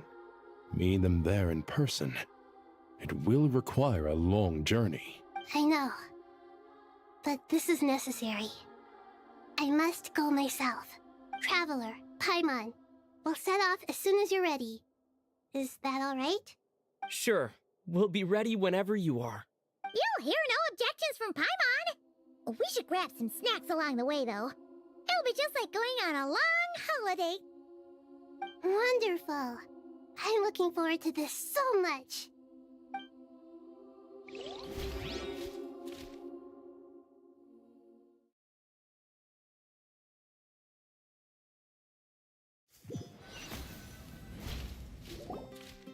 Natlan is such a lively place.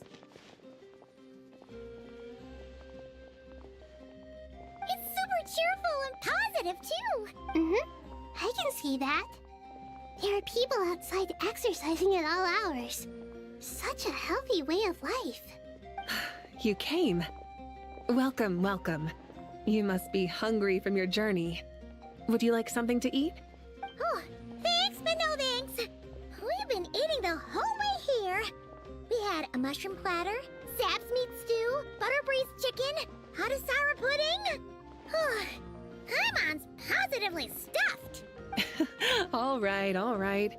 No need for all that detail. I'm starting to get hungry myself. Maybe later then. We can wait till everyone's got an appetite. Then I'll head out for a meal together. Sounds like a plan. Let's find somewhere to sit down.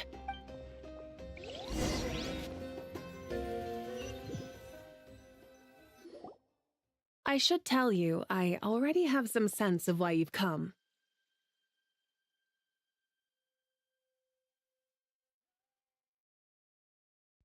Why's that, Malika?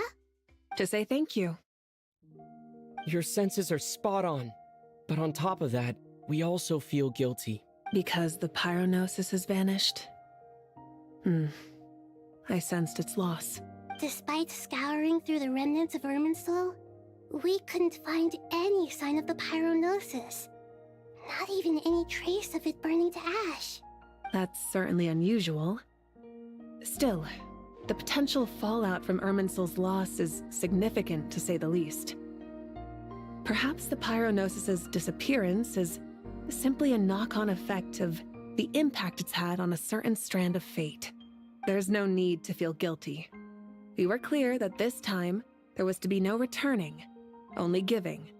Pure and simple. Thank you really is a fascinating phrase. We use it to express gratitude for the smallest of things. Yet, when faced with a kindness too immense to describe, we use exactly the same words. It's not that we lack other means of expression. It's that when we truly need to express our feelings, the simplest and purest words are always the most powerful. You're right. In Natlan, we prefer simple expressions too. Companionship, friendship, support. They might not sound fancy, but the sentiment behind them is sincere. That's wonderful to hear. Sincere feelings are often a vehicle for the deepest wisdom of all. Irminsul's destruction doesn't seem to have done you much harm. I'm glad to see you're doing well. There's still a lot of work to do, but before we begin, we felt it was important to come here and speak with you. Partly to express our gratitude, but also because we felt that seeing you, in a sense, is like basking in warm sunlight. That's a nice way of putting it. I like that. To tell you the truth, though, I'm not a fan of somber meetings. So, since there's nothing more to say, why don't we go bask in some actual sunlight? The weather's beautiful today. What a great idea! Paimon's gonna lie back and soak up some rays.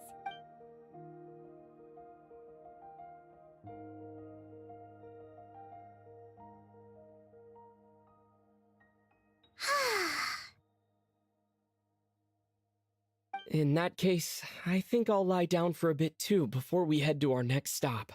And where might that be? Mondstadt. Paimon and I are gonna head back there with Kale and the gang. Long ago, I sensed that the god remains inside Kali had come from the goddess of flowers, but I kept it a secret. Those remains weren't hurting Kali, not as she is now. They simply exist. Besides, I could sense a deep yearning within her. A yearning for an ordinary life. A yearning to hold on to the hard-won happiness she now enjoys. With someone like her, I have a responsibility to keep her secret. She should be ready to face the truth by now. Whenever people meet, there is always the potential to create warmth and kindness. Every child grows up, but even as adults, they are still children in the eyes of certain people. Oh, just like how Paimon sometimes sees Nahida as a little kid. Is that so? Well, anyone who's friends with a kid is probably a kid themselves. Of course! And there's nothing wrong with that. When we get back, we'll actually be hanging out with another of our friends who happens to be a kid. Or more like looking after, in her case. Anyway, we'll always be there to watch out for our friends. Dear Sucrose, when you receive this letter, I'll probably be as busy as always. But busy with wonderful things. That's because I'm no longer a trainee. I'm now an official forest ranger. Impressive, right? Sino said that official rangers sound much tougher than trainees. Though he did say it was already pretty tough to start out with. You probably heard that something big happened in Sumeru recently. Don't worry, it's all been taken care of. We're heading to Mondstadt soon, so if you're free, maybe we could meet up? Plus, it's not just me. A few of us are going. Hey, do you still remember that time we all got together? You know, when we all went to the Windbloom Festival? It'll be just like that.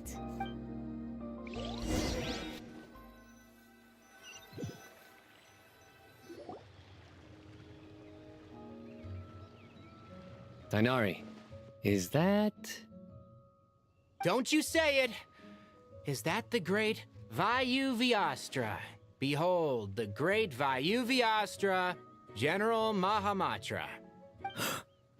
How times have changed. I wasn't expecting you to beat me to the punchline. You've changed. You've really upped the aggression in your battle against Sino's jokes. Kale, how did you know what I was going to say? For the love of... Hey! Traveler! Paimon! You're right on time! I hope we haven't kept you waiting.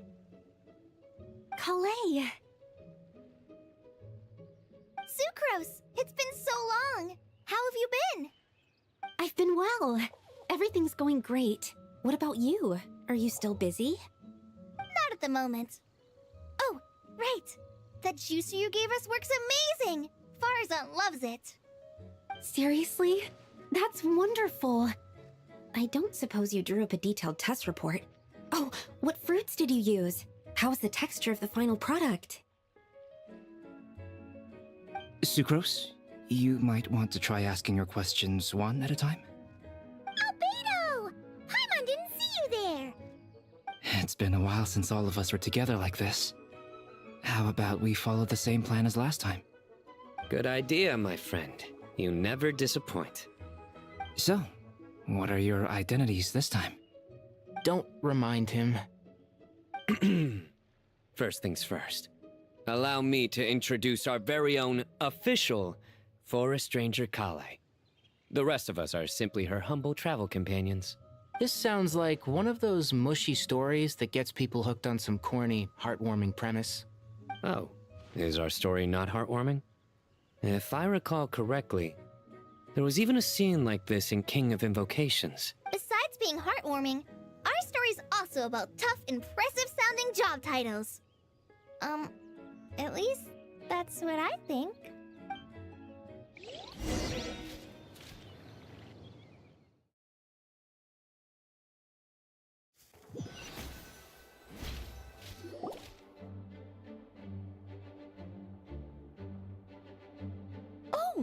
You're here already? I'm still giving Dodeko a little trim. I won't be a moment. A trim? Does Dodoko need haircuts too? Of course.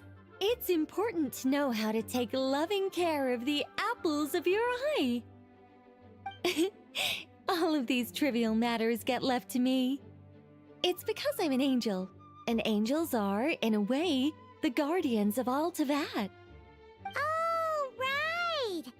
Wow, that's definitely an impressive sounding job title. What are you writing? I'm just brainstorming some cool sounding lines. Oh, write them on these card backs. Of course. Clearly, my lines are pretty amazing, wouldn't you say? Miss Nicole? Kale? You seem a little nervous.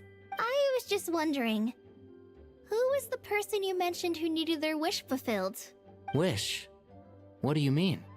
Miss Nicole asked if we could meet up in Mondstadt once everything was over. She said a friend of hers had a wish that needed my help to come true. Well, you never mentioned that before. All we knew was that you'd arranged to meet in Mondstadt. But we thought it had something to do with the god remains. To be fair, everything I told you was true. Anyway, my friend is waiting. Come on, let's pay her a visit.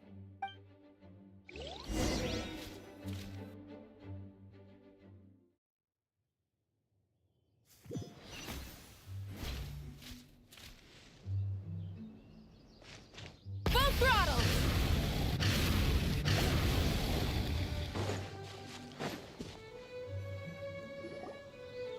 Huh? You're... Surprised? I bet you weren't expecting to meet a woman like me beneath this beautiful tree in a faraway land. An oasis will spring from the place where a djinn resides. That saying falls somewhat flat here in Mondstadt, given that everywhere is already so lush and green. Lilupar, what are you doing here? I made friends with Miss Nicole. I asked her to bring me here and then invite Kale to come. The prologue to this story is that I have a wish. It has stirred within my heart for centuries. Millennia, even. Originally, it was merely Al-Ahmar's lie, but now it has become reality. Could this be... related to the goddess of flowers? My dear young lady, my mistress left her final trace in this world upon you. I can't tell you how glad I am to see you here. And now I have seen you, and peered into your heart. You have experienced hardships and suffered setbacks. The torment an ordinary person might expect to face has befallen you threefold. This is the source of your resilience. But, beneath all this, I've witnessed the seeds of desire. You yearn to return to the simple life you once knew, do you not? I do. I want to throw away everything that isn't mine. But how do you decide what is yours? The scars that others carve into your flesh? The kindness and love they inscribe? Are these things not yours as well? They are. This is something I've talked about with Miss Nicole.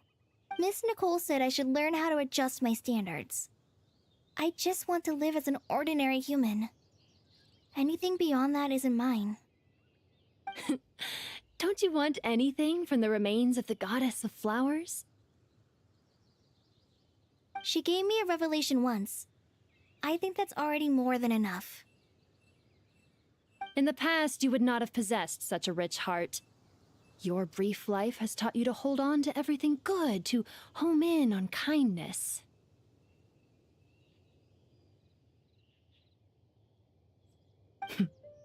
How fascinating. You're nothing like Nabu Malikata, and you're certainly not her. Of course not. I'm not some great and powerful being, Miss Lilopar. Yet I am a djinn. We exist because of the Lord of Flowers. We revere and love her. My wish is to see her one last time, to give everything for her. Kale, can you do this for me? But her remains won't be easy to remove. Are you sure this is what you want? That's beside the point. First, I need to know. Are you willing to do something for the soul of this lonely, wandering woman? healing. But look, you know nothing about me. Even if you have heard the stories about me, all you would know is that I was rightly punished for the many evil deeds I committed. Ah, so you do know. Your lips are quivering, your eyes trembling, and still you're willing to do something for me. Life has been cruel to you, and yet you've learned to be kind. My dear young lady, to repay your kindness, I too must play my part. Are you sure about this, Lilupar? I yearn to see my mistress. For this moment, the world can burn to ashes, the universe be engulfed in flame. I care about nothing else.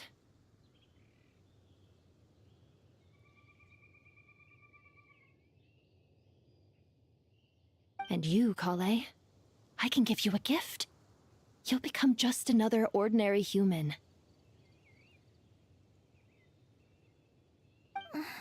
But Miss Lilupar, what will happen to you? My wish will be fulfilled, and I can die happy. Why would you wish for that? A long, unending life might seem desirable for one who has never possessed it, yet it brings torment to one who has. My remains are scattered across the yellow sands, but my soul can find no peace.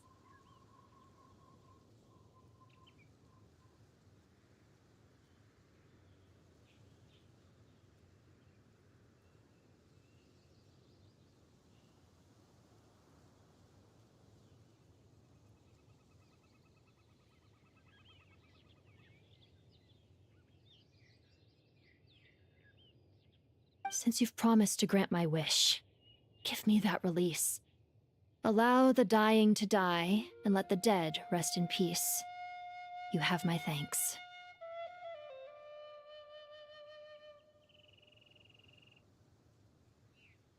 Kale, there's no pressure on you. What she said, it's all true. A wish is a genuine desire, after all. It's as if you want to use the last of your life to give me a better future.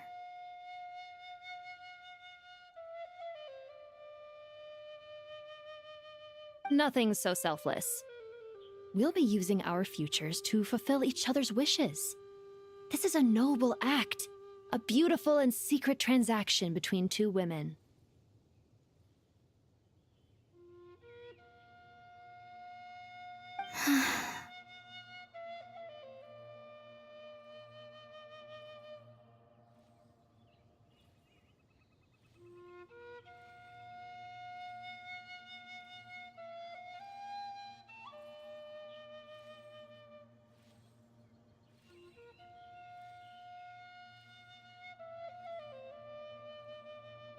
I understand. Miss Lilupar, I'm ready. Close your eyes, Kale. Then open your soul. From there, I will embrace my mistress. The downpour of flowers is your touch. Like returning to the very beginning. Like surrendering to your grace, my mistress.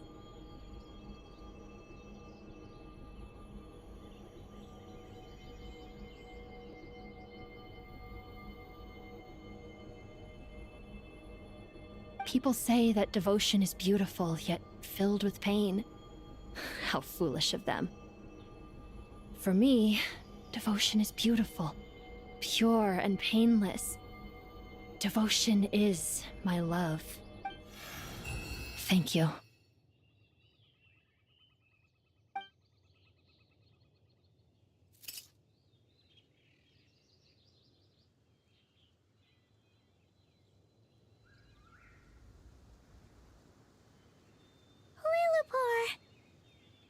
She disappeared?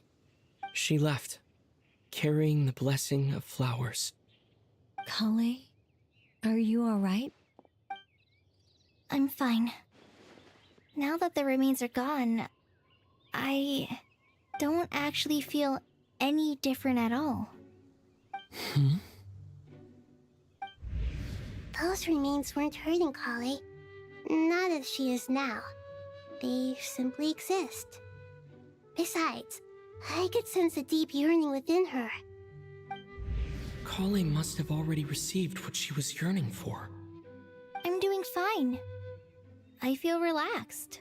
There's really no need to worry. Then my wish has come true, too. To become ordinary? That's just one of my wishes. Actually, I have a few more. For instance, I want to protect the people I meet and help them find happiness. That sort of thing. So between Miss Lilopar and me, you fulfilled 2 wishes already, and protected 2 people. Wonderful, isn't it? I feel so fantastically happy. I guess that settles things here. So what's next? What do you want to do when we get back to town? Kale, look who I've brought to see you. Hey, Kale! I heard you guys were holding some kind of secret event. How come you started without me? Huh? Oh no, it's nothing like that. We were just saying goodbye to an old friend. Really? Who? Me. The old me. So that's what this is all about. Did you come all the way to Mondstadt for that? Because we knew the old you so we could witness the change? Exactly. The old me is gone. I puffed her into the air, and she became a fluffy pink cloud, floating into the sky, before disappearing forever. Do you think, maybe up in the sky, she has friends waiting for her with test tubes, flasks, and bows? Oh, when you put it like that, it doesn't sound so bad after all. What do you think, Miss Nicole? I think maybe that's right. At least, if it were up to me, I'd consider that a happy ending. Dear Sucrose, even though my childhood ended long ago, these past few days have really felt like growing up again. I've become stronger, and I feel like I can finally accomplish things by myself. Surely someone as mysterious as you will find a friend like this fascinating? Always, I came to say goodbye to my old self. I know that after this, she'll be gone. Thinking about it makes me feel a little lonely. I know the weakness that kept me company will one day leave me too. But somewhere in my heart, I feel a great sense of joy. It feels like I've always wanted to take this step. To walk towards the new me.